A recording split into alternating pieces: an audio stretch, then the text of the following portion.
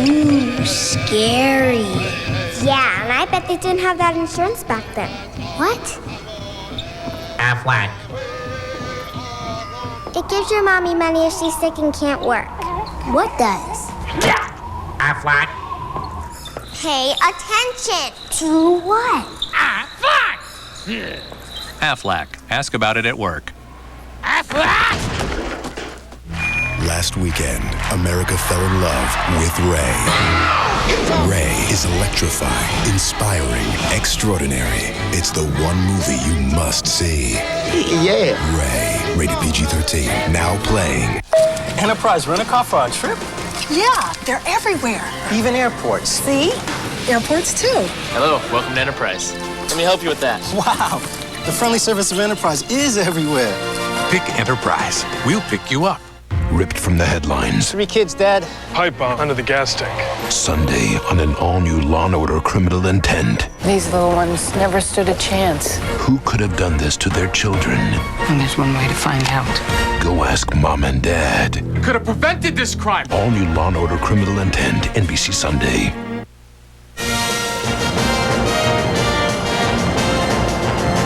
Back at Democracy Plaza, Decision 2004 coming up on 11 o'clock in about 19 minutes from now.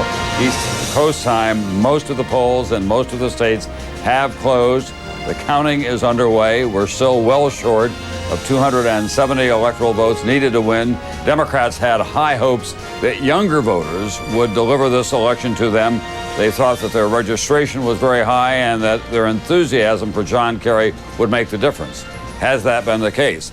Let's go down to Brian Williams now on our Decision 2004 Tracking Center. What are you learning from the exit polls about younger voters, Brian? Well, Tom, this exit poll may be the one that the pros who work in politics are the most anxious to hear, with all the hype, as you mentioned, about all the potential of the youth vote this year. A whole lot of time and energy and money was spent targeting young voters in the hope of getting younger people who usually do not vote to the polls this time. Well, NBC News exit polls are suggesting tonight these efforts, in the end, did not pay off. 18 to 29-year-olds made up 17% of the voters nationwide today. That is the exact same percentage as Bush v. Gore 4 years ago. Many thought the war in Iraq would push young voters to the polls, and pre-election polls suggested that young voters tipped in the anti-war direction, if anything. No evidence of that tonight. Split right down the middle. Among voters 18 to 29, 49% say they approve of the decision to go to war. 49% disapprove. So it's red and it's blue. And as for how the young voters are breaking in the presidential race, they are going for John Kerry. 56 to 42% in the heads-up race with the president. That's a departure from 2000, when the younger voters split pretty much evenly between Bush and Gore. So more and more interesting numbers on this interesting night, Tom.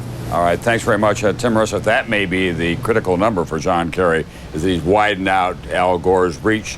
But Richard Wirthlin, who is one of the godfathers of Republican Party polling, he was Ronald Reagan's original pollster, told me he's been surprised by what he calls the Reagan generation. It's still out there. Young people coming into the system, they're coming in as Reagan conservatives, so they're still there for a Republican candidate. And there are a lot of young people, Tom, who are opposed to the war in Iraq, but there are a lot of young people who are fighting in the war in Iraq along with their families.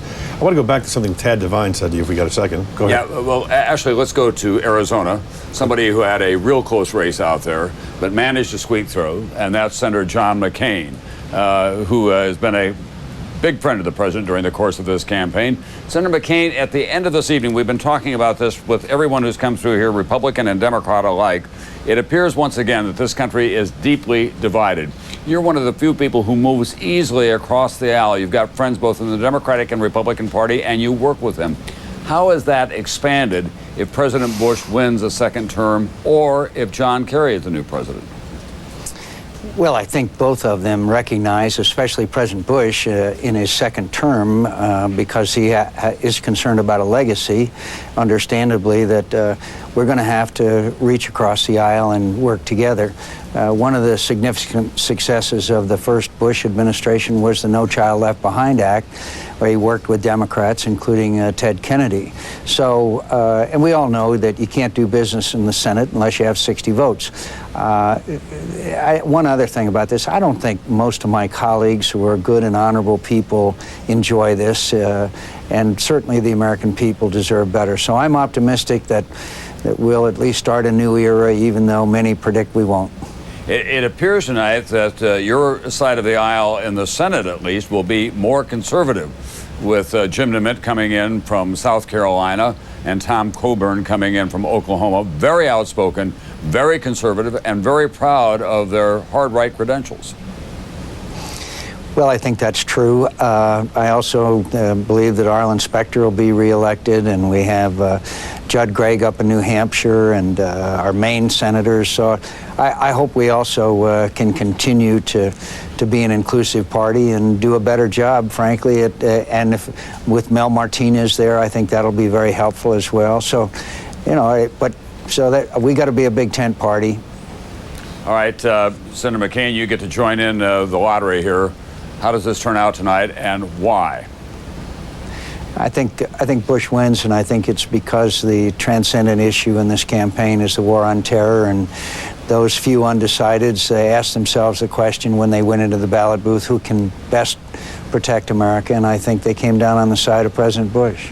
All right, John McCain, always a pleasure. Nice to have you with us. Can I just say, Tom, could I just say, on behalf of millions who watched you for so many campaigns, thanks for the memories. No, thank you. Thank you very much, Senator. It's very generous. Thank you very much.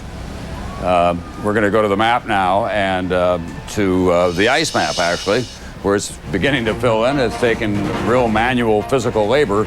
Those of us in this business are not used to heavy lifting, so we've gotten others to do it for us down on the ice, and they've moved those states into place. As you can see, very red throughout the South.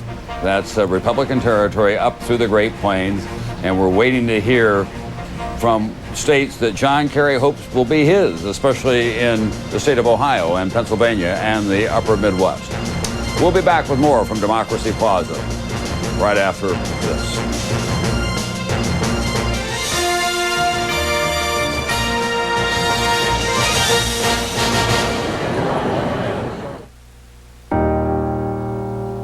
I see technology that has humanity.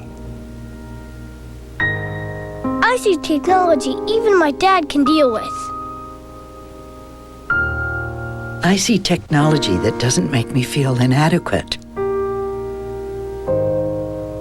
I see technology that makes sense. I see technology as simple as the box it comes in.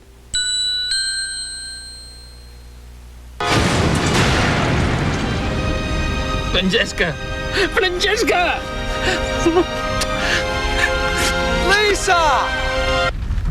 Hi! I thought I'd find you here. We found a buyer for your house. We got what we were hoping for. I couldn't wait to tell you. Thanks. Nobody works harder for you than RE/MAX. That's why nobody in the world sells more real estate. When your name's on the door, that's a commitment and a responsibility, be it the corner bakery or a company like ours with over 3 million clients. Now, more than ever, it's important to know who you're investing with. All of us in local offices across America are committed to one goal: helping you, the individual investor, succeed in every way we can. And you know, I'll stake my name on that. Wednesday on an all-new West Wing, a season of change continues. In the wake of tragedy, power is shifting. But who will take Leo's place? We're talking about the virtual co-president. Then a Law & Order ripped from the headlines. A ferry crash with a murderous twist. All-new West Wing and Law & Order, NBC Wednesday.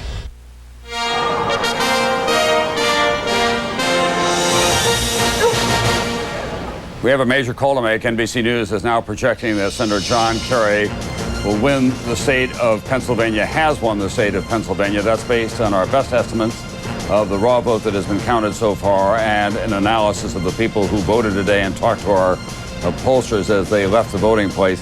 That's a big win for John Kerry. He needed that one if he's going to get home tonight. 21 electoral votes. In Arizona, at one point there was thought to be in play, but George Bush is the winner in Arizona, 10 votes, electoral votes. So the map now takes on some interesting coloration with the big 21 votes going in Pennsylvania to John Kerry. In Arizona, no change. Tim Russert, let's go to the electronic grease board now and talk about what the possibilities are. Tom, this is the irony of all ironies. As I said 4 hours ago, if George Bush won every state he won in 2000, he'd be at 278. John Kerry would be at 260. Nothing has changed from 2000. Bush has not lost any of the states he won. Kerry has not lost any of the states Gore won. And so what's left?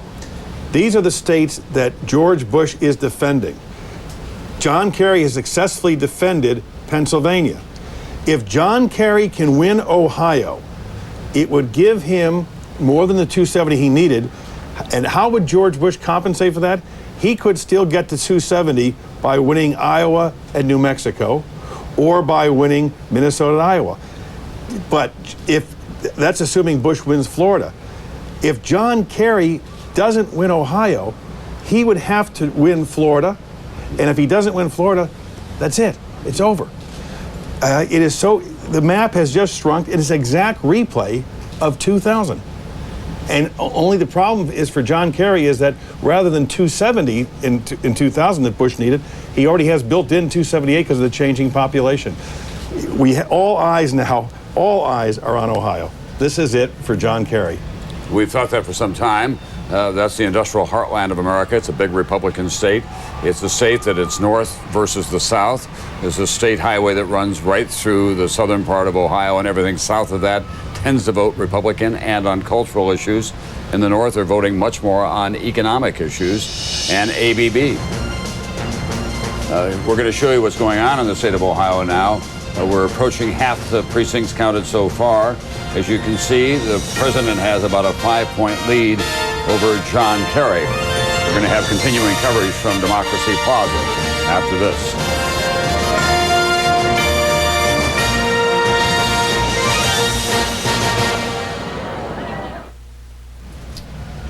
We're back at Democracy Plaza, the NBC News headquarters for this historic decision 2004. It's going to be a long and suspenseful evening based on everything that we're seeing so far. We heard Governor Bob Taft of Ohio saying he thinks it'll be early in the morning. There were no voting irregularities that are likely to alter this, but they had to keep some polls open, Tim, so people can continue to vote. And Ohio is another one of those states which the absentee ballots have to be counted. Tom, you heard Tad Devine say it's going to be a long night of counting. Right. Everyone learned something from 2000, and that is don't concede too early. Look for John Kerry or George Bush to say, I'm not conceding to anybody until every vote is counted in the state of Ohio. And we could be here tomorrow or the next day, depending. We could see tens of thousands of lawyers descending upon those cities and counties. You might even see people saying, these are the people who are advising me through this difficult transition period. No one is going to make the mistake, quote unquote, that Al Gore made by going to the War Memorial Hall in Nashville, Tennessee, and giving the presumption to the American people that he had not won the election. Right. That was that memorable night when on the way there, Bill Daley, who was his campaign manager, got a cell phone call saying Florida has gone the way that it was going at that hour. He had to share that with the vice president when they got there. The vice president had to call then Governor Bush in Texas. Governor Bush said, my brother said that we're going to win this. And he said, it's not about what your brother says. It was a great historic evening, but a long and agonizing time for this country. My guess is that we won't go through all of that quite this time, but it could be close. Let's take a look at what's going on in the United States Senate and some of these key races around the country. Folks, it doesn't get much closer than this. In the great state of South Dakota, 40% of the of the precincts have been counted so far. There are 5 votes between John Thune and Tom Daschle, who's been a big target for the Republicans. 325 votes between the two of them. That was won by just a little more than 500 votes by Tim Johnson, a Democrat, against John Thune. 4 years ago, John Thune has been a very strong candidate for the Republicans, and we just don't know how that's going to turn out. In Kentucky, again, too close to call. 99% of the precincts have been counted so far. And as you can see, Jim Bunning, the incumbent, has a lead of about 18,500 votes so far. That would be a stunning upset. In North Carolina, again, too close to call. We're approaching 2/3 of the precincts counted. Erskine Bowles, who was White House Chief of Staff for President Clinton, is trailing Richard Burr in North Carolina to replace John Edwards, who retired from his seat, now running for vice president. And in Florida, a race too close to call. 88% of the precincts have been counted so far. Betty Castor and Mel Martinez in effectively a dead heat. Just a small advantage for Mel Martinez as the vote has been counted up to this point. Pennsylvania, Arlen Specter, who had a very tough primary fight, and he's again in the general election, as he often is in a very tough fight there as well. We're now approaching 2/3 of the precincts that have been counted. Arlen Specter is a renegade Republican. He's inclined to vote more on the moderate side and speaks his mind pretty clearly, and he's in a tough fight to go back to Washington, D.C. So, Tim, it doesn't look like the Democrats are going to gain. In fact, they could lose in the United States Senate, and the Senate probably will be a more conservative body given what we're seeing going in there. The Democrats had some tough seats to defend. Southern seats, North Carolina, South Carolina, Florida, Louisiana, and Southern Democrats are endangered species, Tom. It looks like Florida is still competitive. But it's going to be very, very hard for the Democrats to maintain a presence in southern United States. Because every time a Democrat runs for the U.S. Senate, they put the National Democratic Party around their neck like an albatross, saying, oh, yes, Senator, you want to represent South Carolina? What, by working with Ted Kennedy and Hillary Clinton? And that is a negative in those particular states. The fact is that John McCain said, Tom, that you cannot do business in the U.S. Senate without 60 votes. Why? You need that to break a filibuster. Neither party is going to be approached 60 votes. We're going to have gridlock unless people come together and try to find consensus and common ground. I think that we can go to the United States Senate right now. We have John Corzine, who ran the senatorial campaign for the Democrats, and George Allen from the state of Virginia, who ran the Senate campaign for the Republicans. John Corzine, looks like you're going to fall short in terms of getting the additional senators that you needed to take control of that chamber. Well, it's going to be a tight squeeze to have that happen at this stage, but we've still got a lot of competitive races out there. I think I certainly knew, I think George knew we were going to be up late tonight on a lot of these races, including Tom Daschle's, to see how it sorts out. There's still a mathematical possibility. We feel we've done as well as anyone could expect when you have 5 open seats in the South, and even where we had challenges in the West, those are mostly deeply red states, and President is winning in places like Kentucky by 60-40, and our candidate's right at the wire. So we feel our people did a great job. We financed them well, and hopefully we'll come through on a few of the remaining races. And Senator Allen, given the addition of 2 senators tonight, one from South Carolina, one from Oklahoma, Senator DeMint now, Senator-elect DeMint, and Senator-elect Coburn, are you going to be a great deal more conservative ideologically on your side of the aisle? Oh, we'll be a little bit more conservative as these come through. Now, Georgia, Johnny Isakson's replacing Zell Miller, and I don't think you'll see much of a change in voting there.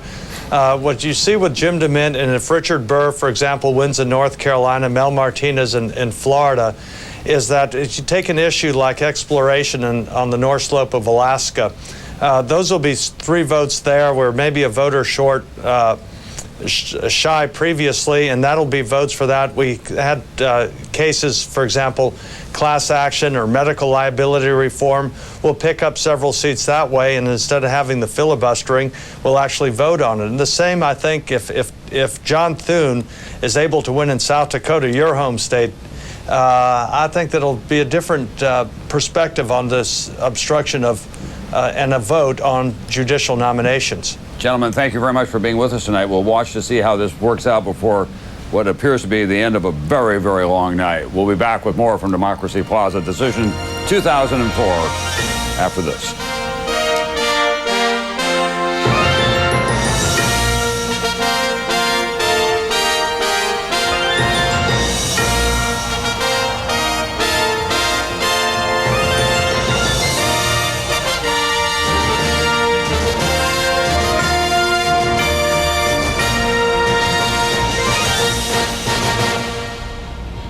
You're watching NBC 12, a First Coast news station.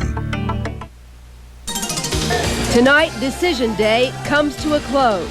That's the end of the line. Now, two men wait and watch with the country. Good evening, I'm Donna Hickett. And I'm Alan Janae. Tonight, America casts its vote for the nation's next leader, and polls have just closed out on the West Coast. Here's how it stands right now. President Bush holding a slight lead in the popular vote, 51 to 48%. Here's Steve Handelsman live with the very latest. Good evening here at Bush-Cheney Election Night headquarters in Washington. The band's playing and the crowd's cheering every win announced by President Bush. But most of these Republicans here at this celebration tonight don't know the bad news. That NBC News has just a few minutes ago projected that President Bush will lose the second biggest battleground state, Pennsylvania. And the political insiders here tonight are not jubilant for another reason. They know that the other big battleground states, Florida, Ohio, and the smaller ones like Wisconsin and Iowa, are too close to call at this hour. President Bush is watching with friends and family at the White House. Winner tonight? I believe I will win. Thank you very much. I feel good about it. I'm glad to be able to watch the returns here with my family and friends, and it's going to be an exciting evening.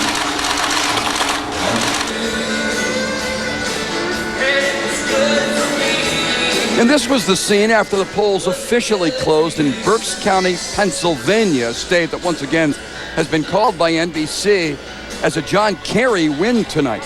Long lines, long waits. Everyone in line presumably still will be able to vote, but they've not yet. And there's a dispute in Pennsylvania. In Philadelphia, over 13,000 absentee ballots that Republicans say they will contest.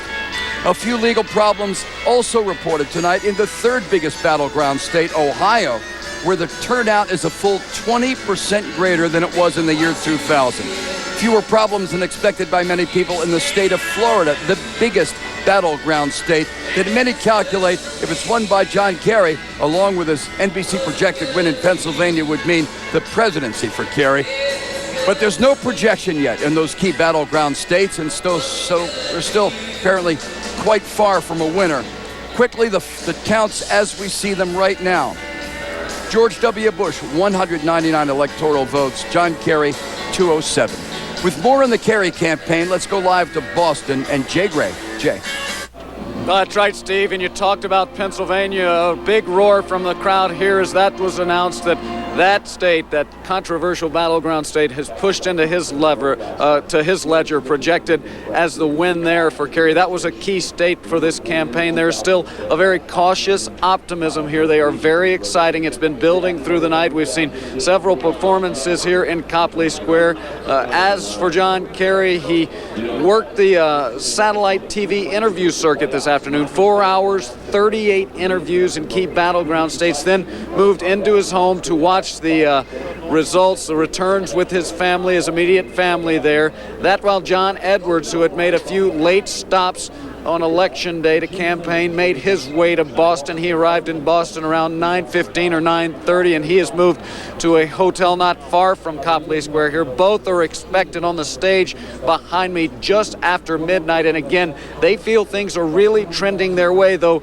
you talk to party insiders here and they say it's going to be a long night. They're really still focused on Florida and Ohio. Obviously, those seem to be the keys. Ohio perhaps the most important, and it is split straight down the middle right now. We do have just in a new electoral count, 207 to 199, that in favor of President Bush. Again, 207 to 199 in the Electoral College right now, that in favor of President Bush, but it is still very early in that count, not nearly as important as it will be much later tonight. That's the situation right now in Boston. I'm Jay Gray. Now back to you. All right, Jay, thanks very much. Well, this is how things look in Florida right now. Well, with 89% of the precincts reporting President Bush has about 52% of the vote to Senator Kerry's 47%. In Duval County, with more than 97% of the precincts now reporting President Bush has 209,340 votes. John Kerry has 153,514. In Georgia, President Bush has 60% of the vote, John Kerry 39. Democrat Betty Castor and Republican Mel Martinez appear to be headed for a photo finish in their quest to succeed retiring Democrat Bob Graham in the U.S. Senate. Exactly as the polls have predicted, with 87% of the precincts reporting Mel Martinez holding 48% of the vote, Betty Castor 48%. Less than 20,000 votes separate these two right now. It is expected to be the closest finish a Florida Senate race has seen since 1988. Georgians elected Republican Representative Johnny Isaacson to the U.S. Senate seat, being vacated by Democrat Zell Miller. Isaacson defeated Alan Buckley and one-term Democratic Representative Denise Majette. And in Georgia tonight, voters overwhelmingly approved the proposed state constitutional amendment banning same-sex marriage. Well, tonight we have the results of 7 of the 8 constitutional amendments up for a vote by Floridians today, and projections show Amendment 1 will pass. It requires a minor to notify a parent or guardian before having an abortion. So as Amendment 2 passed, that's the Citizens Initiative. It asked voters to shorten the deadline for signatures to get an issue on the ballot. The hotly contested Amendment 3, which would cap lawyers' fees on malpractice cases, will also pass. Now, one of the closest amendment races in the state is Amendment 4. It would let people in Miami-Dade and Broward counties vote on whether to add slot machines to dog tracks, horse tracks, and high life facilities. Taxes from those machines would go toward education for the entire state. Many had said this would open the door for gambling in Florida, and first it looked like it was not going to pass. As of right now, though, 84% of precincts reporting, 50% saying yes, 45% saying no. Again, that one's still way too close to call. Floridians voted to raise the minimum wage by $1 to $6.15. They voted to pass Amendment 5. Voters in Florida also sided with Governor Jeb Bush to repeal the bullet train proposal by passing Amendment 6. Amendment 7 had to do with whether information about medical malpractice records should be made available to the public. 80% of voters said yes on that one, and 70% of voters also decided to strip doctors of their licenses after committing 3 or more cases of malpractice. One of the major issues out of Jacksonville Beach is, of course, that height referendum. Well, voters decided between 2 very similar sounding amendments, but there are some critical differences. One was a citizens initiative that says new buildings cannot be taller than 35 feet. The other was a city-sponsored initiative that limits heights to 35 feet except for those east of 2nd Street and in the Beach's business district. Now, here's how it all breaks down. With 78% of the precincts reporting, 75% of voters said yes to the Citizens Initiative, 62% saying no to the city-sponsored initiative. That means a 35-foot height limit community-wide. Many voters in Florida and in Duval County lined up to vote right up until the last minute tonight. That's the end of the line, and so everyone in line now will get to vote, and we appreciate your patience. More than 200 people waited to get into the doors at the Supervisor of Elections office just before 7 o'clock tonight when the polls closed. Anybody who was there by 7 was still allowed to vote. Now, the Elections office tells us there are only 1 or 2 people turned away after 7. There shouldn't be a time limit on voting. This stands. We need to vote. I just got off work and I quickly did a few of my chores and drove around the block a few times and walked up, and then, you know, they said, this is the end of the line. You're the last person. Edward Luck, a lucky man. So far, we're not hearing many reports about problems at polls in our area tonight, but long lines were seen across the state. In some cases, the wait was up to 3 hours. But poll workers say early voting helped make a difference. 1 in every 5 registered voters cast ballots early in Florida. Now, we have team coverage across the state tonight and county by county across the First Coast for you. We'll take you to both Democratic and Republican headquarters. Plus, we have a look at how the local races shaped up. But first, we're seeing a lot of changes since the election of 2000, and our team coverage continues now with First Coast News anchor Mark Spain. He's at the elections warehouse on the west side tonight, and things seem to have gone a lot smoother, at least from where you're standing there, Mark, I guess. They certainly have, and things are winding down here. Just a short time ago, the interim supervisor of elections thanked the men and women who were working at this warehouse. You know, this was a well-oiled machine that exceeded expectations. This is the last stop on the 2004 election connection in Duval County. A small army of workers is making sure every ballot that was cast gets counted. And for a county where numerous voting irregularities surfaced 4 years ago, this election season is proving to be quite different. It was a great day. People went out in droves, voted. The community came together, proving that Jacksonville is a great community. We had zero problems. Results from 285 precincts will pass through here. It's all working the way election officials had hoped. But I knew somehow this was going to be not me, but the whole community pulling together. But the work is not over. Tomorrow morning at 9 a.m., the canvassing board will begin looking at provisional and absentee ballots, the ones that haven't been counted yet because votes have to be certified with the state by noon on Thursday. Reporting live from the West Side, Mark Spain, First Coast News. Back to you. All right, Mark, thanks very much. Well, President Bush opened the early lead over Democratic challenger John Kerry, but it's Florida with its 27 electoral votes that will certainly help make a difference for one of those two candidates before it's over tonight. Team coverage continues now with First Coast News reporter Kyle Meenan. And Kyle, both campaigns spent more than $40 million in TV commercials in Florida. We certainly know that. And the Republicans say for them, they believe it's paid off tonight.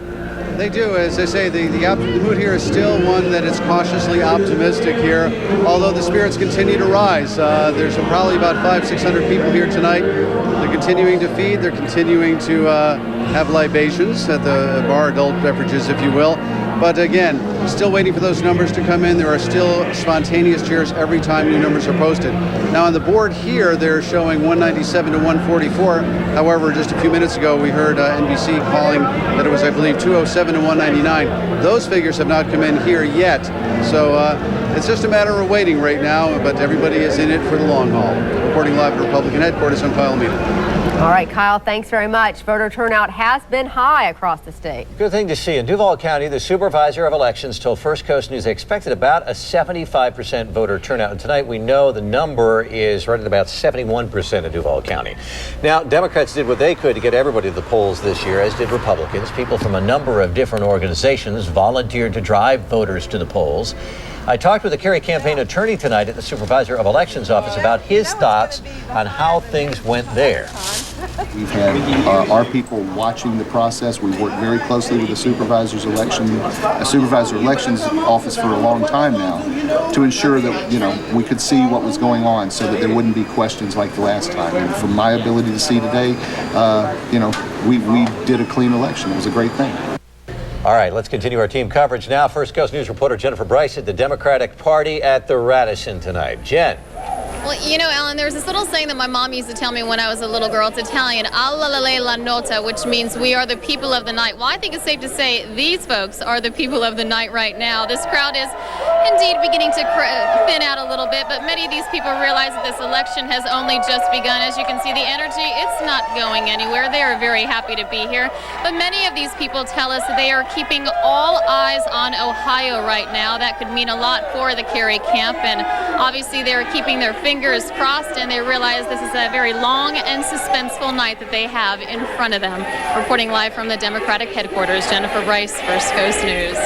Thanks, All Jen. right, Jen. Well, we do have coverage county by county for you. That's right. There are big races everywhere from St. Johns County to Nassau to Glenn County, and you can keep track of up-to-the-minute election information by logging on to firstcoastnews.com. We'll have team coverage for you just ahead. And on this election day, wetter weather has been to our west, but it's headed our way. Accusations of plagiarism and a resignation at the Florida Times Union. What has unfolded today still to come tonight. And we're covering every county for you. Our election 2004 coverage continues when we come back. We'll take you to Nassau County, where there is a new sheriff in town. And I'm Phil Amato. Here are your top stories this morning. Seems gas prices across the First Coast. We know what your mornings are like. For the holidays. In health news. That's why we help make your mornings run more smoothly. The clouds should start moving in around midday, and that means you have a good chance for an afternoon shower. How about some salsa on those eggs? Start your day with a good morning. Around, and don't forget the tip of the week. Buckle up. I'm live on the scene of a developing story. Stay with First Coast News. Good morning, Johnsonville. We got to be at the Johnsons in 5 minutes. 2 letters, TV. Simple, right?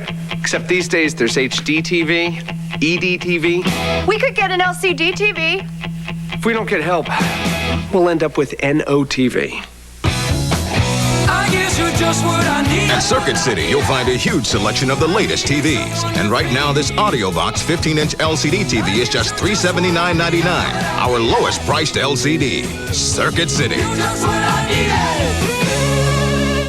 I started with Walmart 18 years ago as an unloader and receiving. I started in the baby department, and I am store manager today. Walmart is a career. It's not just a job. Good quality of life, good educational opportunities for my children. We never imagined that we would be doing what we're doing today. Now, our son John has started at Walmart. He wants to be a pharmacist. No one knows better than we do that he has a bright future. We truly are living the American dream. It's out there, and it's at Walmart. Hello, Mrs. Johnson. Would you like to buy some cookies? Sorry, sweetie. I don't have any money right now. Oh, please. Everybody knows you just bought a new Toyota Camry. It's your alloy wheels, leather seats, and you're gonna tell me you don't have enough money to buy some little girl's cookies? I'll just put you down for 4 boxes of Snickerdoodles. The Toyota Camry. It looks expensive, but it's not. Now get $1,000 cash back or 1.9% APR for 48 months on the 2005 Camry LE. You're watching your news leaders. Donna Hicken. Alan Janae. Dan Hicken. Tim Deegan. This is First Coast News at 11. Okay, let's give you some brand new numbers right now. With 92% of the vote counted in Florida, President Bush is hanging on to a 51 to 47% lead over John Kerry. That includes those $1.6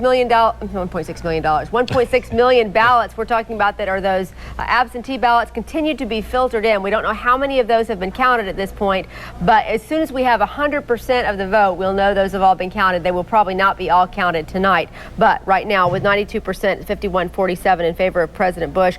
Also, Mel Martinez has taken a slight lead over Betty Castor, 49% to 48%, with what, about 40,000 votes separating the two of them? That is still a very close race. That's a fluid race, 8% folks. of the vote yet to be counted. That's one to hang in there on, no question about that. Well, we do have some results from the other big races across the First Coast tonight. Well, reporter Melissa Ross is in Jacksonville Beach tonight, where a new mayor has been elected. There's a lot of talk about height amendments for Jack's Beach, and 35 feet, Melissa, is as high as they'll go.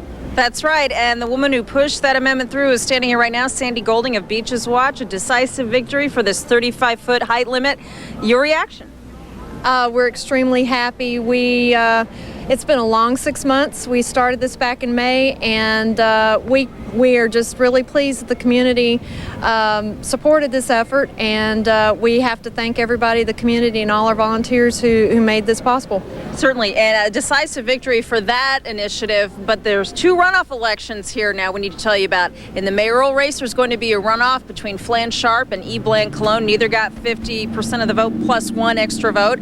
And in Scott Chestnut's race for City Council Seat 2, you're also facing a runoff against Rick Knight. It's been a long night out here with no clear winner in 2 of these races. It certainly has, but I'm very tired. But our campaign, we fought a very, very hard battle, and we've got 1 more month, and we've got to reach more voters and let people know what the difference is between Rick Knight and myself. And come December 7th, we'll be doing it all over again. So we're going to keep working. All right, thank you, Scott. Thank you. As he mentioned, the special election, that runoff election for the mayoral race in Jacksonville Beach and that 1 city council seat that still has not been decided, Alan, will be December 7th. Live in Jacksonville Beach, Melissa Ross, First Coast News. Yeah, we need just to feel like we still need some other election to have, because I'm going to have election withdrawal after all of this. Yeah, you have election withdrawal. All right, another election yet to come. Melissa, thanks.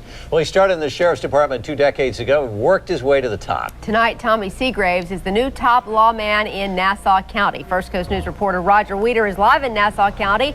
And Raj, the sheriff-elect, has a lot of support. He sure does, Donna. The voting equipment is being stored away here in Nassau County.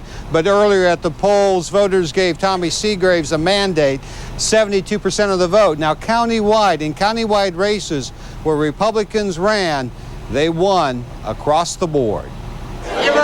Republicans celebrated in Nassau County. They enjoyed a big day at the polls. Retiring Sheriff Ray Geiger saw his right-hand man get 72% of the vote. Oh, tremendous. He's so happy with the turnout for the people and the community. And I think the community spoke and made their decision who they want to be the chief law enforcement of Nassau County. Democrats gathered, but hardly to celebrate. Ben McCorkle lost big in the sheriff's race. It is an uphill battle, especially in Nassau County, where it's predominantly Republican and not Democrat. I'm the old conservative Democrat, okay, from the old school. Now, voter turnout here in Nassau County pushed 80%, no problems, and the only ballots that need to be counted now are those provisional ballots, and the canvassing board will pass judgment on those tomorrow afternoon. Back to you. Raj, thanks very much. Well, there is a new sheriff tonight in Glenn County as well. Wayne Bennett is the projected winner there with 96% reporting. He has 72% of the vote. He was facing Robert Chestnut in that race. Well, Georgia voters are facing a number of decisions, a lot of questions tonight, one on same-sex marriage, and their answer could be a litmus test of sorts for a national debate on the issue. First Coast News reporter Kathleen O'Toole brings us the story from Brunswick tonight, where voters found the issue easy to answer. With early voting for the first time and many voters flocking to the polls, a lot of them getting one of these, Georgia is talking politics, especially since there's more than one issue getting national attention. The sun hadn't even set on Georgia's polls, but there was one thing for certain. Glenn County voters were poised to smash a record. Voter turnout has been very heavy. The lines have been long at all of our precincts all day long. So we expect 70% at least. Glenn Elections Chair Patty Gibson says voters were drawn to the polls by the presidential contest and a school board race. But the proposed amendment to ban gay marriage also sparked attention. But there has been a good bit of interest, and I've noticed a good many posters and street signs. I believe that he created this for one reason, and you can't do it the other way. In deeply religious Glenn County, one view led. I believe that's the way it should be, a man and a woman, not, same-sex marriages. That's not how it's intended to be. That's not how God wanted it to be. But voters were not in lockstep. Everybody should be granted the rights for insurance and all the benefits that come with being married. So maybe a different name, I don't know, but something needs to be done there. So you voted against it? I did. No matter what their decision, voters didn't seem to mind that their view would get a national spotlight. And I feel like it does take national precedence because it's something that does affect everybody in our country. Nice afternoon. Now, Georgia is just one of 11 states where voters are facing an issue of marriage on the ballot. Some say it's an effort to bring conservatives to the polls. One thing's for certain, what's decided here will be talked about for some time to come. Reporting from Brunswick, I'm Kathleen O'Toole for First Coast News. With 23 of 26 precincts in Glenn County reporting 81% of people voted in favor of the amendment defining marriage as a union between a man and woman. Georgia tonight has passed that. The vote statewide 77 to 23% there in Georgia on the gay marriage amendment there in Georgia. Well, as we said, the nation has been watching more than just the presidential race in Florida tonight. Well, the seat of retiring U.S. Senator Bob Graham gave the Republicans a chance to extend their lead in the United States Senate. The race is proving the closest since the Connie Mack-Buddy McKay race back in 1988. First Coast News reporter Jacqueline Bernard is live at the Mel Martinez campaign tonight. Jackie? Hey, Alan. Hey, Donna. We've been talking all night about how close this race is going to be, and it doesn't get any closer than it is right now. For about the last hour, they've been tied at about 50%. And, the folks here, they say even though it's too close to call, they believe Mel Martinez will pull through. And the reason why, well, that sign right there, the American Dream. Now, there were hundreds of people that came out here tonight to support Mel Martinez. And in the mass of the crowds, we found one young woman who's been in the United States just 6 years. And today was her first time to vote. And for her being here tonight supporting Mel Martinez, she says it is her American dream. For us Hispanics, it means a lot, especially for people like I'm Puerto Rican. We're considered American citizens, but we're talking about Mel Martinez. He's Cuban, and for him to accomplish what he has, it's more than an American dream. Don't you think so? I'm excited. I am. Thank you so much. We spoke with Mr. Martinez earlier tonight. He was saying today is a historic moment because if he wins, he would be the first Cuban American in the United States Senate. I can tell you right now, he is not in the room with all of us. He has been upstairs with his family in a hotel room for several hours.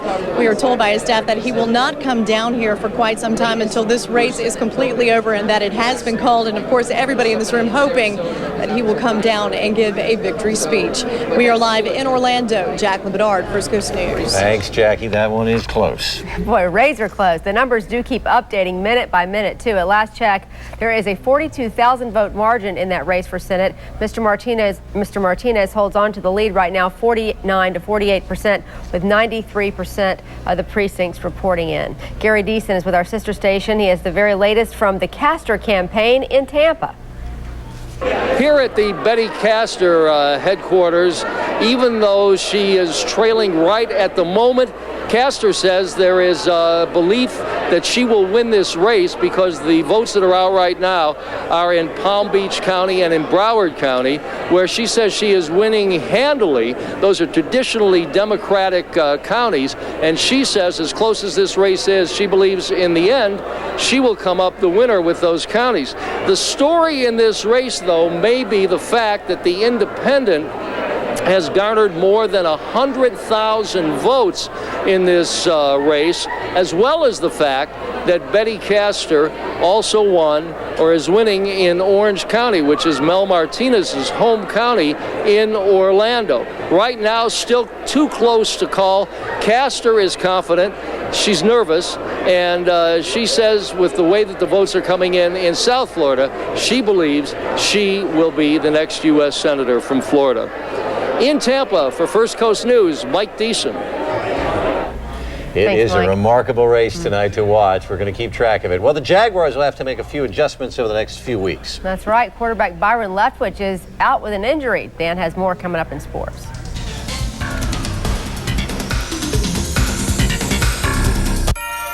When you get the closeout price at Big Lots, you get more for the holidays. Like a huge selection of decor, priced up to half off what you'd pay at discount stores. Take home a musical carousel, closeout price $39.99. Get an 8-foot inflatable Santa or snowman, closeout price $25. An animated reindeer or 6-foot pre-lit tree, closeout price $19.99. For a festive holiday home with all the trimmings, there's just one place to start.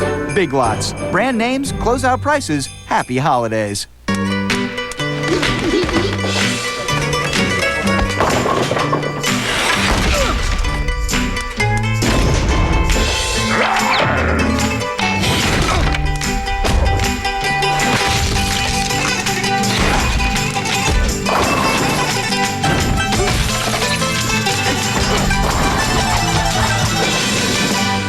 The 5-star crash safety rated Civic Coupe from Honda.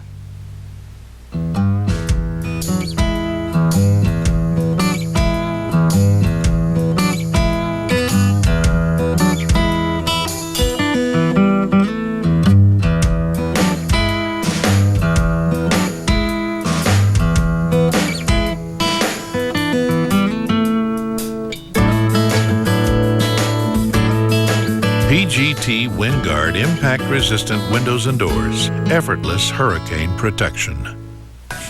Derek, what are you saying? I just got dropped. He told you. Meg, we never meant for this to happen. It just did. But I love Derek, and he loves me. I meant my call got dropped.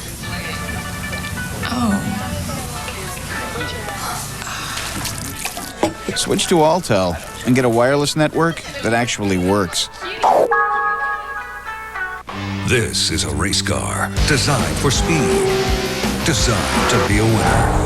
And this is one of a team of huge rooms-to-go warehouses, fully stocked with 800,000 pieces of furniture, so we can deliver fast. A warehouse so big, it takes our car almost 40 seconds to reach the other end. Rooms to go, delivering over 20,000 pieces of furniture every day. On time, as promised, all across America.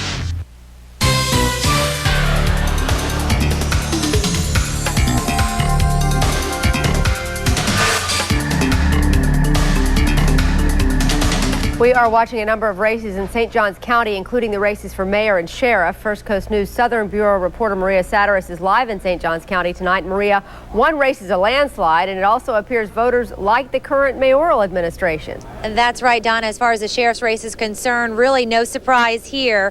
Police Chief David Shore won by a landslide over write-in candidate Ron Stafford, and it was no surprise because he won with 76% of the vote during the primary. As far as the mayoral race is concerned, this was an interesting one. Mayor George Gardner will serve another 2 years as the mayor of St. Augustine. It's interesting because in order to run for mayor, you also have to run for commissioner. And in order to win, you have to win both the mayor's race and the commissioner's race. Errol Jones won his commissioner's seat, obviously lost the mayor's race. Bill Lennon lost both the commissioner's race and the mayor's race. We talked to Mayor Gardner today. Of course, he was so excited this evening. He said he has 2 things on his agenda for the next 2 years. Of course, more than 2 things, but the 2 things he spoke to us about. He plans to update outdated codes within the city, and he also wants to help boost the economy by promoting tourism. And most of all, we want to get all our shareholders in the community to the table to work and plan for our future. An exciting night for Mayor Gardner. He also told me that he had his victory party at the 18th Century Tavern, which is on St. George Street. It's run by the city. He had it there because all the money that was spent on food and drinks goes back to the city. I spoke to Penny Halliburton, who is the supervisor of elections here in St. Johns County. She locked up the doors about 30 minutes ago as she was walking to her car, very anxious to get home and get some rest. She said things went very smoothly here in St. Johns County. A few glitches at a couple of the precincts as far as the machines were concerned, but it never stopped the voting. Things went pretty smooth. So here in St. Augustine and St. Johns County, we'll have a new sheriff, Sheriff Shore, and keep the same mayor, Mayor George Gardner. Reporting live from St. Augustine, Maria Satiris, First Coast News. All right, Maria, thanks very much. We will have much more on the election still ahead. We do want to get to some other stories. If you want to hear, learn more about the election, also you can get every bit of information you'd want on our website, firstcoastnews.com. We'll get back to that in a moment. But the editorial page editor of the Florida Times Union has retired following a plagiarism investigation. Well, checking top stories for you tonight, a committee appointed by Times Union publisher Carl Cannon found 3 instances of plagiarism on the editorial pages. They also say they found other instances when material was not properly attributed. Today, the Times Union said it accepted the resignation of editorial page editor Lloyd Brown. Brown says he retired. He's held that position for 11 years.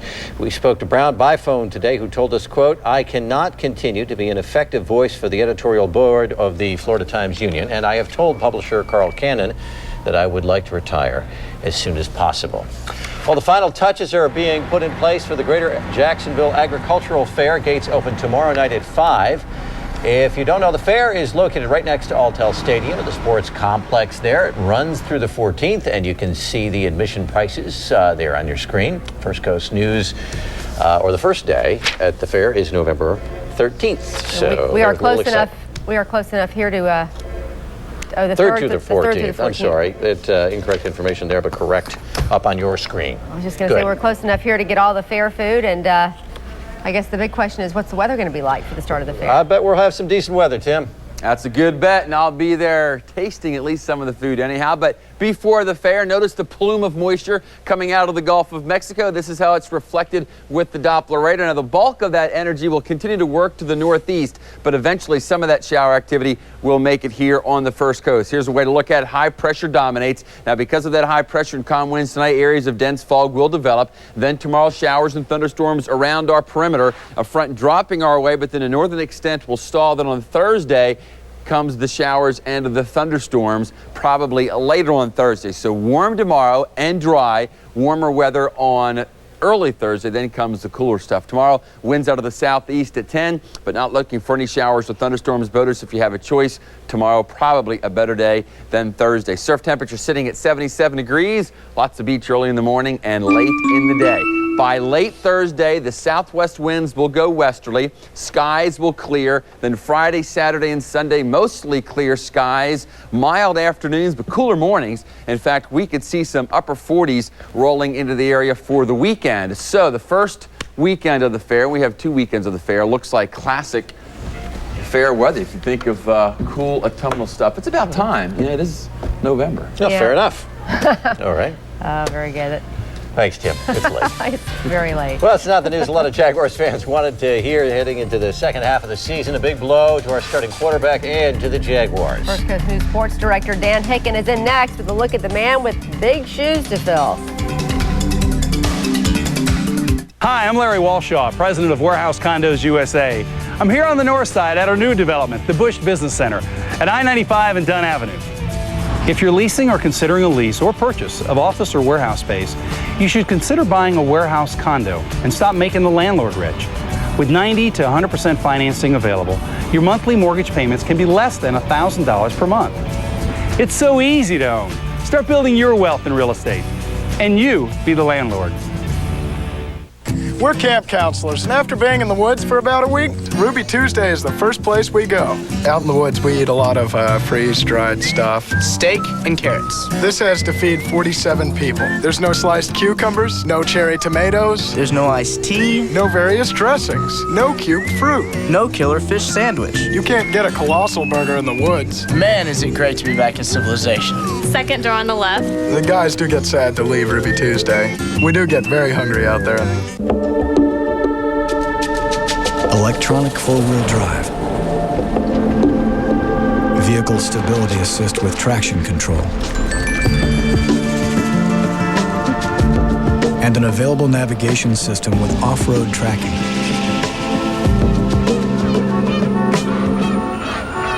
The 265 horsepower Acura MDX gets hearts in the right place, even if you're not.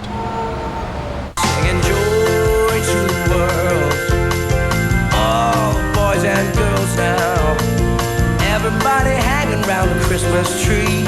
Joy to you and me. Joy to the world. Let's make it happen to all the boys and girls. Let me see some action, some love. Give a gift, make a smile. Treat your guy, treat your girl. It's the Twister, buy some diamonds, toys and pearls. Joy to the world. That's what I'm talking about. To all the boys and girls. Joy.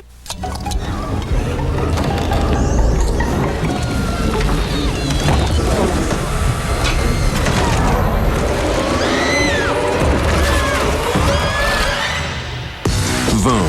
You know you want to. There's TV you watch and TV you feel. This is Voom, the ultimate high-definition satellite service with 39 HD channels. Voom, you know you want to. If you see news happening, dial pound FCN on your AT&T wireless or star FCN on your Cingular wireless to connect with your First Coast News. Brought to you by Toyota. Get the feeling. All right, a live picture from Boston right now. This is the Copley Square area near where the John Kerry campaign is watching the returns come in. And this race is still across the country, in popular vote at least, favoring President Bush. That's right. 51 to 48% is the popular vote right now. And of course, many, many votes left to be counted. All those toss-up states still toss-ups at the moment. So it could be a long night for those folks waiting out there at Copley Square. All right, let's turn to sports for just a minute because, well, things could get kind of long for the Jaguars now with Byron Leftwich with this injury. And, you know, originally we're saying 4 to 6 weeks. Byron's saying not so fast, my friends. He went back in and played football for an entire half on an injured knee. We already knew Byron Leftwich was one tough dude, but he proved it again Sunday. But when the swelling started on the knee on Monday, Leftwich went to Alabama, visited orthopedic surgeon Dr. James Andrews, who told him the bad news. The injury happened on this play.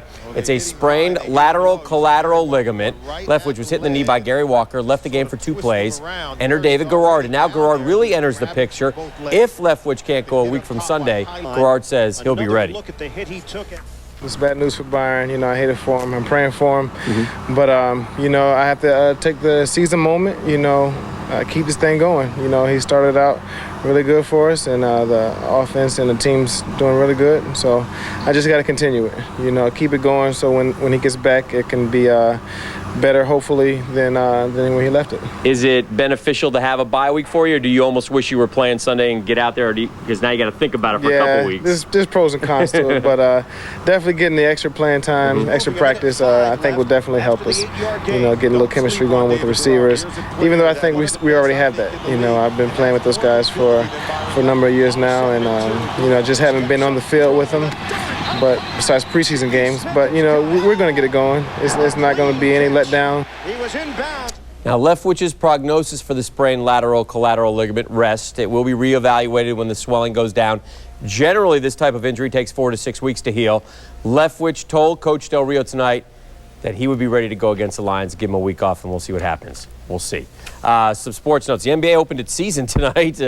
I don't know why David Stern would pick this night to open the NBA season, but he did. The Pistons did beat the Rockets. The Lakers are playing right now with only Kobe. He's the last player on the team. Tom Lehman will be the next Ryder Cup captain, and the Gold Glove winners were announced from the American League. Pudge Rodriguez won his 11th. That sets a record for catchers. Derek Jeter won his first at shortstop in the American League. And that's a quick look at sports. Probably looked around at other sporting events and figured out there was no other sporting events going on tonight. Let's start the season. Something else going on in there. Political sport, I guess. I'll be seeing you. If you're a Tuesday morning shopper, you've probably noticed that they can be a little hard to find. And if you haven't discovered Tuesday morning, you're missing 50 to 80% savings on some of the finest home accessories and gifts in the world. All day. Can anyone tell me how to get to Tuesday morning? Thank you. Tuesday morning, hard to find, but worth the hunt. Hey! Are we supposed to be having a fiesta? Hold on, donkey. All right, who's your donkey? The party starts here at Walmart Friday, November the 5th. Shrek 2 is on DVD with an all-new surprise ending. And it comes with a great CD of songs from the new ending. Only at Walmart. Every party needs music, Amber. Oh, no, cut, hit it! Burn, baby, burn. Disco Inferno. The Shrek 2 party starts November 5th at Walmart with the Shrek 2 DVD. Rated PG. To be absolutely sure I'm getting the lowest prices on electronics, I feel like I need a sign from above. That'll work. I guess you're just what I need. At Circuit City, you'll find unbeatable prices guaranteed. Save $280 on this feature pack compact notebook computer. Just $749.99 after mail-in rebates, price break, and instant savings. Celebrate our 45th anniversary sale now at Sofa Express. Discover factory direct savings throughout the store, like this beautiful microfiber dual reclining sofa and stationary love seat. Buy the pair and get the matching recliner for free. And Sofa Express can deliver the very next day, or choose a custom order delivered in 30 days or less. Plus, there's no down payment or interest until 2008. The 45th anniversary sale at Sofa Express. Here today, home tomorrow. Closed captioning on First Coast News is sponsored by the law firm of Harrell & Johnson. Harrell & Johnson. We're on the back of your phone book. Don't settle for less than you deserve. All right, there's a look at, of course, our presidential race tonight. New numbers in for Florida. 95% of the precincts reporting. Still 52% for President Bush, 47% for Senator Kerry. Here's how it's shaping up nationwide. About 60% of the precincts are now counted across the country. 51 to 48% of the popular vote in favor of President Bush. They're separated now by about 2 million votes. President Bush and Senator Kerry. Of course, it could be a long night of counting still ahead, and we're following all of the latest developments. And let me give you one more, one more latest number. One. Yes, Castor and Martinez. This one just continues to be unbelievable. 49% for each now. 19,000 votes separating the two. So that one is going to go on for quite some time. We will, of course, continue to keep you posted on that and all the other races as they continue to develop tonight. But for now, we're going to send it back to the network. All right, let's do that. We'll catch you later on. The voting day is over. The counting continues. Don't forget, we'll be here again in the morning at Good Morning Jacksonville starting at 5 a.m. as well. Thanks for watching, folks. Have a good night.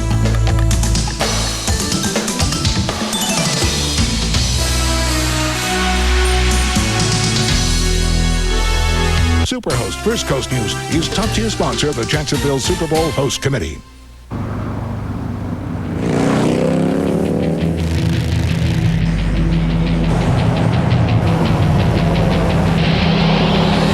Toyota Tundra Double Cab with a more powerful I-Force V8 engine, 4 full-size doors, and a hauling capacity of over 1,800 pounds of whatever you need. Make way, because freedom isn't only found on 2 wheels. Now get $2,000 cash back or 0% APR for up to 48 months on all 04 Tundra models. We set a goal for community development banking, and it was bigger than any bank had ever set. Now that we've expanded into the Northeast, we've doubled that 10-year commitment. To $750 billion. We see it as an opportunity to rebuild the fabric of a neighborhood. You know how we know success? When we see the flower boxes come back to the neighborhood. Bank of America. Higher standards. Wednesday on an all-new West Wing, a season of change continues. In the wake of tragedy, power is shifting. But who will take Leo's place? We're talking about the virtual co-president. Then a Law & Order ripped from the headlines. A ferry crash with a murderous twist. All-new West Wing and Law & Order, NBC Wednesday.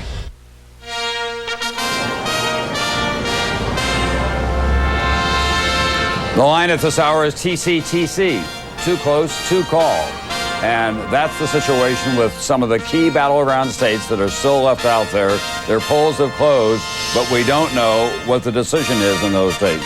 Too close to call. The state of Ohio approaching 2/3 of the vote counted so far. Bush people feeling very confident about what they call the swing counties, especially down south, running more strongly this time than they did 4 years ago. Also, the state of Florida. Again, almost 97%, almost 100% of the vote has been counted. And George Bush with, at this point, a big lead over John Kerry. The state of Wisconsin, too close to call. At that stage, John Kerry is out in front of George Bush. That's a key upper Midwestern state. The state of Minnesota approaching 40% of the vote counted. This is too early to call. John Kerry with trailing George Bush in the state of Minnesota. Some strong cultural conservatives there. Also, New Mexico, too close to call. 60% of the vote of the precincts have been counted. Only 13,000 votes between them. Last time it was just over 500 votes that separated Al Gore and George Bush. And the state of Michigan. The Bush people would dearly love to take this one away from the Democrats. More than a third of the precincts have been counted so far, and John Kerry has a slight lead over George Bush, a big Democratic state that they were counting on. The state of Iowa, more than half of the precincts have been counted, and John Kerry has a slight lead of about 30,000 votes over George Bush. You had two armies out there literally working day in and day out to get out the vote. We're joined now by the former senator from the state of Wyoming and a very close friend of Vice President Cheney. In fact, I'm told that he's with the Cheney family tonight at the Vice President's home in Washington on Massachusetts Avenue, and that's Alan Simpson. Well, Senator Simpson, you managed to deliver Wyoming to the Republicans once again. I know it was tough, but you got it done somehow. Tom, I knew that we could do that, and I knew that even though you're in a nonpartisan position, that we took South Dakota too because of your work there. Now, wait a minute. Let's not get me in any more trouble than I'm already in on my own. No, but it is interesting. I'm here with Dick and Lynn. Ann and I are here. We've old friends of nearly 40 years. We've campaigned together, and every time we campaigned together, we never lost an election. So we're still doing it. It's like rabbit's foot, and it's fun to be here, and we're watching the returns. Senator, let me ask you a question that has been on my mind all night long, and a lot of major party figures from both parties, and that is how you put the country back together after such a bitter campaign as the one that we've just been through. And with all due respect to your host there tonight, a lot of people on the Democratic side see Vice President Cheney as a divisive figure, and I know a lot of Republicans say that's just outrageous. He has been demonized too much by the Democrats. Give us your judgment on that, because I know these are issues of great concern to you. They are, and my great honor and privilege is to know him and to have known him since 1977 when I first met him. Well, I met him when he was an intern in the Wyoming legislature back in 66 and 67. It is really a crude exercise to watch people demonize this man in cartoon form. I've been reading the New Yorker and the New York Times. I mean, you can flunk the saliva test with these people. They don't know him. They pick out a characteristic and they make a cartoon caricature of him. Dick Cheney is one of the warmest, witty, wisest men I've ever met, and unflappable. It wouldn't make one whit of difference what the people are saying about him.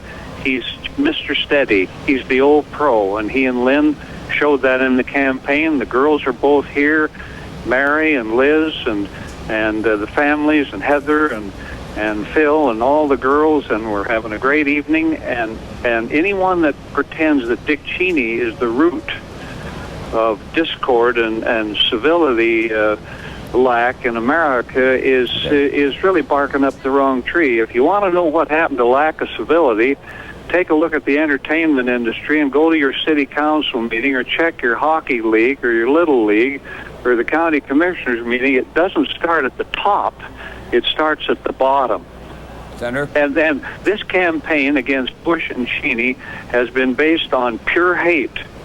Pure unadulterated hate, and that can't win. Senator, thank you very much. You already got me in a little trouble tonight by suggesting that I had any kind of partisan influence. Now, if I don't get to this break, I'm going to be in a lot more trouble at NBC. Thanks very much for joining us. Good to hear you. From the Vice President's mansion in Washington, Senator Al Simpson, who always speaks his mind very forthrightly. We'll be back with more from Democracy Plaza, Decision 2004, after this.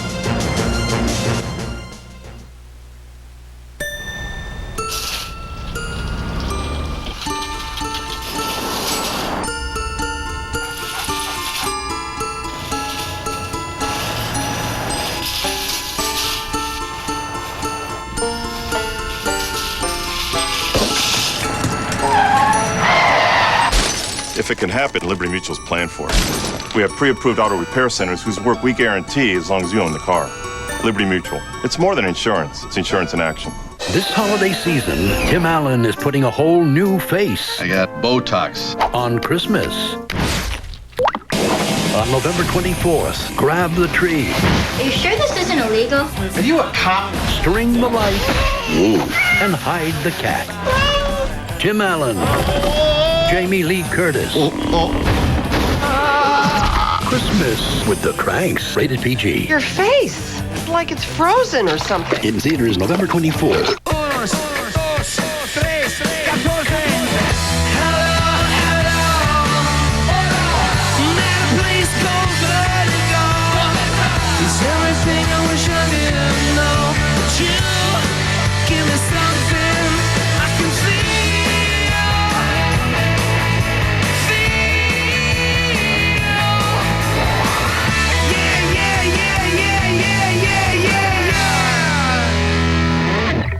Thursday, has Joey found true love with Kelly Preston? You ready, beautiful? Or will a secret destroy everything? Something I have to tell you about Donna. Oh my God, we're related? Then, Sex and the City's Kristen Davis as sweet as ever on Will and Grace. If your eyebrows were tweezed anymore, you'd be Nicole Kidman. Or not. All new NBC Thursday.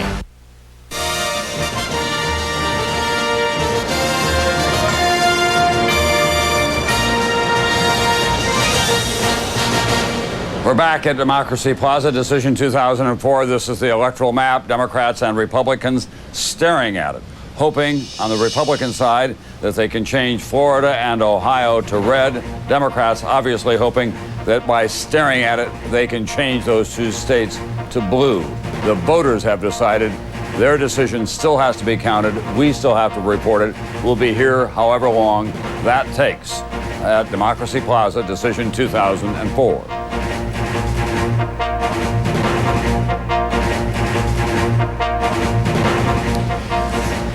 Welcome once again. We said at the outset we expected this to be a long night and early morning. It may be, in fact, close to a 24-hour cycle, given the number of ballots that still have to be counted in the key state of Ohio, especially where voters were in line for as long as 9 hours today, and a number of absentee ballots have to be counted in Florida, although the Republicans believe that based on registration figures, that they have a decided advantage there, that about two-thirds of them were Republican voters who cast the 1.6 million absentee ballots. They have to be opened, have to be certified, and then have to be tabulated. We're looking at the arithmetic and the geography. We go back over it again and again and again, but this is the big story of the night. How do you get there with the voting that has already been completed and now is being counted? Let's begin with the state of Ohio, if we can, Tim. We really have two states going on there. You have the industrial north and you have the more rural south. Karl Rove has believed from the beginning that they gave up votes in the rural south of Ohio 4 years ago because of then Governor George Bush's drunk driving record that was revealed in the closing days of the campaign. They went back. They had a callback system for every voter. The Democrats did as well, but they believe in those swing counties in Ohio. They're running ahead of where they were 4 years ago, which is what they need to do. Tom, if you care about the economy and health care, you're voting for John Kerry. If you care about moral values and taxes, you're voting for George Bush. And what the Bush campaign was able to do was energize their base as much as John Kerry was able to energize his. And while a lot of attention was placed on new registrants, which would be pro-Kerry, it appears that the Bush people went into those rural communities and really fired him up and had him come out for the president. And that's why we're seeing this dead even race in Ohio. And there's also, I think, probably, this is an estimate on my part, but I think there's a comfort factor with the president in those rural areas. It was hard for them to cross the line to vote for someone like John Kerry, who seemed more distant and patrician to them. Eastern. Yeah. And the fact is, if you go to southern Ohio on the border of Kentucky, it views itself as much more southern. Also, the president, the first lady, the down-home notion of their marriage, Laura Bush, she went there on a regular basis. Also, the referendum on gay marriage in Ohio was really an enticement for many of those rural voters to get out there and vote against it. You put all those ingredients together, and you see how difficult it is for Ohio to go into the Democratic camp. There's a reason that a Republican's never been elected without carrying Ohio. It's tough for Democrats to carry. Despite the fact that the state lost 250,000 jobs in the last 4 years. And I remember being out there covering President Bush, and then Governor Bob Taft came on the plane and he was pleading with him for some economic assistance and wasn't getting it at that time. What about the voting irregularities and illegalities? Both parties, of course, have their legal eagles working on all of this, and we've been talking a lot this year to Ben Ginsburg, who represents the Republicans, and David Boies, who's been taking care of the legal briefs for the Democrats. Let's begin with you, David. Do you see any protracted legal battles across the country based on these disputes that have popped up today in Ohio and Florida and other places? I really don't. I think the good news is that the two things that both parties were most worried about, which was significant voter fraud and significant voter intimidation, neither one of those appear to have materialized.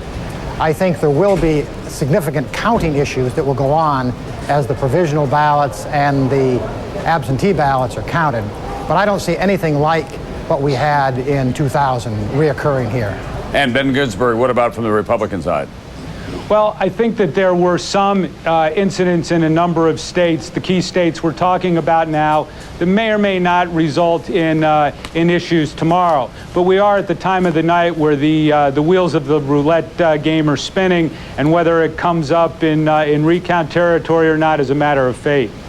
Now, I know that the two of you have been talking about this system, and I've been talking to the two of you about it as well. And Ben, you and I talked the other night about the possibility of you and David joining forces, so to speak, and going across the country and saying, we've got to do something about it. David, has it reached critical mass? Does this country have to do something to fix the system by which we choose a president of the United States? I think we do. And the thing is that we started that after the 2000 election. Ohio is our projected win for George Bush. That's the key industrial Midwestern state. And New Mexico, Nevada, Minnesota, Wisconsin, Iowa, and Michigan are still in play, Tim Russert. Tom, it's exactly what he did in 2000. He won Ohio, he won Florida. If he wins Nevada and New Hampshire, it will give him the 278 votes that we have been talking about all night long. John Kerry is at 207. If he wins the 53 votes that he has outstanding from Al Gore, that brings him up to 260. Nevada, New Hampshire, it would be 269 to 269. We've been talking about that as well. John Kerry runs the table. Michigan, Minnesota, Wisconsin, Iowa, New Hampshire, New Mexico, Hawaii, Nevada, New Hampshire, it's tied. But that's what he has to do.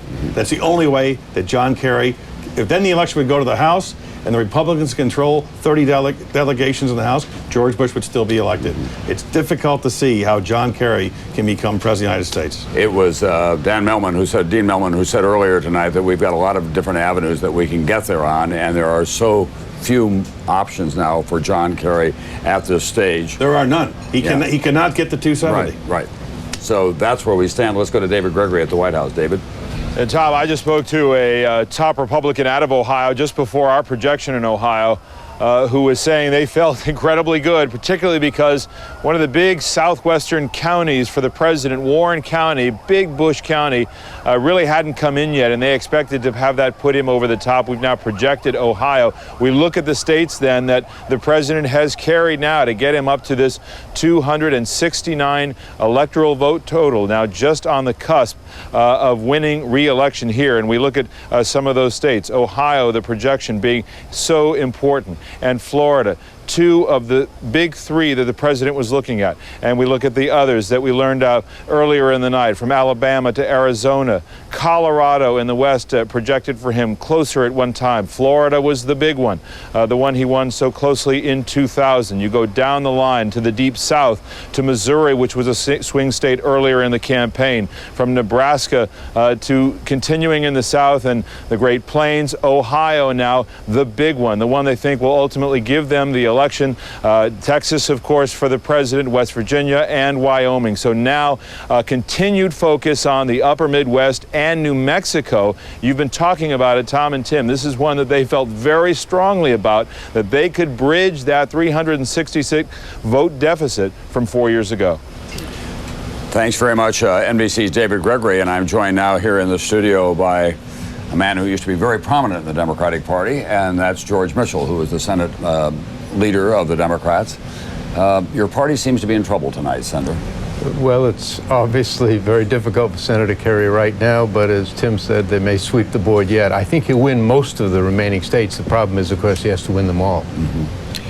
Why are the Democrats unable to find any common ground with what the Republicans call the cultural conservatives in America? A lot of them share a lot of economic interest with you, but they are voting in cycle after cycle, congressional, state, and federal level, with the Republicans. Going back really to the Reagan years, tremendous inroads have been made by people who've been persuaded that these cultural issues override their economic interests. And so they've been voting in a manner that's contrary to their economic interests because of the dominance of these issues. It's been very difficult, very skillful by the Republicans, very difficult for the Democrats. You know, a lot of those evangelical Christians and others have said to me when I press them on it, they don't volunteer it, but when I press them on it, they say they feel that they're not taken seriously enough by the Democratic Party. In some cases, they feel like they're mocked by the Democrats, that they belittle their values. That may be true of some Democrats, but I don't think it's true of most. I think most Americans and most Democrats respect the strong feelings, particularly religious faith, that people like that have. The question is, how do you appeal to them in a way that makes sense for the country and that makes sense for the party as well? With the Republicans consolidating their base and expanding it in the United States Senate, also in the House of Representatives, with George Bush appearing to get both an electoral and a popular vote victory before this night is out, what are the Democrats going to do for the next 4 years to advance their agenda? Oh, I think that they have to continue on the path of dealing with health care, economic growth, job creation. Those really are the central issues. This has been dominated by Iraq and the war on terror. But for that, I think the situation would be very much different, obviously, and I think they're going to continue on that path. And they still have to be strong on security. Senator, if you were going back and reinventing the Democratic Party at this stage, where would you start?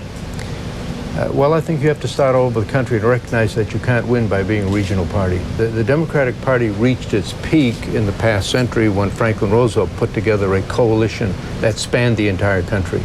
And I think what we're lacking now is any kind of a reasonable base in large parts of the country, as you see on this big map behind us here. I think you have to be a national party to compete in national elections. All right, thanks very much, Senator George Mitchell. Thanks for having me. Let's go to NBC's Kelly O'Donnell, who is at the Senator Kerry headquarters tonight, and what must be a very difficult time for them. Kelly. A dramatically different shift in mood over the hours, Tom. You know, earlier today when exit polling seemed to be favoring Senator Kerry, there was jubilation. And hour by hour, that has begun to shrink. And now we've got a falling rain. The hour is growing late. And because all politics is local, there's even concern about public transportation here in Boston no longer running at a certain hour, and they may lose their crowd. Senior aides that I've been talking to have been saying there were some points along this evening when they'd have to make some decisions about when Senator Kerry would appear, what time there would be conversations about final decisions. Now, unlike the situation 4 years ago, one of the lessons learned was not to concede too early. And aides have remained very strong about that point, not wanting to cede any ground until everything is known. At the same time, they've got to make a decision about what to do with this crowd. They have also not allowed any photo opportunity with the senator tonight. The president had pictures of his family early on. A senior aide had said, we're not going to match that directly. We're going to wait till we know more. And now hours have passed, and there's been almost no glimpse of Senator Kerry, except the travel pool of reporters that have been outside his home, caught a glimpse of him in the window, saw his daughter Vanessa described as looking concerned and tense. The mood in some of the offices here has certainly been one that has been difficult, and you begin to hear things from the podium behind me like, no matter the outcome, when you begin to hear that, you know, people are feeling depressed about the situation. And while the numbers may still be possible to keep this night going forward, increasingly there is a difficult mood here, although there is still resistance to suggest that they're ready to come forward. The other thing is it's much harder to reach some of the people in the Kerry inner circle right now. And This is a First Coast News Election 2004 special report. President Bush wins Florida, and tonight the race for a seat in the U.S. Senate in Florida is so close a decision stretches into the night. Good evening, I'm Alan Janae. And I'm Donna Hicken. It is the race between Mel Martinez and Betty Castor. And let's head live to Orlando, where Mr. Martinez is coming out to speak. Ladies and gentlemen, I want to make sure that when you tell your children about this night, you remind them where you were when Florida made history, when Mel Martinez was elected.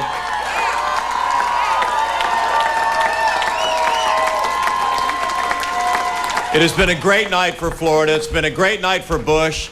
And it's been a historic, magnificent evening for Florida's new United States Senator, Mel Martinez.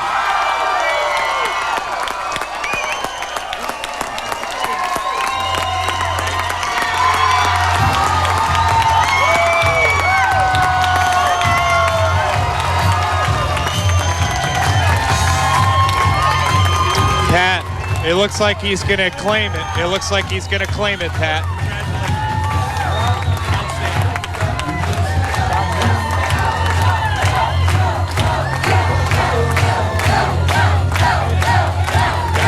We did it.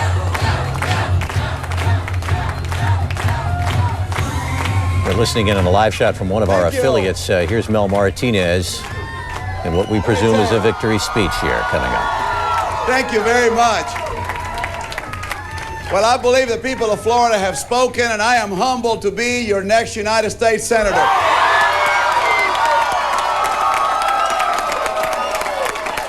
Something like this doesn't happen without a lot of people coming together to make it happen. This has been a real team effort. And the first part of that team is my family. And it begins with Kitty, who has been by my side through all this. And without whom I wouldn't have done a whole lot in life, probably. Beyond that, I'm so proud of my kids who are here with me tonight, Lauren, son-in-law Tim, and John and Andrew. And I'm just proud of my brother Ralph. My mom is here, of course, and what a proud moment I know it is for her. And let me just tell you that we're about family, and I believe that tonight our family could not be any prouder. But I want to also thank those of you beyond my immediate family, this new family that we've acquired all over the state of Florida. People who have put up signs, who have supported me by making phone calls, running the office here in the campaign office, or in Miami, the campaign office there, going door to door, and those of you who contributed funds to make this campaign possible. And I just want to tell you, and even those who just voted for me, I want to thank you. With the bottom of my heart, you have my deepest gratitude.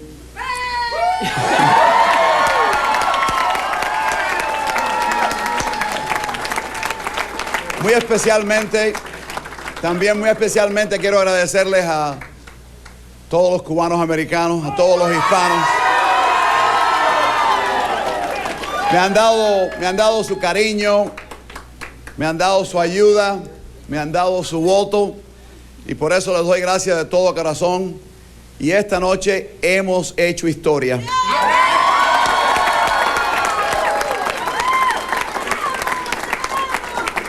"43 years ago, I came to this land escaping a brutal tyrant. And the journey of my life has been one in which I've come to know firsthand the greatness and the kindness of the people of America. And I believe in the promise of America.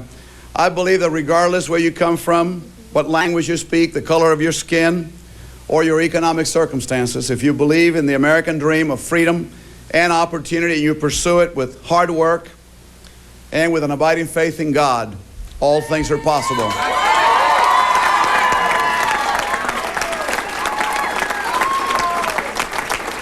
You know, this has been a hard-fought campaign. And campaigns tend to focus on those things that differ between the candidates and highlight those things about which we disagree. But bringing people together is my nature. I have spent my life building bridges, cultural bridges. When I got here to this country, a different culture, different language, building bridges between political parties, opposing points of view, people of different faith. And so tonight I want to first of all thank those people who in Florida tonight place their confidence in me as their next United States Senator. I talked during the campaign about what a serious decision this was. We elect a senator for 6 years. It's a major spot in the political calendar. And so I want to tell you, if you had the confidence in me tonight and you voted for me, I want to thank you. But let me also talk to those who tonight I did not earn their vote. I want to work in the next 6 years as your senator to let you know that I will be representing all Floridians, all of Florida. That'll be my job, that'll be my task, that'll be my quest.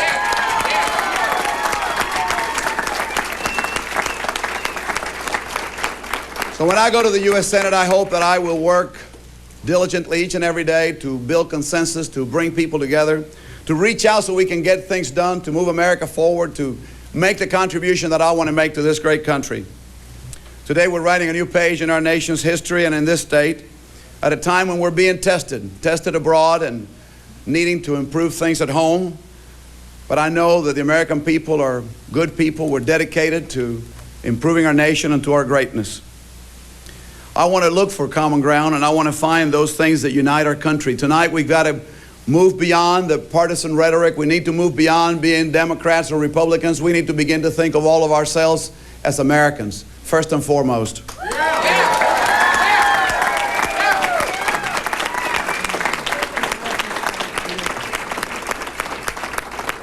And so tonight I stand once again as a living testament to all that in America, all things are possible. And as your next senator, I will work hard to ensure that in America, this will always be true for all. And to my Hispanic community, I want to say just a couple of words beyond what I said earlier. Hoy es un día de gran significado para nuestra comunidad y para nuestra nación. Hemos hecho historia. Siempre haré todo lo posible para representarles con dedicación y espero que sea una fuente de orgullo para todos, principalmente a la juventud. A mis hermanos cubanos les digo que nunca cesaré de luchar porque veamos la libertad de la patria que nos vio nacer.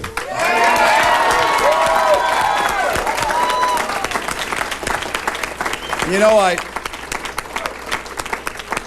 the America I know is Ronald Reagan's shining city on a hill. I saw its beacon as a young boy from behind the wall of communism. I felt its warmth through the genuine goodness of its people. And I'm eager to repay my debt to America and to Florida by passionately defending it and safeguarding the American dream for this generation and for future generations.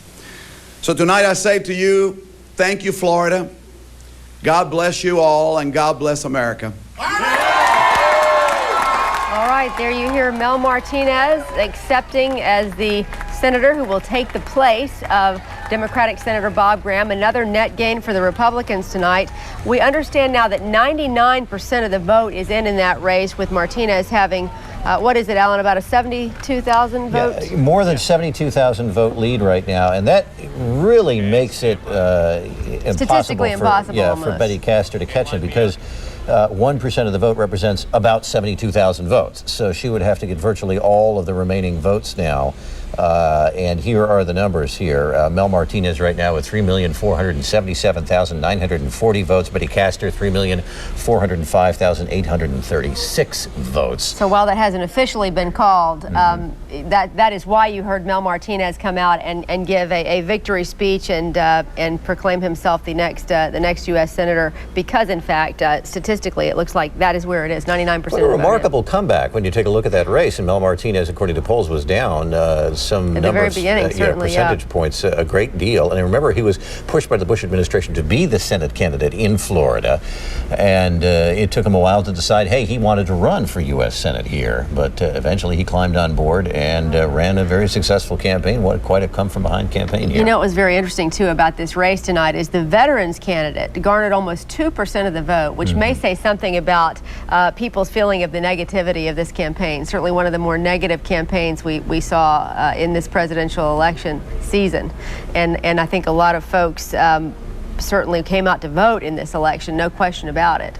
Yeah, I can certainly remember Tim Russert asking the question during one of the debates, whether or not they'd both pledge to drop the negative ads, and he didn't get that promise out of Mel Martinez in that debate at that point in time, and the ads continued. And well, he said, I feel like I'm already coming back from so many. So so it was very interesting, but it turns out that it does appear Mel Martinez, with 99% of the vote in, will be the next senator from Florida, replacing the Democrat Bob Graham. So we're going to send it back to the network now, where we'll continue to count those electoral votes, where it appears that President Bush is well on his way to re-election. And victory as well. We shall see. NBC Nightly News will let them call that as the night goes on, and certainly we'll have the very latest coverage starting at 5 a.m.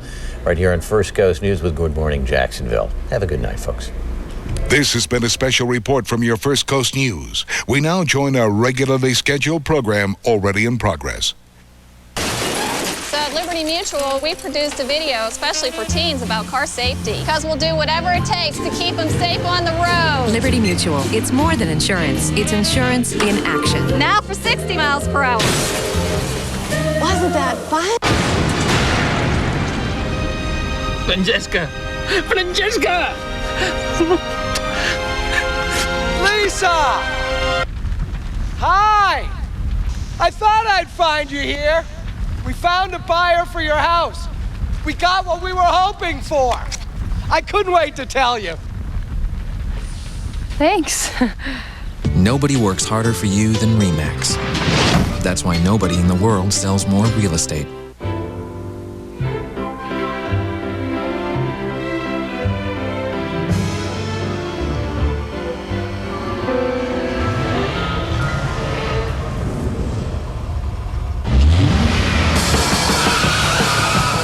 Introducing the new Cadillac STS.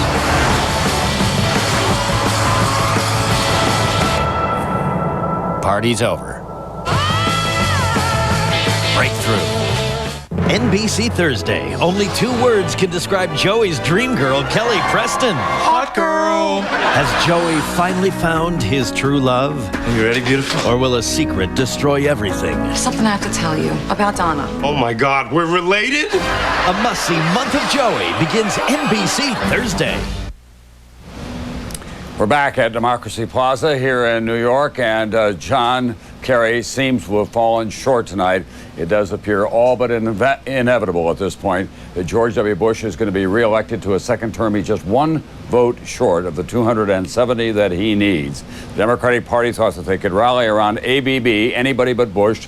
Most of the newspapers in this country endorsed John Kerry, including international publications as well. But George Bush, with his political genius Karl Rove at his side, has put together a winning coalition and solidified his base across the country in the Southeast, the industrial Midwest, the Great Plains, the Rocky Mountain West, all but the Northeast and the Pacific Northwest and the state of California. Now, there's still states to be filled in there in the upper Midwest, also Nevada and New Mexico. John Kerry loses one of those states to George Bush. George Bush is going back for a second term. The best that Kerry can do at this point is get to a tie, 269 electoral votes, which would send it to the House of Representatives. It is controlled by the Republican Party. It would very likely elect President George W. Bush to a second term. So that's the arithmetic at this hour. That's also the political reality. Douglas Brinkley, we've just got a few moments here. How is Senator Kerry going to take all of this? Well, it's the wind's out of his sails, so to speak. But I think you have to remember that he's still in the U.S. Senate, and he's going to, of course, accept an election result if he lost and go on serving our country. Al Gore, after he lost, had nowhere to go. He went back to Tennessee and had to rebuild a life. But John Kerry will still be in Washington, D.C. as a U.S. Senator. All right. Thanks, Douglas. I hope that we'll have more time to talk about the larger ramifications of all this in the future. But right now, I've got to say, this is Democracy Positive. We'll be back with more on Decision 2004 after this.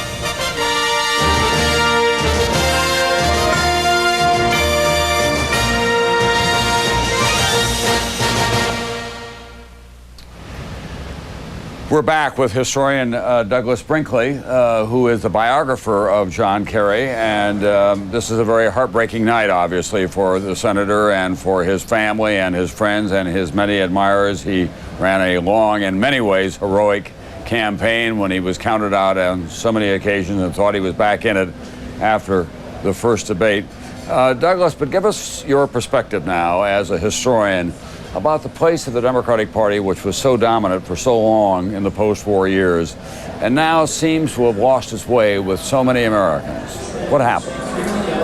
Well, I think Ronald Reagan's what happened. Tom, as you know, Ronald Reagan died this year, and the country had a great national mourning. And the age of Reagan brought in conservatism to the mainstream. That also began the beginning of really the new media, the talk radio, eventually the internet, cable television, and the right in America, if you'd like, has gotten their message out, really quite well. And in many ways have launched an attack on the so-called liberal media, the people that brought Richard Nixon down on Watergate, and also the Clinton years, kind of as much as Bill Clinton united the Democratic Party. In many ways, he had to switch to the center. He would call himself a new Democrat. He was a centrist, and it's been difficult for the Democrats to claim that center ground. If they go a little bit to the left of center, it sometimes looks like it means trouble. Douglas, this is going to open up a really difficult debate within the Democratic Party, and it's going to raise a lot of speculation if, as we expect before the course of the next hour or so, George Bush is officially certified as the winner of this election, about what happens 4 years ago, 4 years from now. Hillary Clinton's name will be mentioned tomorrow morning, for example. There will be, in fact, a kind of purge in the Democratic Party about how they reinvent themselves. It's something that reminds me of what the Republican Party went through in 1964 when Barry Goldwater lost so disastrously to Lyndon Johnson. So who's the Ronald Reagan of the Democratic Party? Boy, that is going to be the big question. I mean, the one thing we have to keep in perspective is even we're looking at Ohio, we're dealing with really tens of thousands of votes difference, maybe 100,000 votes different. This country is still very, very divided, and that the second Bush administration is going to have to deal with those issues that the Democrats have brought to the forefront on, I think, health care, on education. The compassionate side of the second Bush administration is going to have to come through. If not, and if the war on terror continues in a way that a lot of people start getting uncomfortable with, there'll be an opening for the Democratic Party. This is not a party. You mentioned Goldwater and the Republicans in disarray in '64. 2 elections in a row, 2000, 2004, the Democrats have been exceedingly competitive. What has to be disheartening is a lot of Senate losses tonight for the Democrats. The fact that they are, again, not going to control any of the Senate, Congress, or the executive branch. All right, thank you very much, Douglas Brinkley, who is John Kerry's biographer and, of course, a distinguished historian about World War II as well. Thanks for being with us, Douglas. Thanks, Tom. Tim Russert, you've been a student of the Democratic Party for a long time. What do you think the man for whom you once worked, Daniel Patrick Moynihan, would think about the party and where it goes from here?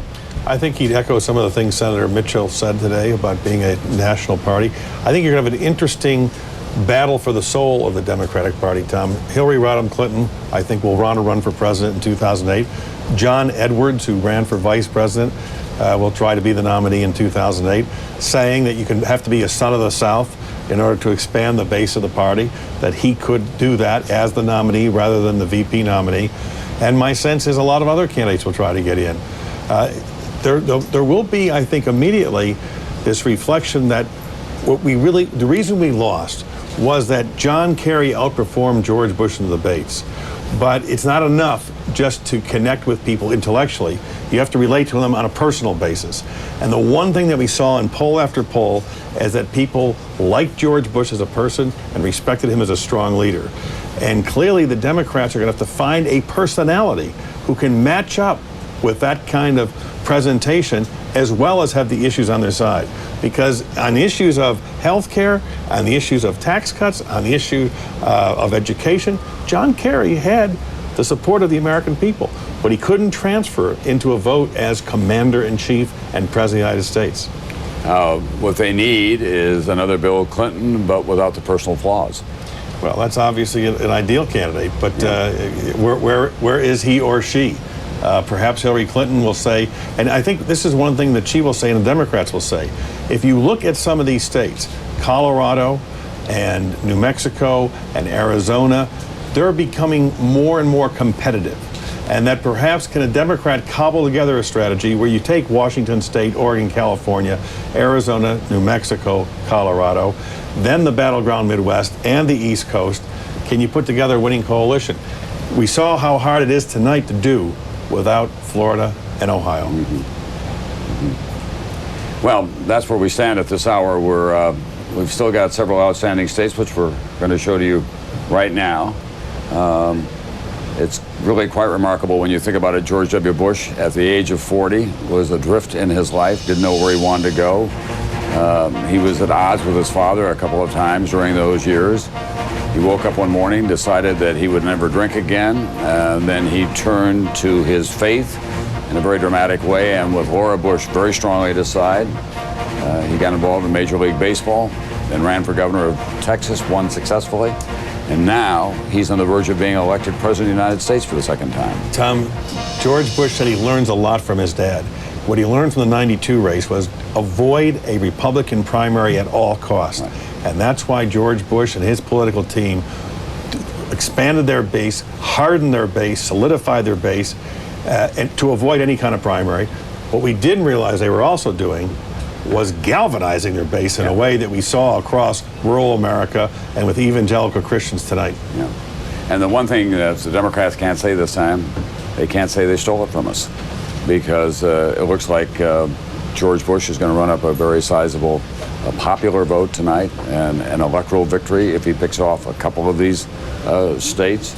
And even his legal advisors are saying there are no legal issues that are game changers at this point. If George Bush wins the states that we say he's now leading in and they swap out, we'd have George Bush at 281, John Kerry at 257. That's assuming that Kerry hangs on to Wisconsin, Minnesota, and Michigan. Well, we'll see about that in just a moment when we come back here at Democracy Plaza. Decision 2004, back in a moment.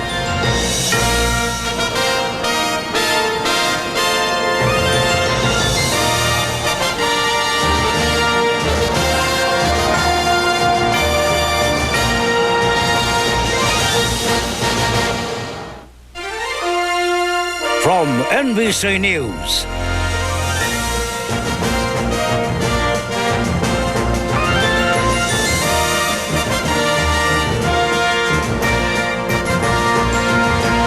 Decision 2004, Election Night. Live from our election headquarters on Democracy Plaza, here is Tom Brokaw. And at 1:30 in the morning, this comes under the heading, Not So Fast, for the second time in a row. Now, the Kerry Edwards ticket is saying the vote has not been counted in the state of Ohio. Ohio has been awarded to President George W. Bush, not just by NBC News, by others as well. According to our calculation, it puts him just one vote short of the 270 electoral votes that he needs to be elected to a second term. But let's go to NBC's Kelly O'Donnell now in the Boston area and see what the Kerry Edwards team has to say about that. Kelly? Tom, tonight a statement from the campaign manager, Mary Beth Cahill, and she says, and I'm going to quote for you, the vote count in Ohio has not been completed. There are more than 250,000 votes remaining that have yet to be counted. We believe when they are, John Kerry will win Ohio. The Kerry Edwards campaign not conceding Ohio. Ohio essential to a Kerry win. And even though there have been calls putting Ohio in the Bush column, the Kerry Edwards campaign is not yet ready to go that far. As I had mentioned to you earlier, there was some thought among Kerry senior officials that one of the mistakes that happened 4 years ago was that Al Gore was willing to concede too early, then pulled back with all of the drama that surrounded Florida. This year, with 10,000 lawyers working on behalf of John Kerry and with a ground operation that has been very intense in Ohio, the John Kerry campaign is not willing to give up Ohio. Now, as the votes are counted, especially in Cuyahoga County, which is an area in which they believe they had particular strength, when those numbers come in, they will have a better idea. One senior advisor told me, until our people on the ground tell us it's over, we will not concede. In Northeast Ohio, they have had the help of Congresswoman Stephanie Tubbs Jones, who has been very influential in the Kerry campaign, also with the help of former rival Dennis Kucinich, also from the Cleveland area. They have been on the ground working, leading that operation. Bruce Springsteen was at a concert in Cleveland on Friday night, estimated crowds 50 to 60,000 people. That was a particularly big way for John Kerry to cap off his Ohio campaigning. At this hour, no matter what the predictions, the sense here is John Kerry and John Edwards are not yet prepared to call this a night. Tom? As you, let's just, Kelly, we're going to put up the raw vote now in Ohio. They have 250,000 votes still to be counted, they think, in Cuyahoga County, right? Right. Yes, that's what we're being told. Now, here's the differential in Ohio at the moment. 91% of the vote has been counted so far. And as you can see, we've got about 100,000 vote differential between them. So what they're saying is that out of that 250,000 votes, they're going to get 220,000 to get in front. Right? Well, you've been talking about the senator's necessity to sweep the upper Midwest, and apparently they also believe they can sweep this one crucial county. It is an area that is known to be strongly Democratic. John Kerry has been doing very well there in terms of building crowds and enthusiasm. The numbers will ultimately tell it, but until those votes are counted, they are not willing to give up an area that they know has been highly supportive of John Kerry and John Edwards. They've had the ground operation. Their people are not yet willing to say it's over, and until they are, the people here will not call it a night. All right, thanks very much, NBC's Kelly O'Donnell. I was slightly off on my math. They don't have to get quite that high, but they have to get to the 200,000. They get 150, and Bruce would get 150, and it'd be tied. Right. So they have to get to the 200,000 vote range out of the 250, which is a very considerable number of votes in any one group. Where do we go from here? David Gregory at the White House. David? Well, Tom, their rejoinder to all of that is that they maintain here at the White House that they have been outperforming their 2,000 totals throughout Ohio. Those southwestern counties will show big Bush numbers, and they think that that will not be overwhelmed even by their losses in Cuyahoga County at the hands of John Kerry. So that's where they stand. I can tell you that the mood has turned downright celebratory here in the White House. The president is still in the residence. He is with family members. He's obviously talked to his senior staff, his top strategist, Karl Rove, but they are still playing it a little bit safe here, despite the mood. They are particularly looking at Nevada to put them over the top. I was on Air Force One this morning, and Mike Gerson, the president's chief speechwriter, was on board drafting presumably two versions of a speech that the president, we expect, would give tonight at the Ronald Reagan building here in Washington. And they're getting closer to putting version A on the top here. But nobody's preparing yet to say that they're leaving the building and preparing to claim this, not just yet. All right, thanks very much, NBC's David Gregory. Let's go back out to Ohio now. Ron Allen is there with the chair of the Republican Party in the state of Ohio. Ron? Yes, I'm here with Chairman Bob Bennett. Mr. Bennett, are you convinced that the president has won Ohio? Senator Kerry is saying that all the votes haven't been counted here, and they're not ready to concede the state yet. Well, we have provisional ballots. We have overseas ballots that will be coming in that will be part of the official count in 11 days.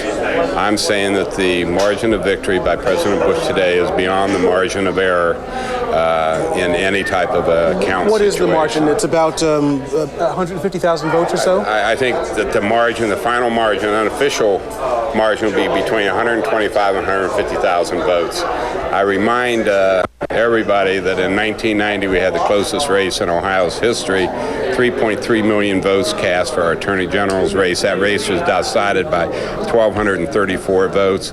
It was less than a 5,000 vote margin on Election Day. The final count was 1,234. We don't have very many changes between the unofficial and the official Clearly, count. you're the leader of the Republican Party here, and you have a partisan view of all this. There are still some 250,000 votes that have not been counted, that have not been reported. Is that true? I only know that in Cuyahoga County there's 24,660 provisional ballots and absentee ballots that will be included in the final official count in 11 days, plus any overseas ballots that come in.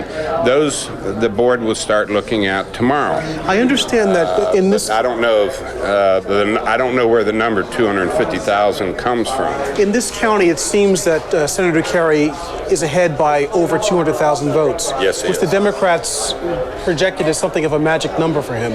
Why do you think that is not the case this time? Well, I think because the grassroots effort throughout the state, particularly in our rural and our smaller counties, our 57 small counties, plus what we call our collar counties around our urban areas, really put forth a grassroots effort, and the Republican voters came out to the polls today. Thanks very much. Bob Bennett, the chairman of the Ohio Republican Party. Back to you, Tom. All right, thanks very much, NBC's Ron Allen. Late developments. The Kerry campaign has said, a statement that has been issued by Mary Beth Cahill in Boston. The vote count in Ohio has not been completed. There are more than 250,000 remaining votes that apparently is still in contention to be counted. We believe when they are, John Kerry will win the state of Ohio. We're not going anywhere. We presume you're not as well. At this point, with Ohio in President Bush's column, he's just one electoral vote away from victory. And it does appear that it's a long shot for the Kerry campaign, but they're prepared to play this out as much as they can, as well they should. It's been a long, difficult campaign. They feel very passionately about the need to defeat the president and to elect John Kerry, and they're not going to go home until they're confident that all the votes have been counted and appropriately calculated, and that too is part of the process. We'll be back with more from Democracy Plaza, Decision 2004, right after this.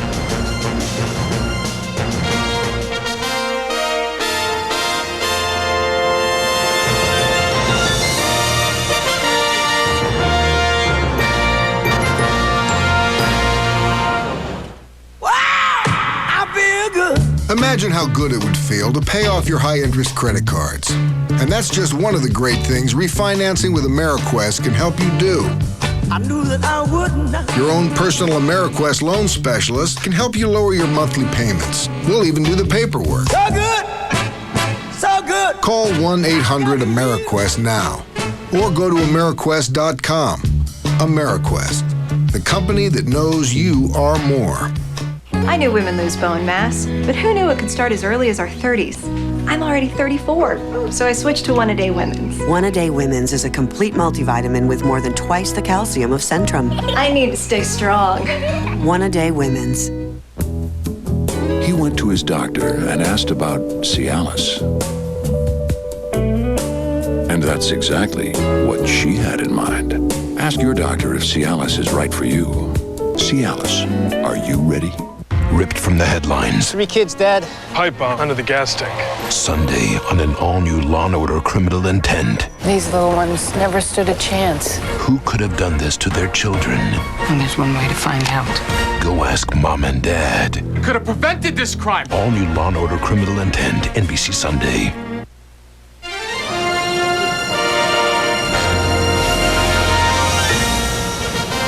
We're back at Democracy Plaza on what has turned out to be a kind of cliffhanger evening, but it changed dramatically once we got into early Wednesday morning. That's the map at the Rockefeller Ice Skating Rink. Very substantially red in the key states, especially of Florida and Ohio. For the president, John Kerry, to win has to get Ohio back and then sweep all those other states to get there. They're making a concerted effort to take Ohio off the board by saying not all the votes have been counted, but that seems like a long shot at this point. But they have every right, indeed, they're more than entitled to make that effort. Here are the states that are still too close to call. This could be a problem for John Kerry as well if he continues to trail there, as he is now by 22,000 votes, almost 23,000, with close to 90% of the precincts counted. In Minnesota, close to 70% of the precincts have been counted so far. John Kerry has a lead there, but he needs more than Minnesota. And in the state of Wisconsin, almost 80% of the precincts counted.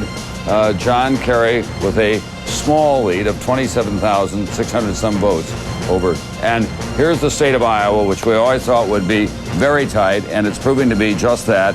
92% of the precincts have been counted. We're now close to a full counting there. And as you can see, just over 7,200 votes separating the two men, with George Bush in the lead. And Nevada, coming up on half the precincts counted so far. John Kerry with a small lead in the state of Nevada. And the state of Michigan, John Kerry's lead there is more significant. He's got to have that if he wants to sweep the rest of these states and force a tie. And then Hawaii, we're just beginning to make a count.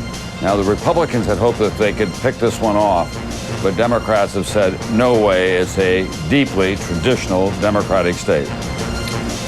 New Hampshire, we're closing in and on a full counting of all the precincts in New Hampshire, and John Kerry has a small lead of 12,000 votes.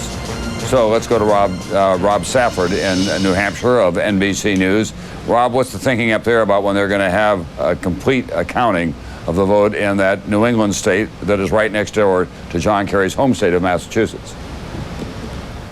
Tom, it may still be a while. 25% of the vote in New Hampshire is counted by hand. A lot of those towns are small towns in the central and northern parts of the state, so it could be a while before all of that last 8% of the vote comes in. Big story in New Hampshire today, like a lot of places, was voter turnout. It's estimated at 75%, with 75,000 new voters registering to vote today. Obviously, the Kerry team said that favored them, and early on, as those Democratic precincts reported in, Senator Kerry jumped to a substantial lead. Republicans said, hey, wait a minute. Our precincts have had huge turnouts today in places like Bedford, New Hampshire, long lines, places like Rochester, New Hampshire, where they were worried about running out of ballots. When those Republican precincts came in, this race tightened up. Right now, as you said, still too close to call, and because of that hand counting, it still could be a while, Tom, before we get those final numbers. All right, thanks, Rob. That was the state that Karl Rove and company really wanted to win. They wanted to win it for a matter of pride as much as the arithmetic. They need to get New Hampshire back in their column. That's where it all begins in the primary season with the election. It starts with the caucuses in Iowa and then moves to New Hampshire. And it's been a tough state for George W. Bush. He lost to John McCain there. Yeah, but he did capture it in the 2000 election, right, which made the difference between Al Gore. Right. But you're right, Tom. For fundamental reasons, he wanted to nail it. He also would like to win Iowa. Right. The kind of two linchpins in early Democratic Republican primary process. We keep looking at these numbers, Tom. It's 281, 257. If George Bush wins the states he's head in and John Kerry wins the states he's ahead in, it could alter somewhat because these state races are still too close to call. But we still can't find a way for John Kerry to get to the presidency. 270. Unless something miraculous happens in Ohio. Unless he can pull that one off the board. And we're going to just wait and see what happens with that. Let's go to Chip Reed now. Chip, what about voting irregularities? Any late calls in from Ohio? There are not, Tom, and in fact, the Making Your Vote Count story across the nation to some degree turned out to be the story of some dogs that did not bark, 3 dogs in particular. First of all, electronic voting. There were predictions that it would be a mess. It was not. For the most part, it went pretty smoothly. There are some groups that were monitoring it and said, yes, there were problems across the country. One group said 1,000 when you count individual problems at individual machines, but that's not much different than you would get on any kind of voting machine if you really looked very closely. It was mostly sporadic and scattered. Another dog that did not bark, challenges. We had expected that there would be thousands of challengers in Ohio and in Florida aggressively challenging Democratic voters at the polls, creating chaos. That did not happen. There was chaos at the polls, but that's because there were so many people there and perhaps not enough polling places. Another dog that did not bark, or at least did not bark very loudly, is provisional voting. There had been predictions, for example, in Ohio that there could be 400,000 or more provisional ballots. We're now hearing over 100,000, but not enough, according to NBC calculations, to make a difference. So certainly it was an issue, but the number of provisional ballots was relatively low. Now, there was one dog that did bark, and that was long lines, and it barked a lot today. There were people in Ohio who waited for 9-10 hours in line in Knox County, and all across the battleground states there were people who waited for an hour, 2 hours, 3, 4, 5 hours in line to vote. Some people gave up and went home, but most of them stuck with it, and that's democracy in action, and in one sense it's a very good thing that so many people went to the polls. Tom? All right, thanks very much, Chip Reed. We're going to be back in just a few moments with one of the new forces in American politics, exchanging information and offering opinions. You've heard a lot about the bloggers. You're going to meet three of the most prominent ones when we come back.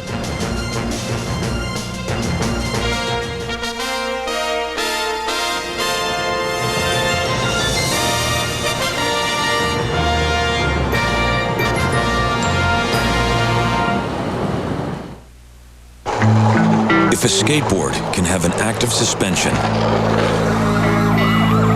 if a 60-foot fire engine can have rear-wheel steering, if a commercial airliner can check its own tire pressure, then why not your SUV? At GMC, our engineers don't just ask questions, they have answers. The GMC Yukon line of SUVs. Professional-grade engineering. It's not more than you need, just more than you're used to. A funny thing happens when your body doesn't sleep at night. Your mind zones out during the day. It's like going through life on autopilot,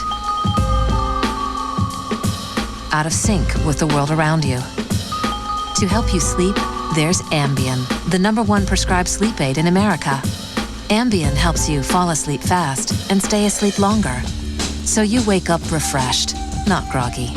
Until you know how Ambien will affect you, you shouldn't drive or operate machinery. Side effects may include drowsiness, dizziness, and diarrhea. You shouldn't take it with alcohol. All people taking sleep medicines have some risk of becoming dependent on the medicine. Prescription sleep aids are most often taken for 7 to 10 days as needed, or longer as advised by your doctor. Memory problems can usually be avoided by taking Ambien only when you can devote 7 to 8 hours to sleep. Talk to your doctor about Ambien. Ambien works like a dream. Thursday on The Apprentice, only 10 remain, but hold on to your hard hat. Stacy is back. Can't you just feel the love? To me, you're a liar. And while we're at it, welcome back Rob, Bradford, and Jen. But watch out when they all enter the boardroom. I want to hear how bad your team is. Fix it. All New Apprentice, NBC Thursday. We're back. There's a large and ever-expanding universe, a new universe in American political dialogue, the bloggers. These are people who operate their weblogs on the internet. We're joined now by three of the most prominent of them. They're there in one place. We're going to begin with John Hinderaker of PowerlineBlog.com. This time we don't have our camera crew to entertain your children, Mr. Hinderaker, so we're going to do the best that we can. How much of an influence do you think that bloggers had on the outcome of this election? Well, I think it was a pretty significant influence in a couple of ways, Tom. One, it was the bloggers that helped to drive the Swift Vote Vets story at a time when the vets had no money, they couldn't really afford to run ads, but they were successful originally on the internet, and the bloggers had a lot to do with that. Another area where the bloggers were influential was in defusing some of the stories in the mainstream media that had the potential to damage the Bush campaign. Maybe the most outstanding example of that is the documents having to do with President Bush's National Guard service that turned out to be fakes. So I think those are examples of ways in which the bloggers really did play a role in this year's campaign. Anna Marie Cox, what's your take on tonight? You always have a kind of tongue-in-cheek view of American political developments. What do you think about what happened tonight? Well, I think that, throughout the day, we basically saw the entire range of human emotions play out, and I think the Kerry campaign in the last few hours went through all 7 stages of grief, the last one, of course, being litigation. And I think this whole election, though, I'm a little worried because I think that all these newly energized young voters, especially those who turned out for Kerry, I worry, well, perhaps it's a good thing that their first major sort of election experience would be so soul-crushing. That way they won't get their hopes up next time. And Joe Trippi, you were one of the architects of Governor Dean and his role on the internet. What's the Democratic Party do to reclaim its place? Well, I mean, that's the big question. I mean, one of the things I've noticed across a lot of people are talking about what happened to the youth vote, what happened to the blogs, what happened to the internet, did it really make a difference in this campaign? That's already the question. The real fact is these kids, a lot of people out there gave $80 million to John Kerry over the internet. You had more people out there knocking on doors than ever, and it wasn't the disorganized kids. If it turns out that John Kerry loses this, it wasn't the disorganized kids on the net that didn't win this campaign. It was Karl Rove having an amazing discipline to get his folks out, and the organized Democratic Party not doing very well at getting its job done, I think. Mr. Hinderocker, we have just a few seconds left for this particular segment. What happens in your home state of Minnesota, Bush or Kerry? Well, I've been predicting that President Bush would win Minnesota, but I have to say right now it doesn't look very good. All right, thanks very much. 3 of the most prominent bloggers. You're going to be hearing a lot more from them and a lot others from the web internet in future campaigns. We'll be back with more from Democracy Plaza after this.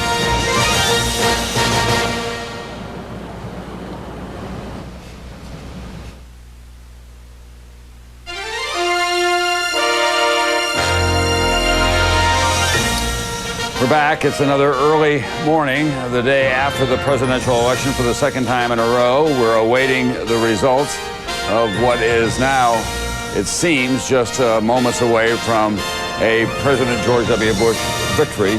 He just needs one more electoral vote. But the Kerry campaign is not going down without a fight, and they insist that not all the votes have been counted in Ohio. They want to see those votes counted, particularly in Cuyahoga County, before any declaration of victory is made. We still have the upper Midwest to go, Michigan, Minnesota, Wisconsin, Iowa, and the Southwest as well. So we're prepared to stay here, and we trust that you are as well. Tim Russell, let's talk about some of the other casualties of the evening, if you will. What's going on in South Dakota with Tom Daschle, who is the Democratic leader of the United States Senate? Tom, it appears that he is behind, and all the votes are really counted in South Dakota. Let's take a look at this. Look at that. 90% of votes in. He's down by about 6,000 votes, which is a sizable number. What happens in South Dakota is that his strength is in the eastern part of the state, and as they can count the vote across the state, east to west, crossing into the mountain time zone, then that's more Thune territory by a factor of almost 2 to 1 in some cases. Tom, so you're going to, if that in fact plays out, you'll come in January, you'll have a Democratic Congress without Tom Daschle in the Senate and Dick Gephardt in the House, the leadership team for the last several years. And who fills that vacuum? Harry Reid of Nevada will try to replace Tom Daschle, but he's not the kind of articulate spokesman that Daschle was. He's much more of a very effective workman-like behind-the-scenes operative, and Nancy Pelosi, obviously, on the House side. But I think it is a continuation of our conversation earlier. The Democrats have to regroup and figure out who they want to be as a party. Then what we might have also, we were talking about the Democrats running for president, this also opens up the whole Republican fight for 2008 because George Bush has not in any way anointed a successor. John McCain wants to run, Rudy Giuliani wants to run, Bill Frist, the Republican leader in the Senate, wants to run. My guess is we're going to see the 2008 campaign begin almost immediately. What about Hillary Clinton running for the Democratic leadership in the United States Senate? I think Harry Reid has really worked very effectively to lock up the votes, and he will say to that party, I am the person who can keep our caucus united in a cohesive way. I've earned this. I don't think she'll want to take on that kind of risky challenge at this time. Well, it may not be a job that a lot of people would like right now either, given the numbers and the ideological advantage that the Republicans have both in the House and the Senate, Tim. Yeah, it's a very difficult task trying to manage United States senators. They are in large part independent operators. They get elected on their own wealth or their own political operations. There's not much party cohesiveness or unity, and probably even less so after the results of tonight. All right, now let's go down to the Ronald Reagan event. It's the Ronald Reagan building in Washington, D.C., where they're celebrating what they expect to be the re-election of George W. Bush, and Senator Simpson joins us once again. He's not going to get me in any more trouble by suggesting that I have political influence or would try to exercise it anywhere. I was just being silly. I'm here. I hope you can hear me. They're having a hoedown out here. We just left the Cheneys at the White House. Nick Brady and Kitty. Nick Brady was former Secretary of Treasury, and Ann and Kitty. We just left the Cheneys at the White House. They'll be coming here, and they're ready to boogie. They're having a ball. Does that mean that the Vice President is going to boogie on that stage, Senator Simpson? He may do what we call in Wyoming the tennis court grip. I'll have to describe that to you all at some later time. Tell me about his reaction when most of the networks and others said that the president's only one electoral vote away from winning the presidency. It's still being contested by the Kerry campaign, but they are tantalizingly close now to getting to the goal that they've worked so hard to achieve. It was very much like the night in Austin when we were there with them, and Florida was gone. He didn't have Florida, and suddenly he had gone to bed. He said, I've just got to go. I'm going to go to bed. And then we jumped up and said, Florida, you won Florida. You're the vice president-elect of the United States. Ran in. He's in his shorts. He said, wait a minute, guys. There's more to come. And then we went over to the governor's mansion to see George Bush and the father and Barbara and Laura. And Cheney throughout never jumped for joy. Tonight, when he heard they were one away, he just turned to Lynn. He said, Lynn, I think we better go over to the White House, and then we'll go down to the Ronald Reagan Center. Meanwhile, Lynn got up and said, well, I'm going to do some hugging and kissing. And she did, and we all joined in that, and hugs and kisses all around. And Dick, not a stoic. He's just a guy that is unflappable. You're not going to draw him down. You're not going to get inside of his head. Just know that he's very pleased. He had that look of a guy that had worked hard and done everything he could, and also the look of a man that if it hadn't worked, he'd have gone right back to doing his business and probably in Wyoming. What do you think Vice President Cheney's principal item is on his agenda for a second term? What are his greatest priorities? I think he's got to join with the president in reaching out to the other side. They've got to get back in the graces of not just people in Congress, just saying, look, here was a commitment we made to you. You may have thought we didn't get there. We may have thought you didn't get there. I think that's what happened to Tom Daschle. Tom and the president became estranged. Tom Daschle is not a fearful man in my mind, but they became estranged. And when he estranged himself from a very popular president, he apparently went down. He has to go talk to Ted Kennedy and not get back where they were with the education bill and the other things they worked on together, and even start the same dialogue with North Korea and China. You can't give each other the ice treatment and think anything will work. It doesn't work in marriage. It doesn't work in any interpersonal relationships. And I think they have to start the big thaw. And I think that they should have every reason to do that. All right. Senator Simpson, thanks so much for being with us tonight. And Thank you, Tom. We know those are welcome words across the country. Always a pleasure to have you here. We'll be back with more from Democracy Plaza after this.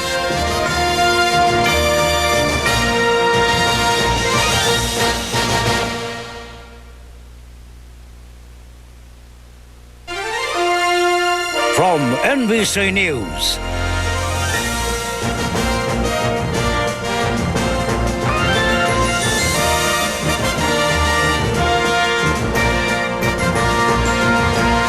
Decision 2004. Election night. Live from our election headquarters on Democracy Plaza, here is Tom Brokaw. All right, here's the map at this hour. We show it with just one vote short for George Bush to be reelected President of the United States. We have him at 269.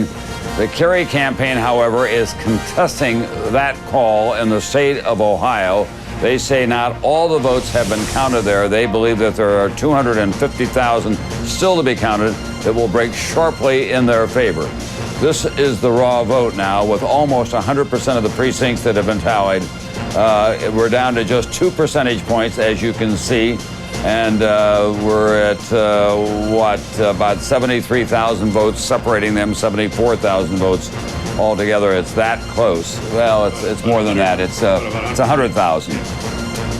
It's about 100,000 votes at this point that is separating them. So that's the basis. That's the basis of the fight that is going on tonight. Very early in the morning, it turns out, at the Kerry campaign headquarters. They believe that Cuyahoga County and the industrial north of Ohio could get them at home. They'd have to pick up a couple 100,000 votes to get past President Bush and to have enough margin to win the state of Ohio. Without Ohio, they can't get the presidency. The best that they can do by sweeping the board is get to 269. That throws it into a tie in the House of Representatives, Tim. Yeah, Tom, Ohio is central. And particularly if George Bush is ahead in a state like Iowa or perhaps New Mexico, all the more reason the Kerry campaign, if they're going to stand and fight, Ohio is the place. But as we look at that raw vote, they're going to have one enormous turnout coming out of Cuyahoga County in order to overcome that. All right, Kelly O'Donnell, who's with the Kerry campaign and brought us this news just a few moments ago. What are the late numbers from there? What are they telling you?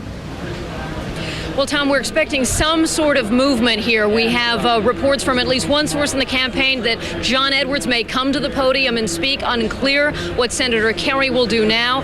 There is, to be honest, a number of the key officials, top people in the campaign.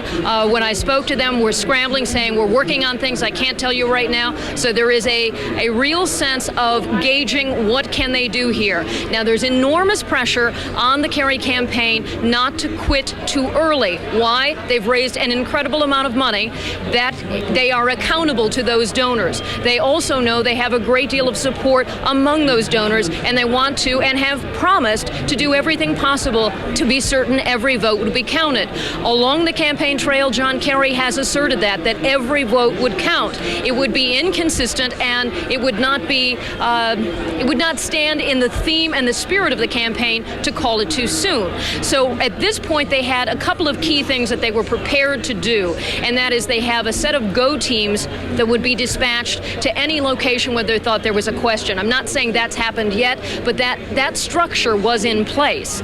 They also had been preparing different stages of how would they address this evening if they did not know the outcome. That may be what Senator Edwards would be doing, coming out, and I would anticipate that he might be able to just give this crowd a sense of a progress report, a sense of where they think this might go, how long it might take. But at this point, what the Kerry campaign is clearly saying is they believe that Ohio still is unresolved, that there is enough of a vote count yet to be done, that they are not comfortable in saying that that race is over. Of course, as other races come in, we'll know more. Bear with me here as I'm getting another message from a Kerry source. Okay, I'm just being told that they are not yet dispatching any teams to Ohio.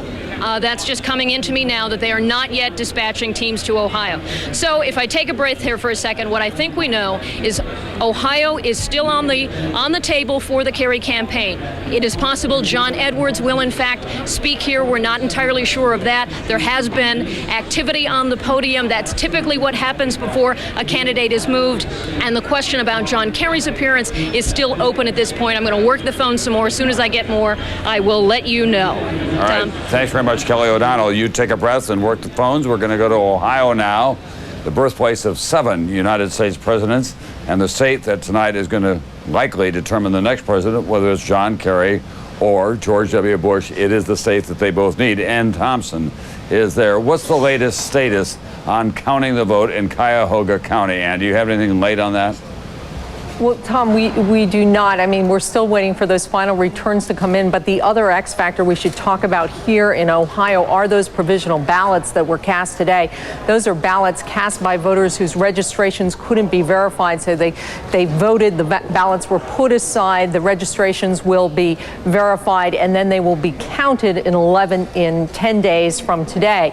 Now, those provisional ballots are believed to have been cast in large measure by newly registered voters who most experts think would break for John Kerry. How many provisional ballots are there here in Ohio? The Secretary of State's office is estimating there are some 140,000 provisional ballots that were cast today.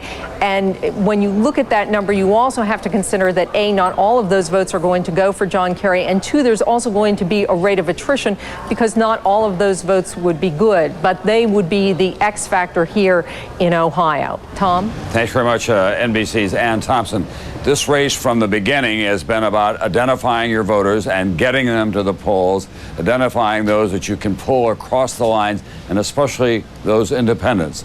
And it appears tonight that the Bush campaign did a better job of knowing who their voters were and getting them energized. At one point earlier this fall, one of the pollsters who was sympathetic to John Kerry said, "I don't believe, but he has de-energized the Democratic base." The base came back again, of course, after his very strong performance in the first campaign, in the first debate. How all of that played out with the results tonight, we'll still have to wait for an analysis. We want to share with you now how NBC News made the decision to put Ohio into the George W. Bush column.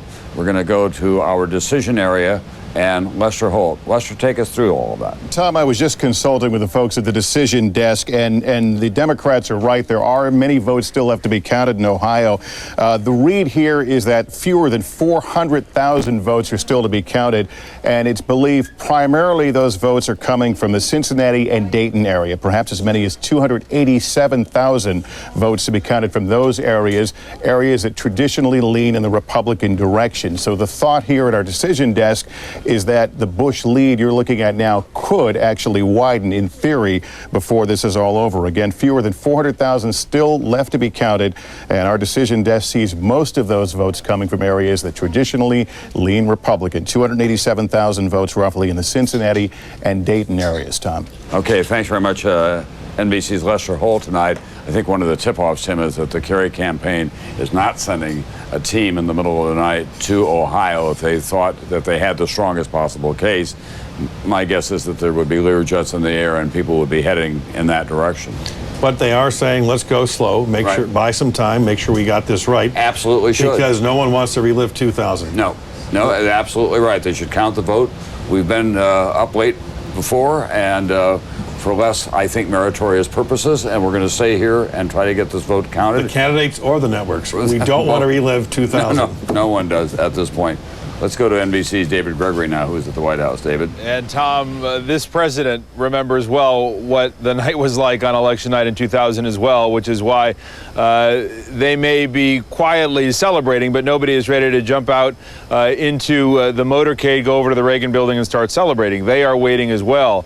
As I have mentioned, I have spoken to a top Republican ally in Ohio, an ally of the White House, who has indicated that outside of Cincinnati, Warren County is a county they expect the president to carry by a margin of over 70%.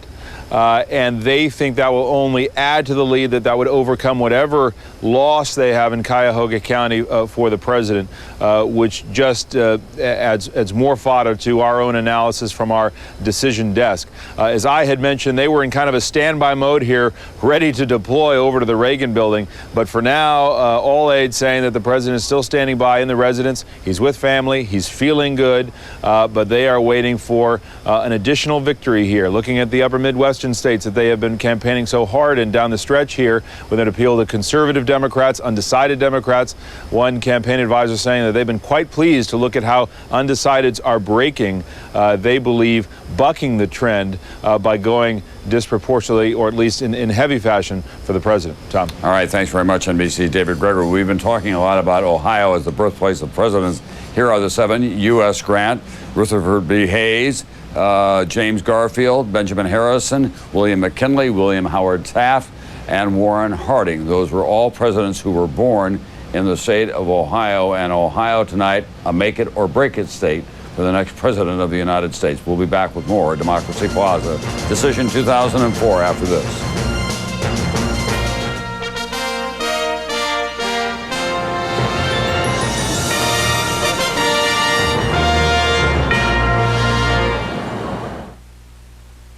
We spend our whole day dreaming about what an ATM could be, what it should be. We're working on cash deposits at our ATMs, where you won't even have to use an envelope. You put the cash in, our ATM quickly scans, counts the cash, and totals it for you. I'm Dean Kirby. I'm a banker, and I'm proud to be part of Bank of America. Bank of America has more ATMs around the country than any other bank, over 16,000 of them, and we never stop thinking about how to make them better. We've already carved at least 6 seconds to have the basic transaction. Doesn't sound like a lot unless you think of yourself in a van full of kids like I do. We're also working on transfers and payments at our ATMs. Watch. From checking, take $60 and pay towards your credit card. Or from checking, move $100 into your savings account. We're working on that. Imagine this, depositing checks. Now you see it on the screen, and we print that image on your receipt. At Bank of America, we want each of our ATMs to be a mini Bank of America. A mini bank as good as any big bank we've built. Bank of America. Higher standards. Girl power activated. Let's go. Yeah, I'll call you from the car.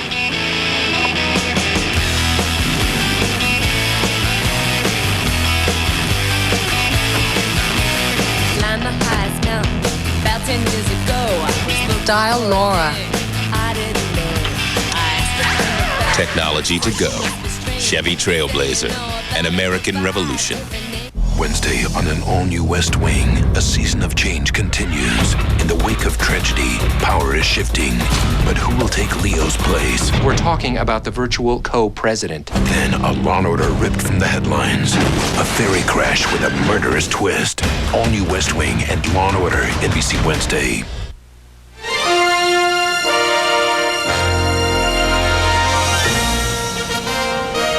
We're back at Democracy Plaza, Decision 2004, and one of the big topics, with all good reason, during the course of this presidential campaign was the war in Iraq.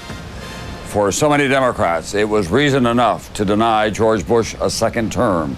Were they successful? Tonight, it appears that George Bush is within just one electoral vote of getting a second term at a time when the United States is deeply involved in a war that has become more complicated and more costly than the president and this administration indicated that it would.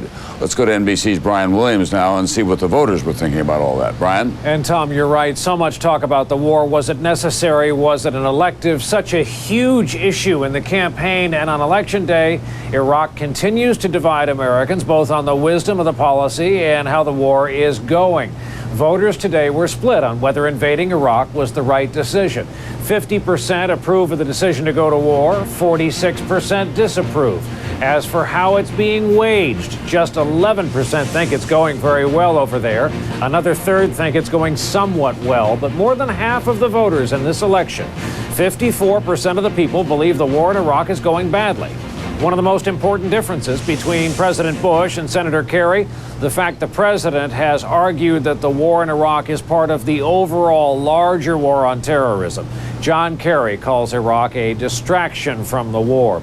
The NBC News exit poll numbers find the public fairly split on who's right there.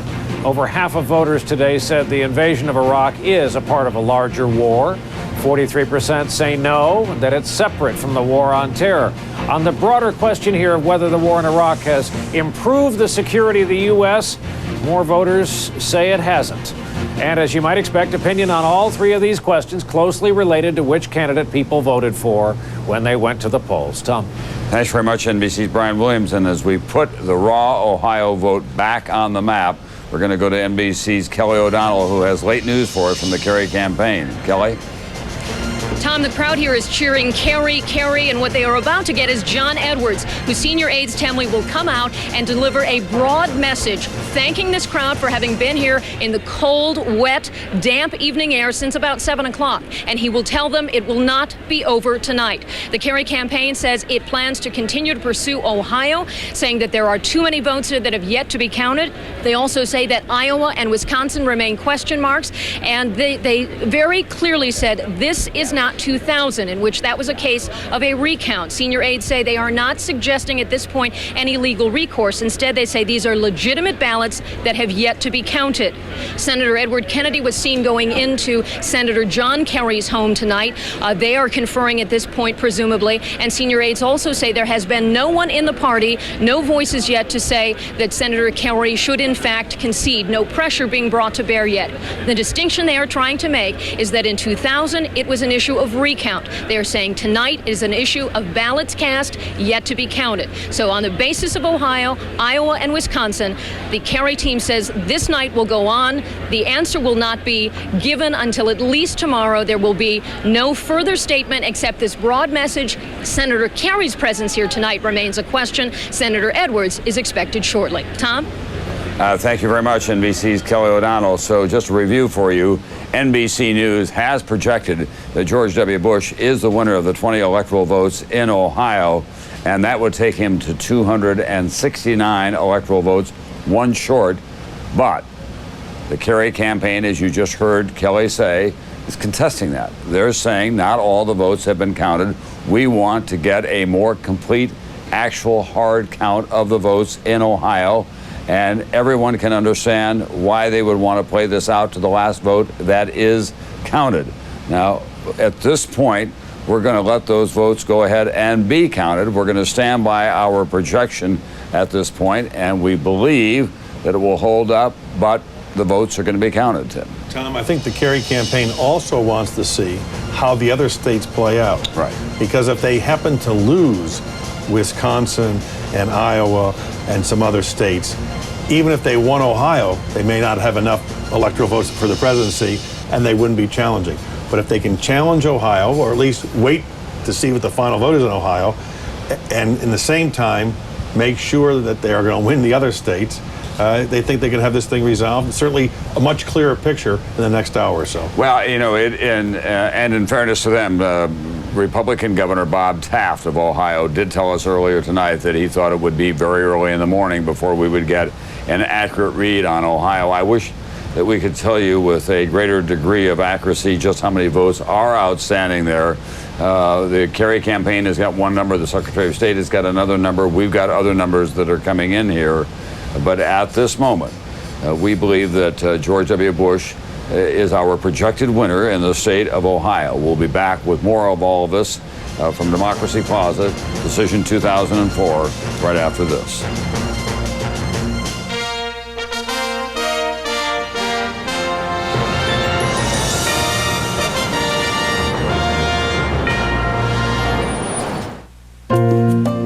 What's in a name? As it turns out, more than I thought. I started my company over 30 years ago based upon a belief that the individual investor deserved a break. Today, with nearly $1 trillion of client assets, I think we've just begun. Speaking for all my associates, we truly believe we are the custodians of our clients' financial dreams. It's a belief we will never take for granted. And you know, I'll stake my name on that.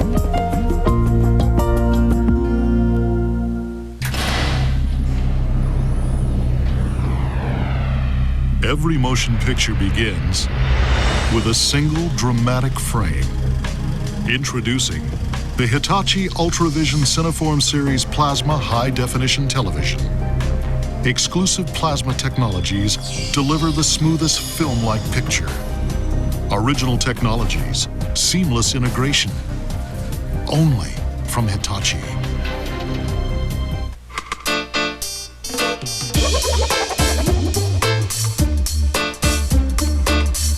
If you have one tooth, a toothbrush will do. What if you have a mouthful? Philips Sonicare Sonic technology creates a fluid force that reaches deep between teeth. If you have teeth, you need a teeth brush. Philips Sonicare.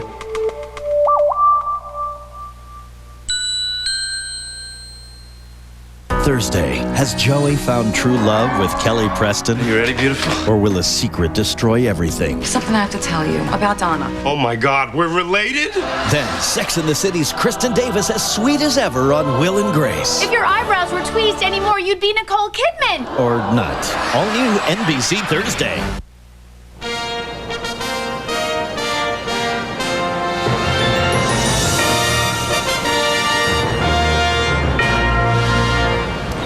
We're back at Democracy Plaza, and the Kerry campaign is hanging on, as well they should. They want to make sure that they get an accurate count out of the state of Ohio. Here are the numbers as we have them at this moment. 94% of the precincts have been counted thus far. Actually, more than that, 97%. And as you can see, George W. Bush has a lead of more than 100,000 votes over John Kerry. And we think that there are 100,000 votes outstanding in Cuyahoga County. So that's where we stand. It's a reach for John Kerry to get where he needs to get to, but it's arithmetically, mathematically possible, and they want to go to the last vote as well they should, Tim. And also some of those voters who had been challenged today, some of those ballots, provisionals hadn't been counted. I think the campaign has to make a fundamental decision. Tom, do they obviously want to wait for this count, but do they want to swarm into Ohio with their legal team and do an assessment over the next 24 hours as to whether or not there are other targets of opportunity, if you will, to challenge? Again, all this, I think, is based upon Senator Kerry's performance in some of the other states that have not yet been called, whether it's Wisconsin, Minnesota, New Mexico, and so forth. Well, Ohio has been a contentious state from the beginning. The Secretary of State issued a ruling at one point about the bond of the paper, the thickness of it for registration. And then the provisional ballot, which is the result of the reforms, didn't go quite far enough from 4 years ago, saying you can cast a ballot if there's some question about your qualification. We set it aside. Once we resolve that, then we count it. We don't know how many provisional ballots there are in Ohio and whether they could tip the balance. We'll be back with more on all of this from Democracy Plaza. Decision 2004 after this.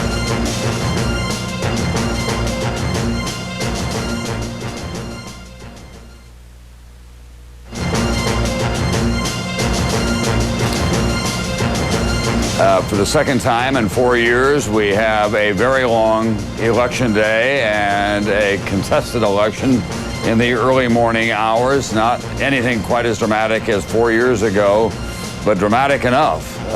There are the columns, 269 electoral votes, we believe, for George W. Bush, and John Kerry short of the total that he'll need, because we have projected that George W. Bush, the president, is winning the state of Ohio.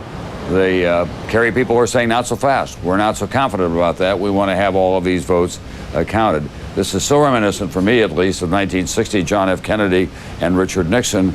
Early in the morning, California was in play at that point. But it was like at 7 o'clock in the morning before we got to any kind of a resolution.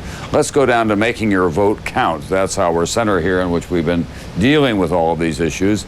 And NBC's Chip Reed is there with one of the constitutional experts on voting law in America. That's right. Thank goodness for that, Tom, because we are now at the point where this becomes enormously legally complicated. And I am joined by Rick Pildes of NYU Law School, a constitutional law professor and also an NBC analyst, of course, for NBC News. And we heard Kelly O'Donnell talking a little while ago that the Democrats are saying that this is very different from 2000, that I think it's kind of a preemptive attack against people who would say, hey, wait a minute, don't drag this thing out. You know what happened to you back in 2000. The Democrats say this is very different. Back then you were talking about recounting votes. Now you're talking about counting votes. That's right, Chip. And under the new federal statute that was passed after the 2000 election, these votes, if they're valid, have to be counted. These are valid votes if these voters are eligible, if they're properly registered. These provisional ballots were designed to make sure we counted every vote that was validly cast.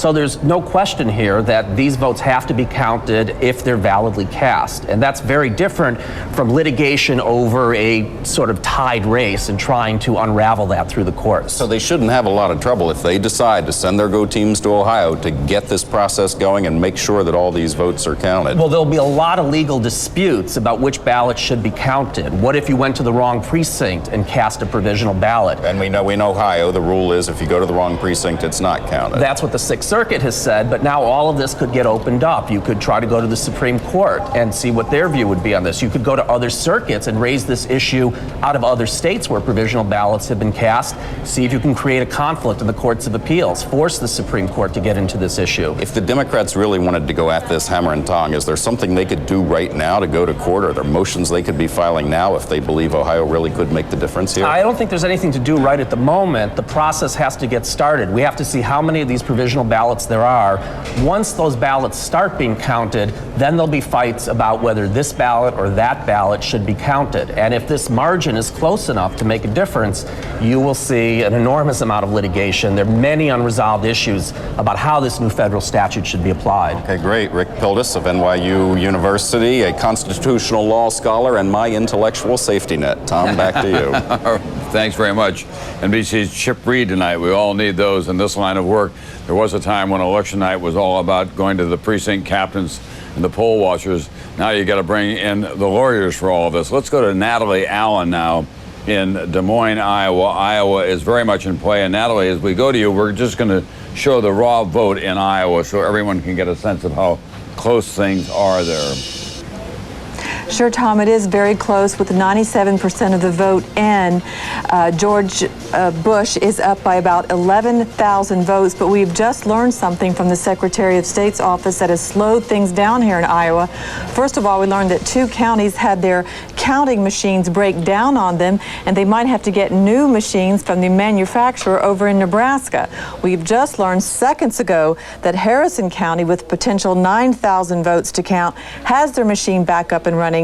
The other county, Greene County, will have its machine back up and running in the morning. So now the big question seems to be the absentee counting of ballots, and that could be anywhere from a few thousand up to 60,000 absentee ballots still to count here in the state of Iowa. At first they were saying they may not have results for a day and a half. Now it looks like they may have results later today. They're not sure when. Back to you, Tom. Debbie, let me take you through that absentee. I thought that they had as many as 200. I'm sorry, Natalie. I thought they had as many as 200,000 absentee ballots cast. Have they counted a large number of them, and they still have X amount to count? They have counted a large number of them, and that's already been put into the total amount of ballots counted. Right now, there are 2 counties, Lee County still counting about 6,800 absentee ballots, and one more county, Montgomery County, that still could have up to 60,000 absentee ballots come in the next few days. They had to be postmarked by today. All right. Thanks very much, Natalie Allen. Let's go to the Kerry campaign headquarters and John Edwards, the vice presidential candidate.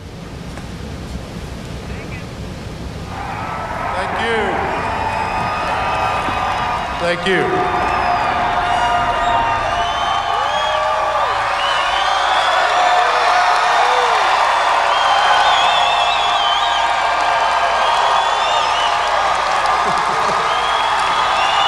Thank you. Thank you. It's been a long night, but we've waited 4 years for this victory. We can wait one more night.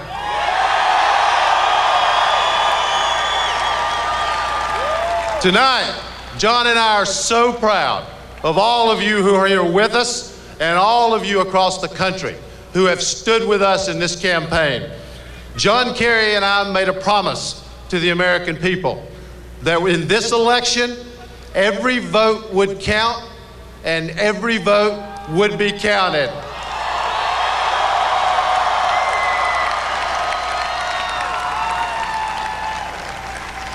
Tonight, we are keeping our word, and we will fight for every vote. You deserve no less. Thank you.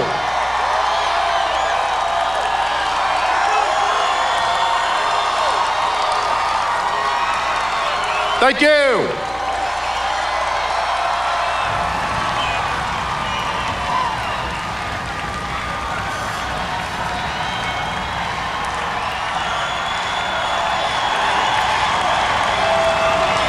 John Edwards, the determined advocate of the Kerry Edwards campaign, making a very brief appearance, saying they are not prepared to give it up tonight, that they believe that they can wait for one more night until they get a vote count out of the state of Ohio. But it's not just Ohio that's at stake for them at this point, Tim. We still have Iowa and Michigan and New Hampshire, and Nevada and New Mexico and those other states as well. A lot of states still out. And again, Tom, I think the Kerry campaign wants to see how those states play out because it only underscores just the significance of Ohio. If, in fact, there's a domino effect and they start losing some of those battleground states, then Ohio becomes less important to them. Right. But as of now, they think they're extremely competitive in all the remaining states, and they want to keep this count going. And with good reason, because, as he said, we've spent 4 years getting to this point. They've worked hard in the last year. They feel very passionately about the issues across a wide range, beginning with the war and terror and the economy and social programs as well. And the process is so uneven at this point. And Iowa has been one of those contentious states. So let's just go through the boards one more time, show you what's going on the map, and then we're going to show you some raw votes as we have them. Put up the big map. In Ohio, 97% of the vote has been counted, 97% of the precincts, and George W. Bush has a lead of 125,000 votes. In New Mexico, again, almost all of the precincts have been counted at this point, and the president's lead is 28,000 votes. Here we are in Minnesota, which was hotly contested, and the president believed that he was going to win it, but he is trailing John Kerry by 108,000 votes, almost 109,000. And here we are in Wisconsin, another state that was in play. It's been Democratic territory in the last few cycles. John Kerry with a slim lead in Wisconsin out of 2.5 million votes cast. His lead is only 15,000 votes. In Iowa, 97% of the precincts have been counted. We just got from Natalie Allen a read on the absentee ballots in some of those counties. Only 11,500 votes approximately separate those two candidates. In Nevada, again, more than 2/3 of the votes have been counted. The president is up by a little more than 16,000 votes. And in Michigan, almost 80% of the precincts have been counted. The difference there, John Kerry's advantage, about 90,000 votes. And a new call to the relief of the Kerry campaign, and this is part of their scenario. They get the 4 electoral votes in Hawaii. The Bush team went hard after Hawaii, sending Dick Cheney all the way out there. But that stays in the Democratic column as it has in the past, despite the best wishes of Karl Rove. Let's go to NBC's David Gregory at the White House. David, how are they reacting to all this down there for the second election cycle in a row? All right. Well, there is growing irritation here. In the last few minutes, I've spoken to a senior campaign advisor via email who describes this appeal or challenge or whatever we want to call it at this particular point by the Kerry campaign in Ohio as, quote, delusional and unrealistic. This advisor saying the Kerry campaign simply cannot accept reality. The advisor is predicting that the margin in Ohio, and we just showed those raw numbers a moment ago, will be more than 130,000 for President Bush. That is the prediction from a senior campaign official. You look at the raw numbers there. So at this point, they think it's unrealistic to wait. Growing irritation here, or at least they want to at least project the impression that it's unrealistic to wait and count the rest. Tom. All right. Well, it seems pretty unlikely, David, on the other hand, that the Kerry campaign would take the numbers of the Bush operators and the Bush counters. So they're going to wait and see. Ann Thompson is in Ohio. She's had a briefing along with other reporters out there from the Ohio Secretary of State. What are they saying in Ohio, Ann? Well, the big question, Tom, is how many provisional ballots were cast here in Ohio today? And Secretary of State Ken Blackwell just came out and said if the trend continues, it looks like at the most 175,000 provisional ballots were cast today. What happens to those ballots over the next 10 days? They are gone. They're looked at to see if indeed they were cast by registered voters. And then on the 11th 7th day, they're open and counted along with overseas absentee ballots, which have the next 10 days to come in. How many of those ballots are out there? Secretary Blackwell said he doesn't know, but he can guarantee they're not in the hundreds of thousands. Secretary Blackwell stressed that Ohio has had experience with provisional ballots, a decade of experience, and can handle a close race. But he said to everybody, look, if the margin of victory by one candidate is greater than the number of provisional ballots cast, then you can be pretty certain as to who's the winner. Tom? All right, thanks very much, NBC's Ann Thompson. Tim, we're getting back to what we were talking about a lot earlier tonight, this kind of checkerboard voting system that we've got, provisional ballots, absentee ballots coming in at different times, being counted at different times, early voting, voting in which they were not prepared for students, and at Kenyon College in that precinct, people were in line for 10, 11, 12, 13 hours. This is no way to run a railroad, much less the greatest democracy in the world. After the 2000 election, a commission was created. Congress passed legislation, appropriated money, so it would never happen again. The one thing that the Democrats kept saying through this entire campaign, Tom, was that they believed that when Al Gore came close to conceding, it gave the impression to the American people that he was the loser, and the burden of proof shifted to him to prove that George Bush should not be the next president. That's why they said they'll never make that mistake again. You're seeing John Edwards make his statement tonight, and John Kerry, they're saying, we're doing the reasonable thing. We want to count every vote. They want to reinforce with the American people that they have not yet lost this election and won't concede until all the votes are counted. Because after all, the stakes are very large. There are stark differences between the vision that George W. Bush has for the country and the vision that John Kerry has for the country. The John Kerry supporters and his friends and advisors feel very strongly they want the opportunity to execute their policy. At the same time, the president feels strongly that he's put together a winning combination here, and that's what elections are all about. It's not like in junior high when you don't vote for yourself, and it's not just about popularity. There are huge stakes in this election, and very consequential stakes as well for the country, and for that matter, for the world. Big differences on big issues for the most powerful position in the world. Okay, well, that's where we stand at this hour. We cannot move the needle for you until we get a resolution in Ohio and begin to hear from some of those other states as well. We're going to show you on the map on the ice now that Hawaii, a warm weather state with a chilly foundation here at Rockefeller Center skating rink. It's blue for John Kerry. The Republicans did not get that one. We'll be back, we think, with more returns, more projections right after this. Decision 2004 from Democracy Positive.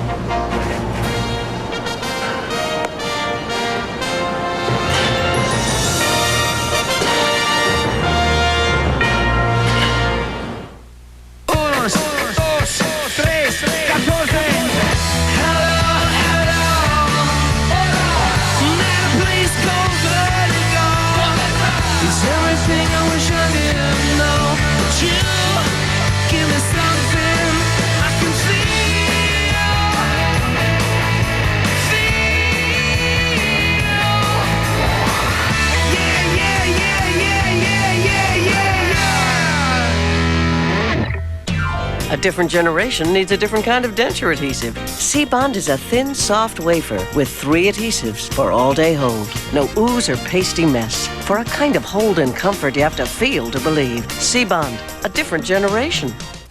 Enterprise rent-a-car for our trip? Yeah, they're everywhere. Even airports. See? Airports too. Hello, welcome to Enterprise. Let me help you with that. Wow, the friendly service of Enterprise is everywhere. Pick Enterprise. We'll pick you up. Sarah. You know that summer home you've always dreamed of building here? Yeah. What about it? Well, I've been thinking. If we juggle some things in the portfolio, I think we could make that happen a little sooner than we thought. Oh, wow. That would be great. Hon, what do you think? Sweet. When you work with a Morgan Stanley financial advisor, you get someone unusually devoted to your dreams, one client at a time. Thursday on The Apprentice. Only 10 remain, but hold on to your hard hat. Stacey is back. Can't you just feel the love? To me, you're a liar. And while we're at it, welcome back Rob, Bradford, and Jen. But watch out when they all enter the boardroom. I want to hear how bad your team is. Fix it. All New Apprentice, NBC Thursday.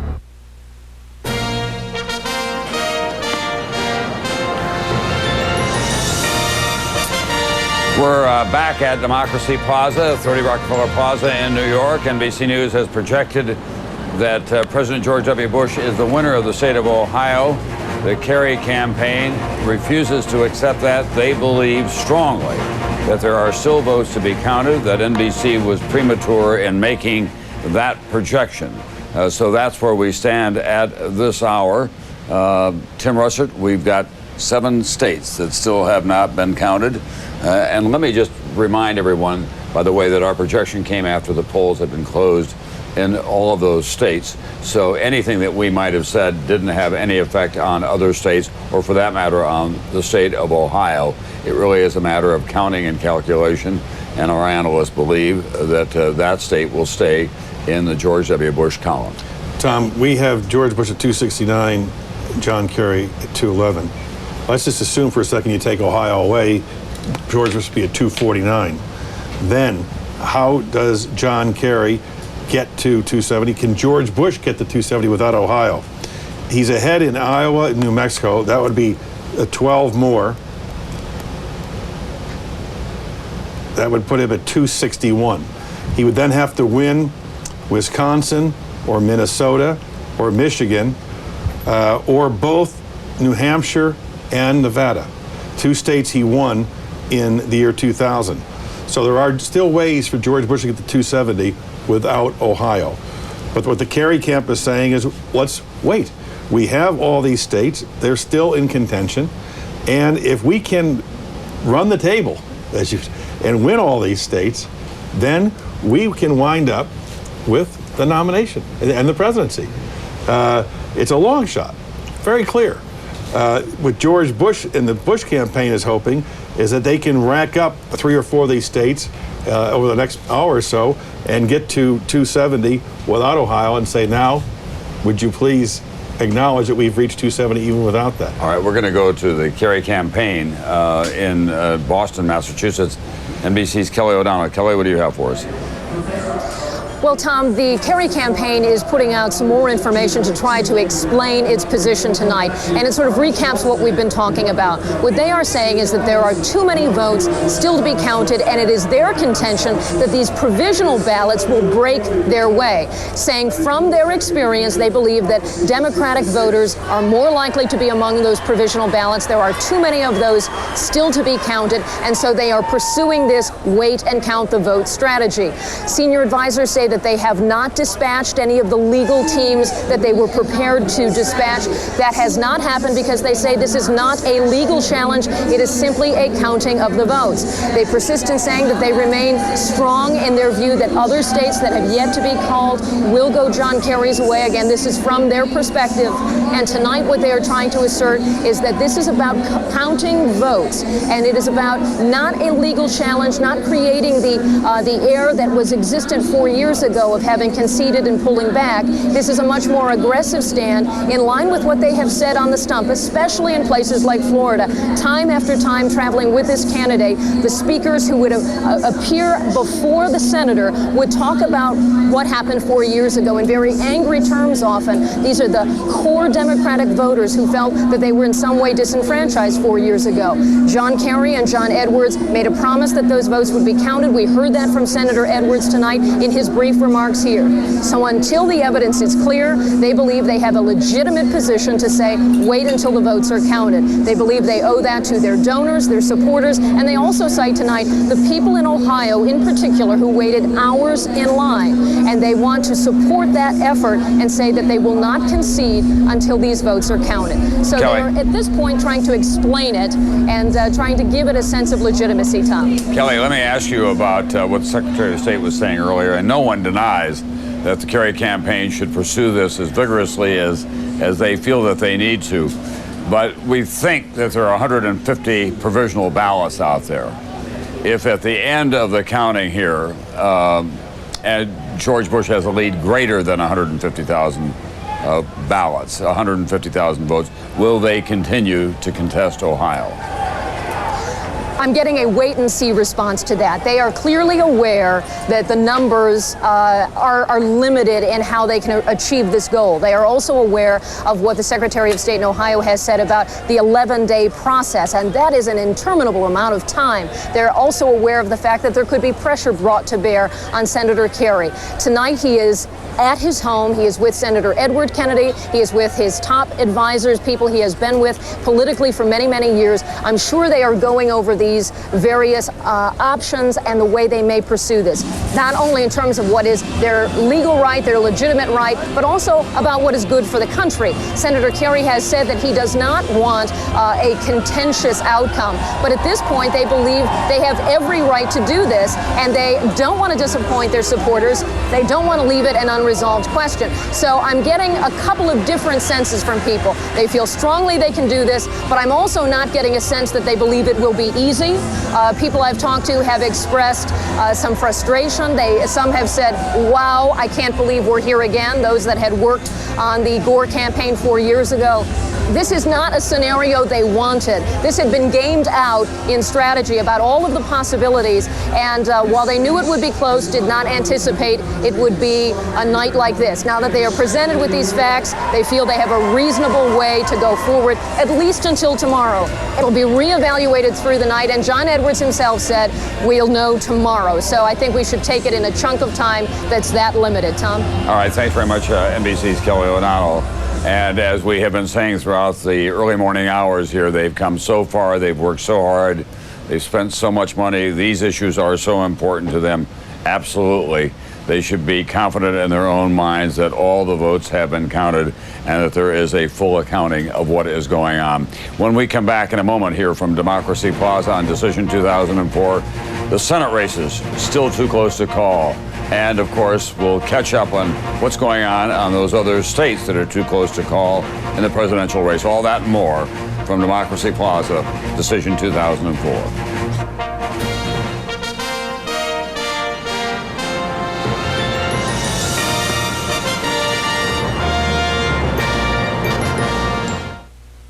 When it comes to life, I can't ski. And yes, I will always be just a little bit fat. love, What's she doing going into my boyfriend's house? Well, no one's perfect. and the pursuit of happiness, I love you. I'm sorry, I missed that. I said I love you. All right, no need to shout. there's just no stopping Bridget. I have missed you, Jones. You're sexy. You make me laugh. Bridget Jones, The Edge of Reason. Doesn't matter. It's not about looks. Rated R. Opens November 12th.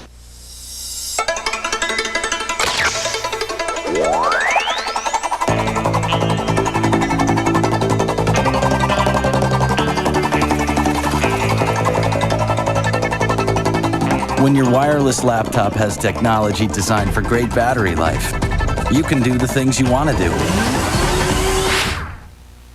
Make sure it has Intel Centrino mobile technology built in.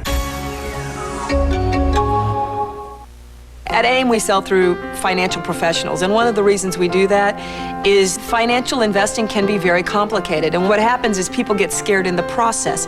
And when you're scared, you don't always make good decisions. I think when you work with AIM, the thing that you get, number one, is a complete menu of what an investor would want. Today, things are different. You can't be cookie cutter. You need to diversify. Consider investment objectives, risks, charges, and expenses carefully. For this and other information, obtain a prospectus from your advisor and read it thoroughly before investing. Every Thursday, ER remains television's finest. You want to get out? Then get out. Get ready Son of a... Clear. for 6 all-new episodes in a row. Nobody said this job was easy. And Ray Liotta in an Emmy-worthy performance. I'm so sorry. All new ER, NBC Thursday.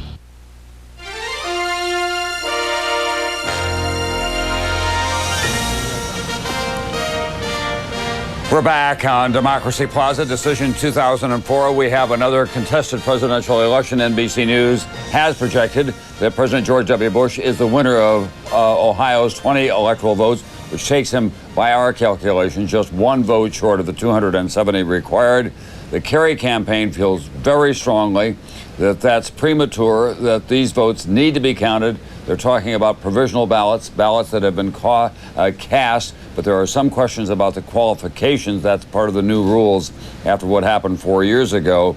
And they also think that they'll pick up more votes in Cuyahoga County and that they still have a chance to win Ohio, and they need Ohio if they're going to win this election. We want to show you now the other states that are still too close to call that are outstanding here at almost 3 o'clock in the morning Eastern Daylight Time. Nevada, 81% of the vote is in.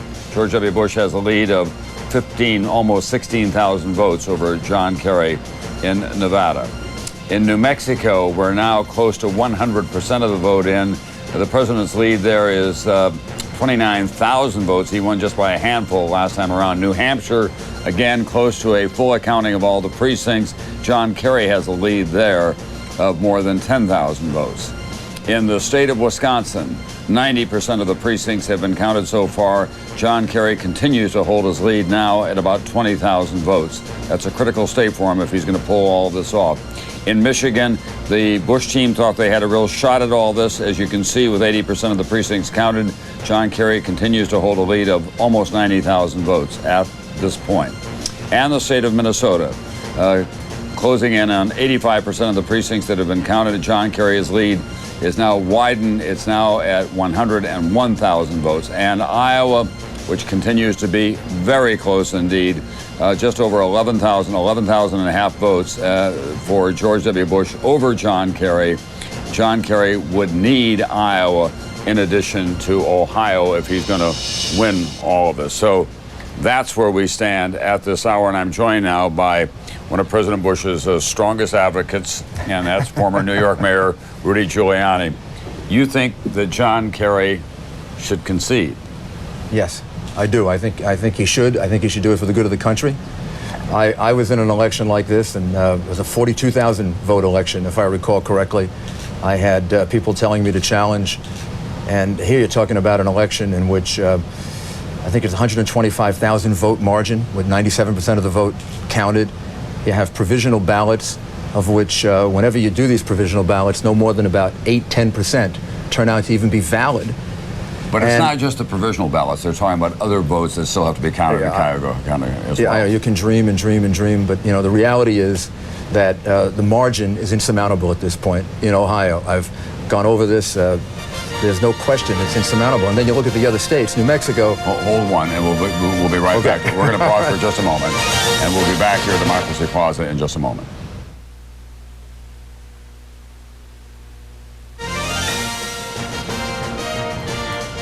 Mexico's gone. All right, we're back with former Mayor Rudy Giuliani, who's talking about why John Kerry should give it up at this hour. I've just been told that Senator Kerry has what they call in our business a full lid. Nothing more from the Kerry campaign tonight. It means that they're prepared to carry this until tomorrow morning. I hope we're just talking about tomorrow morning and not one of the. I mean, I know all the lawyers. But you wouldn't have a problem if they waited until noon tomorrow to get an accurate count. They've come this far, 12 months. They have a right to do. They have to make their own decisions.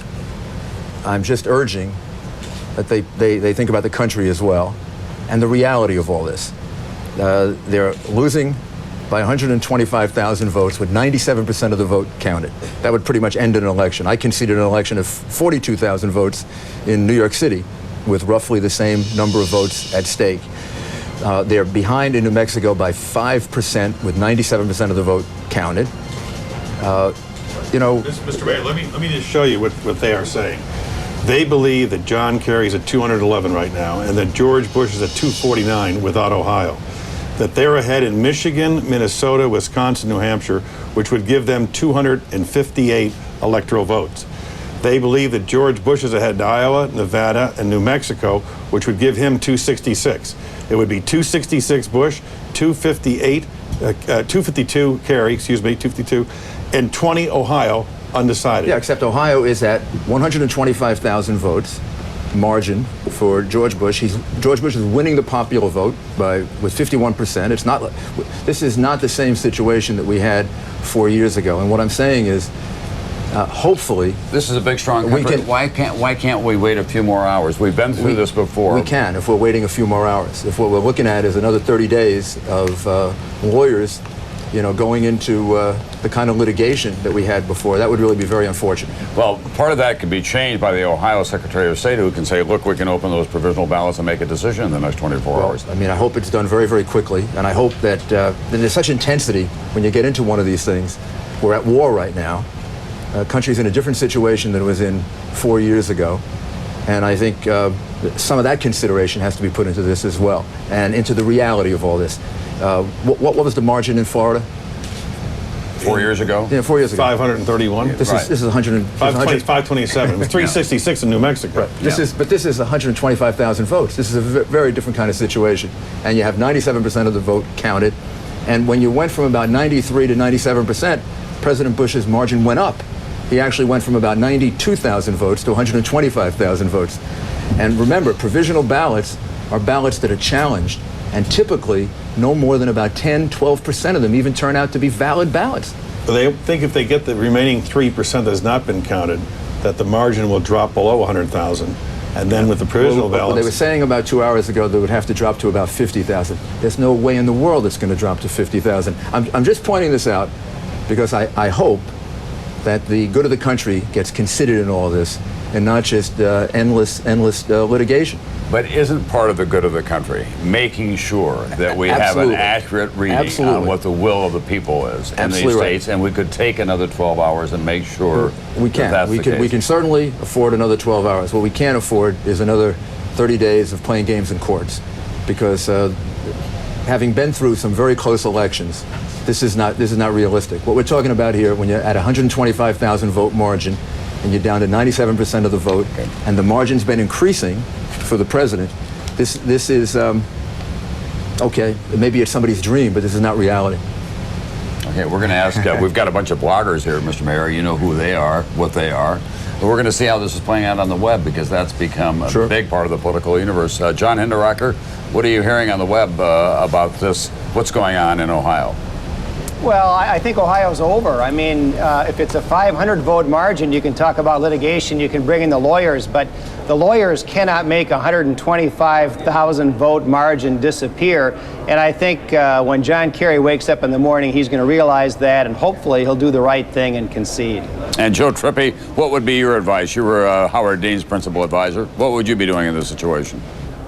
Well, I mean, I don't know. I mean, right now, what's happening with the Kerry campaign is you look at what's going on in the net, and they're facing a couple things. One, a lot of people are basically posting over and over again, don't concede. I mean, there have been a lot of these posts across the internet saying, don't give in, don't concede, fight, every inch of the way, combined with a sort of why couldn't the networks have waited a little bit longer before they called it. I mean, this is just what's happening on the Democratic or progressive side of the web, and I think, and so it's hard to give them advice because there are a lot of people who work their hearts out.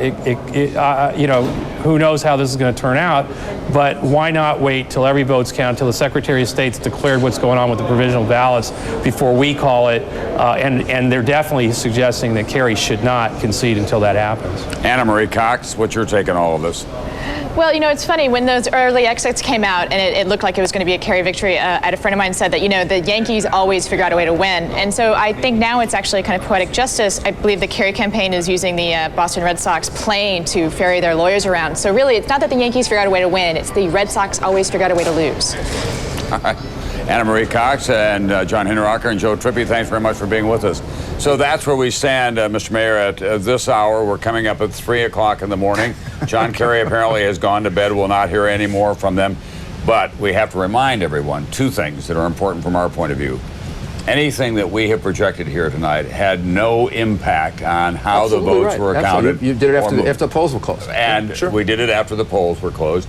And there are other states that are still out there that we're waiting to come in, which could alter this as well. We're looking at 7 more states still to be heard from. Yeah, Michigan, New Hampshire.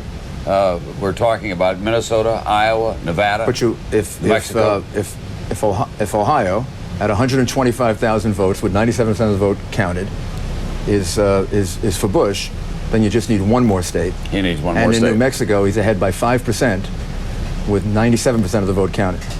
So we're getting down right near the end, and it would seem to me, hopefully this is not going to be dragged on for some kind of extended period of time with useless litigation. We don't need that for the American process. There's been no indication of that. Well, let's hope it remains that way. I pray that that's the case. Thanks for coming by. Okay, thank you. We'll probably see you a lot more in the next 24 hours. We'll be back with more from Democracy Plaza, Decision 2004 after this.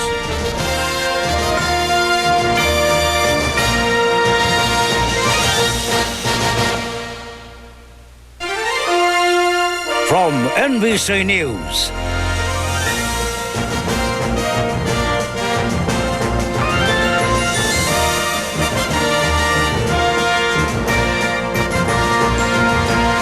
Decision 2004. Election night. Live from our election headquarters on Democracy Plaza, here is Tom Brokaw. They get nervous up there?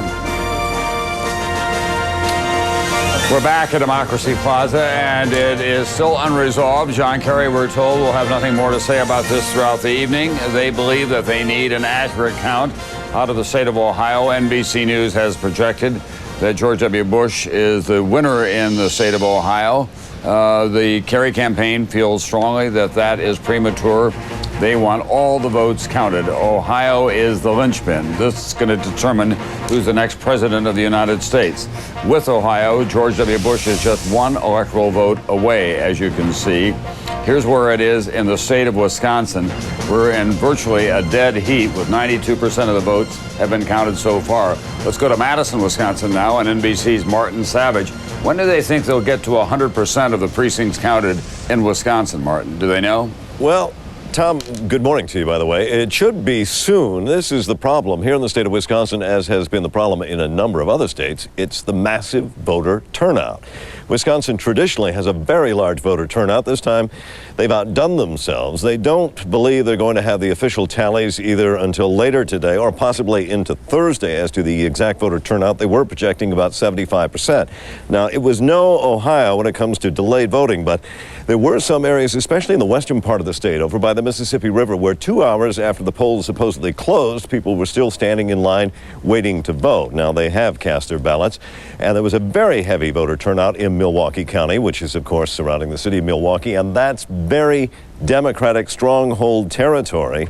And so that is probably the last precincts that are coming in, which is why until you get those votes fully counted in that particular county, you have a very hard time figuring out which way exactly this state is going to go. The last 3 presidential elections, of course, it was in the Democratic side. However, there were a lot of Republicans feeling the trend was going their way. It remains to be seen. And one other thing, in some of the precincts or wards in Milwaukee, they are saying it is possible they had a voter turnout of 115%. How do you get that? Well, same day voter registration, which is something they have here in the state of Wisconsin, meaning you had everybody that was pre-registered showed up and voted, and then you had a lot of other people showed up and said, I need to get registered, I need to vote, and they did. Tom? All right, thanks very much. And NBC's Martin Savage in the state of Wisconsin tonight, which is still very much in play. Now to New Mexico in the Southwest, which Al Gore won by just a handful of votes last time around. The president continues to have, with 96% of the precincts counted, now a widening lead of 5 percentage points. As you can see, it's about a 30,000 vote margin, a little less than that he has over John Kerry. So New Mexico, with its Democratic Governor Bill Richardson, could be a pivotal state in the Southwest, and John Kerry would need that state, but he may lose it before this night is out. So those are the 2 states that we're watching very carefully, and Josh Mankiewicz is in New Mexico for us. Josh, what are they saying there in terms of when they're going to have what they think is a complete count or very close to it? Well, it's now 1 in the morning here in Santa Fe, and this was about when Governor Richardson said he thought that John Kerry would be pulling ahead here, and so far that is not happening. The president's maintaining about a 29 to 30,000 vote lead. That's remained constant for the last couple of hours. Now, there is some disagreement here at the Secretary of State's office as to whether or not those 93, 94, 95% of precincts that we see coming in are represent the counties in Albuquerque, which is the heaviest vote, which is in fact maybe as much as a third of the vote. So there's some question as to which vote has come in so far. But there's no question that the president here has a very sizable lead. Al Gore won this state by only 366 votes, so a 29,000 vote lead in New Mexico is kind of a landslide. We were promised a late night. That is exactly what we're getting. There were 191,000 absentee ballots in New Mexico. State workers have now counted all but about 70,000 of those, but of course that is enough to change the outcome if a 29,000 vote lead stays constant. So state workers have a lot of work to do. There are also a number of provisional ballots, which may number is more than 10,000 at this point, we're told. Those have to be certified, and it will take some time to determine whether or not those votes are in fact counted. It'll probably be tomorrow before we know anything. Well, in fact, here in New Mexico, it already is tomorrow. All right. Well, it is here in New York as well. Thanks very much, Josh Mankiewicz, who is with us tonight from New Mexico. Now let's get the view from the two campaigns. We're going to go to NBC's Kelly O'Donnell in Boston, David Gregory at the White House. Kelly, nothing more from the Kerry campaign. Any indication about how long they're prepared to contest all of this? Well, one of the advisors to Senator Kerry said to reporters, knowing that everyone is anxious to find out what else to expect, they're saying that Senator Edwards' comments tonight are the operative message from this campaign until at least 10 o'clock in the morning. There are no events on the schedule for Senator Kerry. The travel pool, the group of reporters who are given notice when there's anything that's going to happen involving the senator, no plans there as well. It is, for the moment, over for this night. What happens tomorrow will be this pursuing of the vote count in Ohio, seeing the remainder of the states still in play to see how that all shakes out. I am getting a sense from people that I'm communicating with in the campaign that there is not an overwhelming optimism that this is going to be a successful period of waiting, but at the same time, they still believe it is mathematically possible, still believe it is their absolute legal right to wait and to pursue this, not only a right, but an obligation to their supporters and to voters. They believe that this is the right course, at least through tomorrow. Now, undoubtedly, although there is a full lid in the parlance of political coverage, meaning nothing further from Senator Kerry, I am not so certain that he has gone to bed for the night. I would suspect that there is a lot of conversation going on. Senator Kerry is a person known to consult many people, to look at a wide array of opinions and then to make decisions. So at this point, 10 a.m. tomorrow is the first suggestion we have of perhaps news out of the Kerry campaign. Tom? All right, thanks very much, NBC's Kelly O'Donnell tonight. Now let's go to the White House. And before we do that, David Gregory, I just had a note from Ann Thompson out in Ohio. She says that in the year 2000, provisional ballots in Ohio, 90% of them turned out to be valid, not 8 to 9%. Now, provisional ballots really came into a play in a major way since the year 2000 because Congress decided that they should have provisional ballots. What are they saying at the White House, and what is the mood there? Well, it's turned from celebration to, frankly, irritation. There's a fair amount of astonishment now at the level of the top campaign strategists who are peppering their top Ohio people with questions. And the big question is, what's left on the table? Is this even possible? There are questions about how many provisional ballots are actually left. The Republicans pegged that number, as we look at the raw numbers, at somewhere around 134,000 provisional ballots. I'm trying to quickly do the math. Yeah, I mean, that's what they've got too. They've got their margin at being 139,000 out of the raw vote there. So they say, look, this is simply not possible. They also maintain that not all of these provisional ballots will be counted. So that's where we are.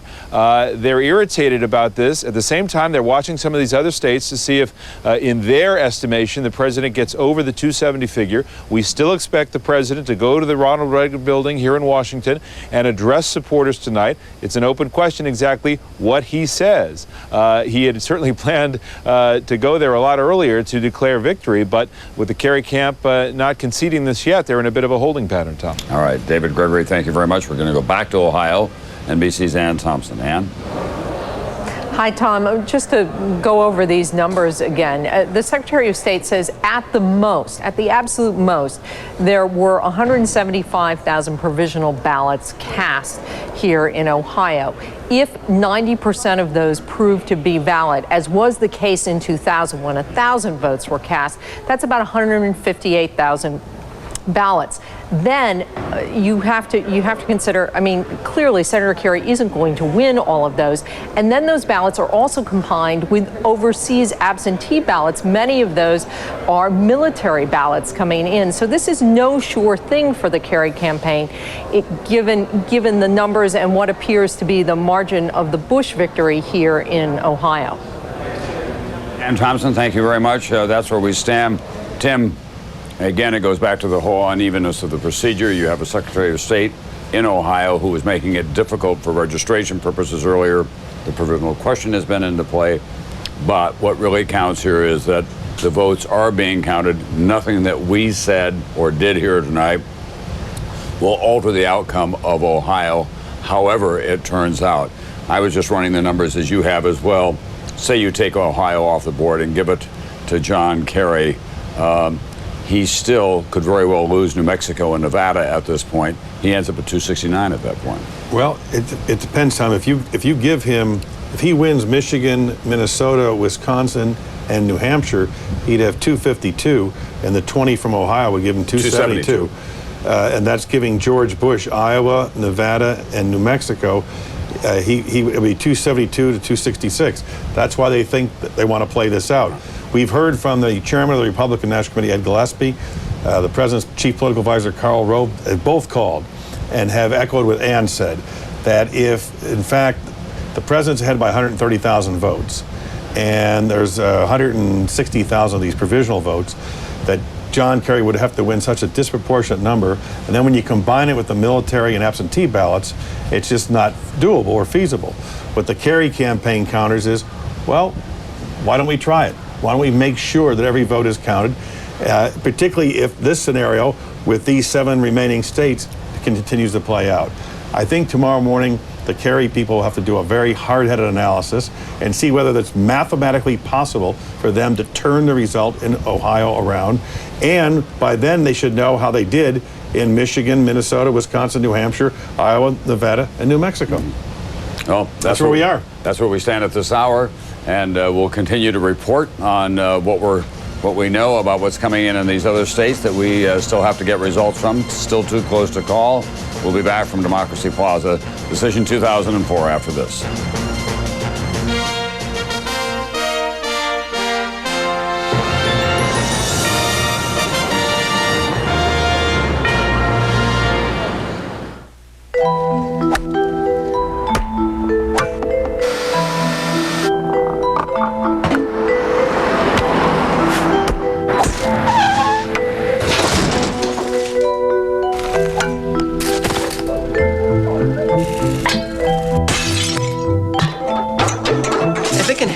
Liberty Mutual's planned for it. We have pre-approved contractors who can make emergency repairs within 24 hours.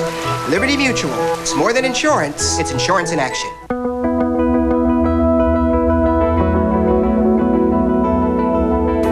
The great ones elevate their performance. On the biggest stages, with the highest stakes, they're able to summon something extra, and by sheer will, produce wonders. As a global energy leader, expect big things from ConocoPhillips and watch our performance elevate. So long, ordinary toothbrush. The Oral-B dental experts have created cleaning technology like nothing else on Earth. The new Oral-B Professional Care 8000. It pulsates and oscillates to loosen plaque and sweep it away.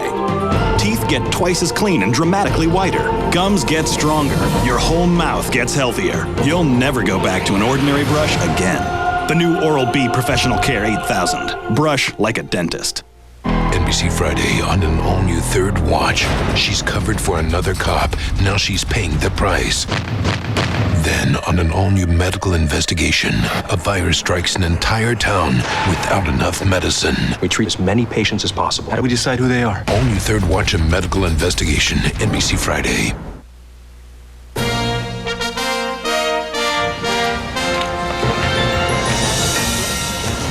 We're back at Democracy Plaza, and the needle is stuck for NBC News at 269 electoral votes for George W. Bush, and for John Kerry, it is at now 211. The Kerry campaign, however, is contesting the projected win of George W. Bush in the state of Ohio.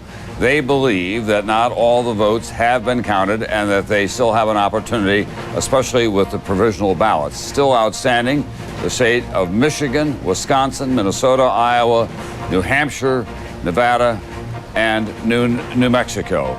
So there's a wicked combination that is still possible. Not a wicked combination. It's a tough combination for the Kerry campaign, but it is possible for them, if they can get Ohio moved to their side, that they could win this. And it's tougher for the president to win it without Ohio. We've been saying all night long that Ohio is the key. NBC News made a projected call that, in fact, George W. Bush won the state of Ohio. We're going to go to our decision desk now, and Lester Holt, who's going to explain to us how our analysts arrived at that conclusion. Lester? Well, that conclusion in terms of Ohio was based on what was believed to be the outstanding number of votes and where those votes are, primarily in Republican areas. Now, Tom, at the same time, Republicans have to be looking at New Mexico, 5 electoral votes there. The president has been leading throughout the evening, but here's why our decision desk has not called New Mexico. The two candidates right now are roughly 30,000 votes apart. But there's a big question as to how many outstanding votes there are in New Mexico. When I say a big difference, it could be anywhere from 100,000 to 200,000 outstanding votes. So that's why the decision desk hasn't called it. You can go back 4 years ago and recall what a narrow victory it was for Al Gore in New Mexico. That was also the race where a day after the election they found several hundred votes in a warehouse. But right now, we're holding off on a projection in New Mexico because a wide difference in the possible number of outstanding votes. We'll continue to watch it, Tom, and keep you posted. All right. Thank you very much, Lester Holt. Let's go now to the White House and David Gregory with late information from there. David? Tom, they are turning up the heat a bit over here. I just spoke to a senior administration official who said, indeed, they are keeping a very close eye on Nevada and New Mexico. They feel good about those states. They believe that will put them over the top. They believe Ohio is firmly in their column. This official saying a victory is not contingent upon a candidate's concession. What that means is that pending a final decision by the president, pending final word on those states that they think will go their way, this president at the moment intends to address supporters and claim victory and not soft sell it at this point. We're going to look at those Nevada and New Mexico numbers, and this is why they're feeling confident with 90% of the precincts that have been counted in Nevada. Let's go back to Nevada one more time so people can look at them again. Here we are in Nevada. 90% of the precincts have been counted. George Bush has a 3-point lead. He's up by more than 23,000 votes, or a little less than 23,000 votes in Nevada. 90% of the precincts counted. Here's the situation at this hour in the state of New Mexico. 97% of the precincts have been counted. As you heard Josh Mankiewicz say, Bill Richardson, the Democratic governor, said as the vote got into this stage, he expected Democrats to do better. But in fact, George Bush seems to be pulling away. His lead now is something more than 28,000 votes in the state of New Mexico, which is a sizable number there. So New Mexico is looking more strong for the president with every passing hour. It is one that they made an enormous investment in, and they were determined not to lose it this time around. In fact, they had some regrets about not contesting it the last time. So that's where we stand, Tim. Tom, the Kerry campaign will concede they are behind in Nevada, in New Mexico, and in Iowa, but they still insist that only gets George Bush 266 if you don't count the 20 votes from Ohio. And they think that Michigan, Minnesota, Wisconsin, New Hampshire are still theirs, which would be 252, plus the 20 from Ohio, 272. They realize Ohio's a long shot. They do, in terms of the provisional ballots. But they would like to play it out till tomorrow morning at least and see what's there.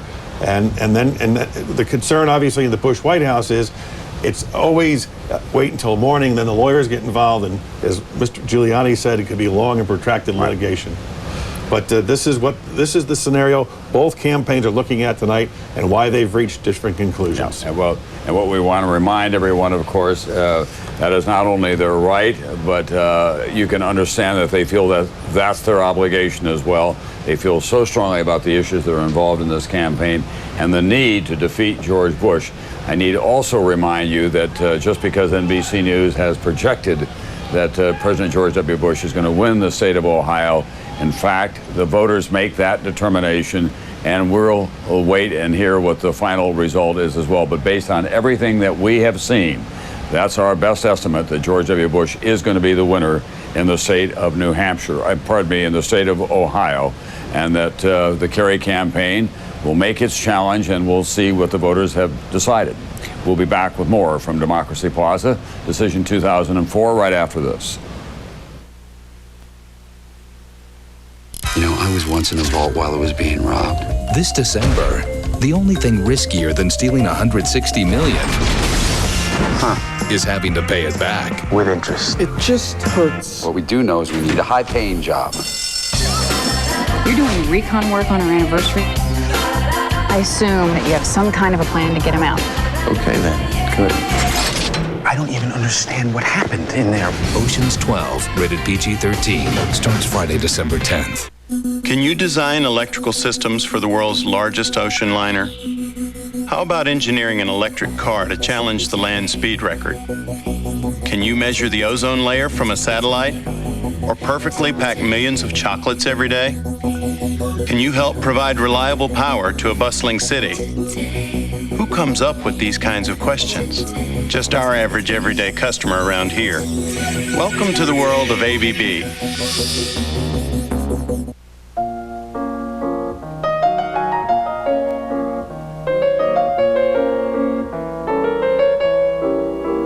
Much gets passed from one generation to the next. Character, ambition, wisdom, if they're listening on the other end. Maybe the best gift is one that only you can give, a sense of who they are. When that time comes, Lincoln is there. To share more of life's reward, call your financial advisor or 1-877-ASK-LINCOLN. Starting Sunday at NBC Event. Go ahead, Doc. Make my day. Crossing Jordan and Las Vegas come together on one case. A murder in Boston leads all the way to Vegas, where things heat up. Booyah! One murder, two shows. It all starts Sunday on Crossing Jordan and continues Monday on Las Vegas.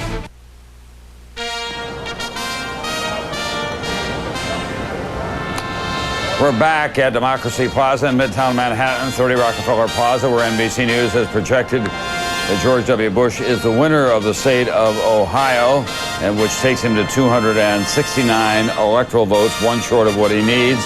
The Kerry campaign believes that's a premature judgment, refuses to accept it. They put a lid on, as they describe it, for the night. John Edwards saying, we're going to revisit this tomorrow. They believe that there are enough outstanding votes, especially provisional ballots, that in fact they can turn that around and put together a winning combination to get John Kerry elected president of the United States. So we'll continue to follow that all from Democracy Plaza here on Decision 2004.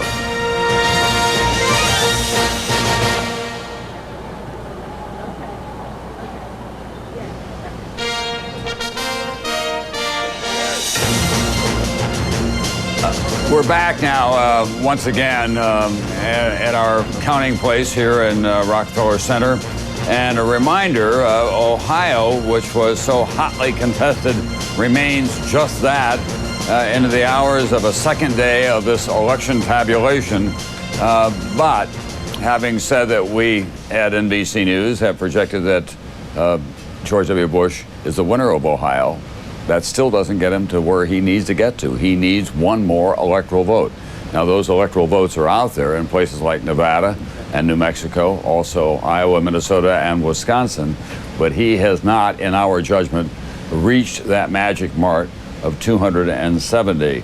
And what I'm prepared to say is that if he does reach it, we'll say that's what our belief is, but the Kerry campaign obviously feels very strongly that Ohio remains to be contested. Let's go to NBC's Brian Williams now down in our tracking center. Brian? Tom, either way, this is not where the Kerry campaign wanted to be or expected to be at this hour. And so we're looking at some of the numbers in our exit poll that show an erosion in the traditional Democratic base that hurt John Kerry today at the polls. Latinos have been in the Democratic column for some time, and while Senator Kerry won overall, among that group, he did not do as well as Al Gore did 4 years ago. Both campaigns invested heavily in courting the Hispanic vote. 4 years ago, Hispanics made up 7% of voters nationwide. Tonight, they are 9% of the total. And the president, who after all is bilingual, he's a border state president, he has Hispanic family by marriage, he increased his share of the Hispanic vote from the 2000 race from 35 to 42%. At the same time, Kerry's share of the Latino vote diminished by 7 points from what Al Gore took in 2000. It went from 66 down to 55. The president also increased his support in every state with a large Hispanic population, even winning majorities in his home state of Texas, battleground state of Florida. Now, turning to women. Back in the 2000 election, there was a huge gender gap, you'll recall, in the vote for president. Al Gore won the women's vote by 11 percentage point gap. Today, John Kerry was able to win women by 5 points. Part of the reason for that, married women went for Bush by a significant margin. We talked about this in advanced polling, 54% to 45%. Many of them, part of that group, so-called security moms. On the other hand, single women were largely behind John Kerry, with close to 2/3 voting for him and about 1/3 supporting the president. The issues that matter most to women voters were also linked to marital status. In many cases, married women ranked moral values as the most important issue compared to single women who thought the nation's economy and job situation is the most important issue. Iraq was not one of the top 3 issues, it turns out, for women voters as they went to the polls. Tom? All right. Thanks very much, NBC's Brian Williams. That's where we stand right now with why people voted the way they did. The Hispanic, Latino voters, as they're called in some states, a big object of attention from Karl Rove and company. The Republicans have felt for some time that they should get them because they're culturally conservative. They're communicants in the Catholic Church. They have strong families, and they have strong feelings about a lot of the cultural issues that are before us. We're joined now by Congresswoman Stephanie Tubbs Jones, the first African-American woman elected to the United States House of Representatives from the state of Ohio, a major Kerry supporter out there. Congresswoman, take us through what the best hopes are for the Kerry campaign in your state. Oh, the best votes are all over the state of Ohio, but particularly in Northeast Ohio. If you look at the totals that already have come out, we won Cuyahoga County by some 188,000 votes, which should have been enough to take him over in the state of Ohio. Right now we have provisional ballots that are still out. It depends on who you ask, somewhere between 150 to 200,000. If that number is enough to take us over to win the state of Ohio, and we're going to fight for it. When do you think we'll have a resolution of all this, Congresswoman? I wish I could answer that question. I wish it could be tomorrow morning, but the reality is provisional ballots are not counted for about 11 days after the election, according to the Secretary of State, Ken Blackwell, who was on TV earlier this evening. Yeah, that may be able to be changed, but let's take a look at Ohio right now. Here's the raw vote in Ohio. The president has 2,764,809 votes. John Kerry is trailing him by about 140,000 votes. So that it seems to me that that lead is widening, as I recall, in terms of the raw number. If you get to 150, 160,000 vote lead with 100% of the votes counted, are you going to continue to pursue this? Because then it would take every one of those provisional ballots for you to get home. It's not my call to tell you whether we're going to continue to pursue it, but I am confident that the Kerry campaign is taking a close look at it, and we'll make ultimate decision about what will happen. But the thing that's so important is that every vote that is voted, that is eligible to be counted, should be counted, and we should not make a determination until they, in fact, are counted. Congresswoman, thank you very much. You're very welcome. Nice to talk with you. I'm sure we'll be talking some more in the days to come. Well, Timothy, it's drawing to an inside straight for the Kerry campaign, but people who've been at it as long as they have, as exhaustively as they have, and most of all, given the depths of their feeling about what they believe this country needs and why they think it's important to defeat George Bush, you can absolutely understand why they're going to chase that last vote down in Ohio if they think that can get them home. I think they'll have to do a hard-headed analysis, Tom, if they're down by 140,000 votes in the popular vote. Just how many provisional ballots are there? What realistic chance do they have of getting them, and what percent of them? And then factor in the absentee and military ballots. And that is not a very difficult calculation to do. My sense is they'll do it in the morning. If they decide that they want to play out the provisional vote count, it would take 10 or 11 days, according to the Congresswoman. If not, they probably could resolve it as early as tomorrow morning. But they, as long as they see these 7 other states out, it seems as though tonight they're not about to make any kind of decision regarding Ohio. They've got a lot of markers out there on the roulette table at this point, and they hope they're going to come up a winner with the next roll of the dice wherever they are. The decision has been made. All the votes have been cast. It's just a matter of getting them counted and then getting them accounted for. And we'll stay here as long as we need to give you an accurate reading of what's going on tonight, not just in Ohio, but in those 7 states that remain open. And more from Democracy Plaza, Decision 2004 in a moment.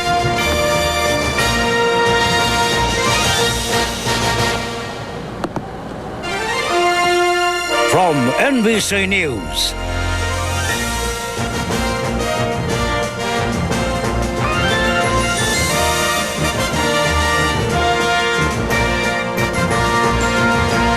Decision 2004. Election night. Live from our election headquarters on Democracy Plaza, here is Tom Brokaw. Okay, we're back at Democracy Plaza here at 30 Rockefeller Plaza, and we have not been able to change that electoral map whatsoever. NBC News has projected that George W. Bush is the winner in the state of Ohio. The John Kerry campaign, as is its right and its obligation to itself, is refusing to accept that. They believe that there are provisional ballots and others still to be counted that could make the difference for them in Ohio, and then they could put together a combination of other states and get to the 270 mark. But as we have it in Ohio at this time, with 99% of the precincts counted, as you can see, the president has a lead of more than 144,000 votes altogether. Are there 200,000 provisional ballots out there? Does John Kerry get most of those ballots? What about absentee ballots, which generally trend toward Republicans and the military in a more conservative area? That's a judgment that they'll have to make tomorrow. What is not entirely clear to me is why the provisional ballots have to wait for 10 to 11 days before they can be opened and a judgment can be made about them. Let's go to NBC's Ron Allen. Ron Allen right now in Ohio. Ron, why are they saying it takes 11 days? Do you know?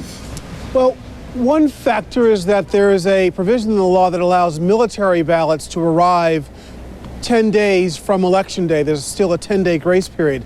So during that period, when those ballots can still arrive, the other provisional ballots are being verified to determine whether they will be counted.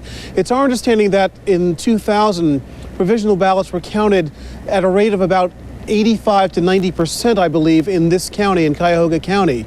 We also have the final vote numbers from Cuyahoga County. The difference is about 217,000 votes to John Kerry. Earlier, it was being reported that the ballots hadn't been counted here entirely. It is now done. We have the unofficial final report. And again, a 217,000 vote benefit to Senator Kerry, which is one reason the Democrats perhaps feel so strongly about pushing this, because their threshold was some 200,000 votes. If they thought if they could generate that many votes in this particular part of the state, they had a very good chance of winning all of Ohio.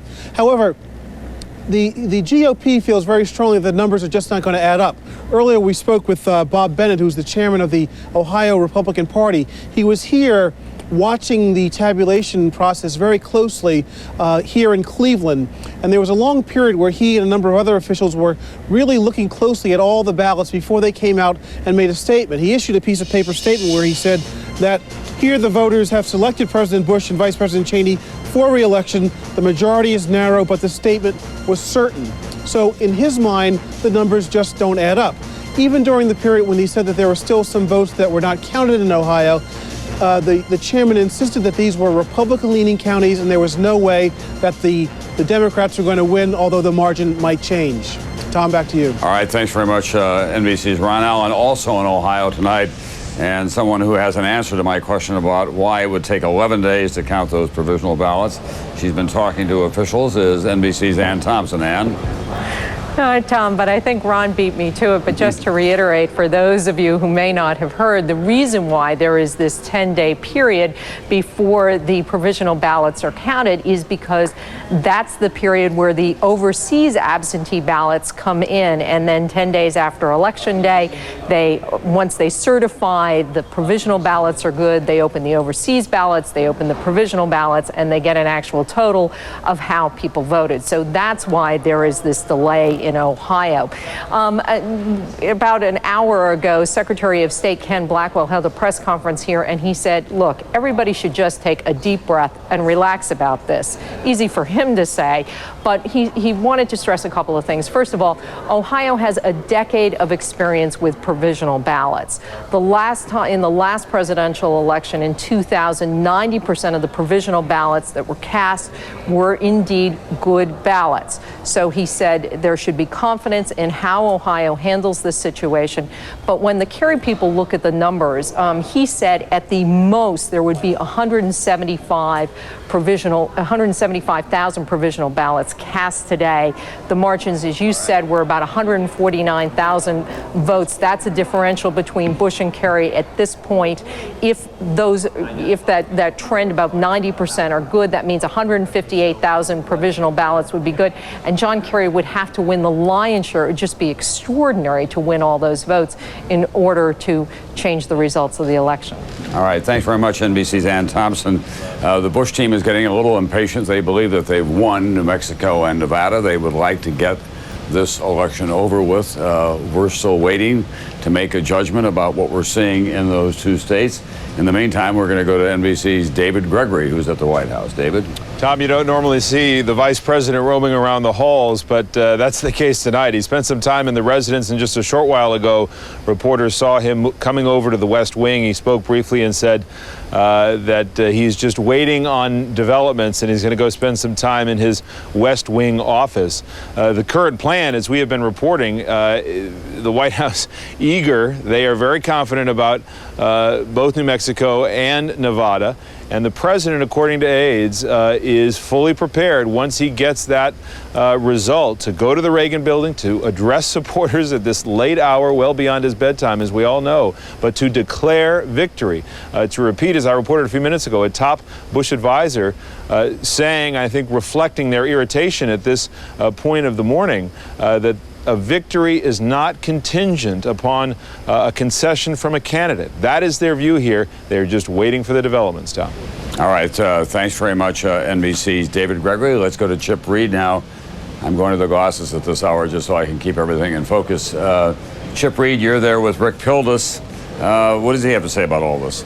Well, Tom, I'm going to pose a hypothetical question to him, which is what law professors deal in. So what if it actually got to the point where it was all about Ohio and it was all about provisional and overseas ballots? The Secretary of State's office and the Secretary of State says, hey, we have to wait 10 days to get them all in order, make sure they're valid, and we don't start counting until day 11. I mean, you have this image of the entire nation sitting there twiddling their thumbs for 10 or 11 days while we wait for Ohio to get their ballots in order and start counting. First of all, is that a scenario that conceivably could happen? And second, is it required legally to happen that way? I think it's actually a little bit misleading as an image, because what will happen starting maybe tomorrow in Ohio is they will begin to resolve the conflicts and disputes over these provisional ballots. That's the key issue with these provisional ballots. Somebody has shown up. Have they shown up at the wrong precinct? Should the ballot be counted? Should it not be counted? Somebody's shown up without the right identification. They cast a provisional ballot. Should that ballot be counted or not? All those issues about whether each of these votes is valid will begin to be sorted out tomorrow. So it's not as if they're sitting there doing nothing over the next 10 or 11 days. They're resolving all of these critical legal issues, and there may well be disputes that arise. In fact, I would expect there will be disputes that arise about how the legal standard should be interpreted and which votes should count, which ones should not count. At the end of that process, then we get the official total, which would include the valid provisional ballots. But does that process have to last 11 days? Is it really required that they not count them for 11 days? Because they did not, after Congress passed the Help America Vote Act, in which they required provisional ballots, Ohio did not pass a statute responding to that. So they're really relying on old law that doesn't deal directly with. Well, I haven't seen anything in Ohio law so far that requires them to wait to release this count for 11 days. That's the Secretary of State's position. He has some discretion about how to interpret Ohio law, but I haven't seen anything that flatly imposes this 11-day. There would be some serious pressure on him not to do that, I take it, if everybody was sitting around waiting for Ohio to rule here on these Well, things. it's partly the natural sort of focal point because that's the date when the overseas absentee ballots will also get folded into the count. But they're not expecting an enormous number of those overseas absentee ballots in Ohio. And one other issue, people keep talking about how Ohio has had provisional ballots for a long time, and 85, I think, or 90% last time around were counted, but it's a very different kind of provisional ballot. A much narrower group that's already registered. Right. Ohio had its own law, and in 2000 they had something like 98,000 provisional ballots. I've been told 90% of those actually turned out to be valid votes. But that was under Ohio law. It was a very easy law to qualify under. The dispute now is under the new federal Help America Vote Act, and we just don't have experience with the application of this act. We just don't have any credible basis for predicting how many of these provisional ballots will turn out to be legally valid votes. And it may take some court action to resolve some uncertainties before we really could. And it could be much lower, much lower. For example, in Chicago earlier this year, there was a primary where 7% of the provisional ballots were counted. 93% were thrown out. It may not be that bad, but I don't think anybody expects that 85 or 90% of these. I honestly think we just don't know. Most of these ballots are probably cast by people who are first-time voters, first-time registrants. They may have had identification problems.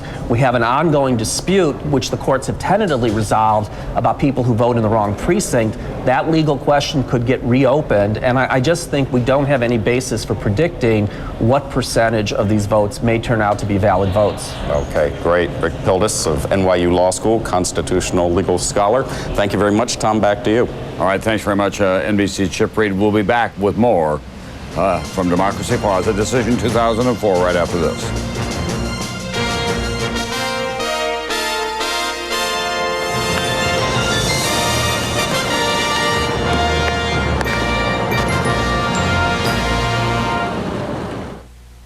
We've just confirmed our top story. Kohl's 50% off sale is giving shoppers an early start on holiday shopping.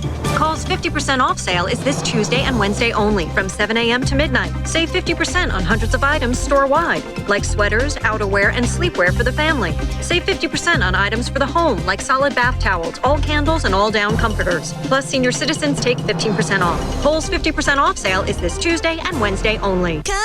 Fits your wallet, schedule, style.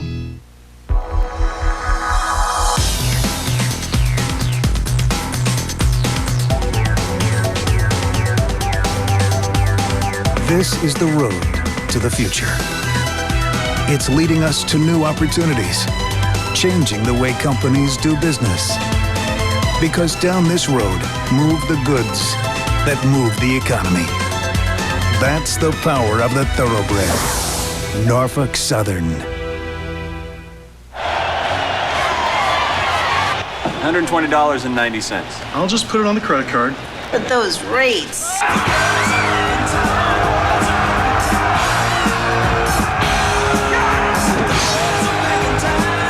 Don't worry. I'll just put it on our Capital One Prime Lock card. Introducing the new Capital One Prime Lock card. It's set at prime so you never have to worry about your interest rate again. What's in your wallet? Wednesday on an all-new West Wing, a season of change continues. In the wake of tragedy, power is shifting.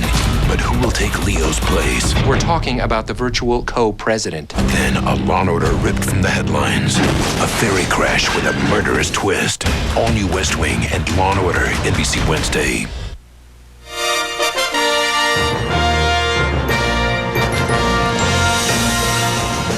We're back at Democracy Plaza here at 30 Rockefeller Plaza in New York. The outstanding issue in the Kerry campaign is the state of Ohio. The Kerry campaign continues to believe that NBC was premature in its judgment that President George W. Bush has won the state of Ohio, and it's very significant, 20 electoral votes, putting him within one vote of the 270 that he needs.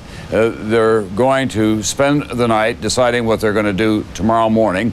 They believe that there are provisional ballots that could make the difference in Ohio for the Kerry campaign, and then in a combination of other states in the upper Midwest, they could put together a winning formula. So that's where it stands at this time. We continue to stand by our judgment, but we're not the final arbiter of all of this. The voters are, obviously, and how the votes are tallied in those states. Based on everything that we have seen, the raw vote, our computer models, and our best estimates, we believe that George W. Bush is the winner in the state of Ohio, but that is an open question for the Kerry campaign. There are still 7 other states that are open out there so far as we're concerned. 2 in the Southwest, Nevada and New Mexico in the upper Midwest. We still have Michigan, Iowa, Wisconsin, and Minnesota, and then New Hampshire remains open. Those are the states that we think remain open at this hour. Ultimately, the decision has been made by the American voters. They are being tabulated in each of those states, either in voting machines, absentee ballots, and in what is now known as the provisional ballot. People who cast a ballot, the officials are unsure of their eligibility. It is set aside, and then there's a determination made about their eligibility. In Ohio, those provisional ballots really are now the focus of the attention. The Kerry campaign believes that there are about 200,000 of them out there. The Secretary of State in Ohio said it could take as much as 10 or 11 days for them to get opened up. So that's the decision that the Kerry campaign will have to make tomorrow.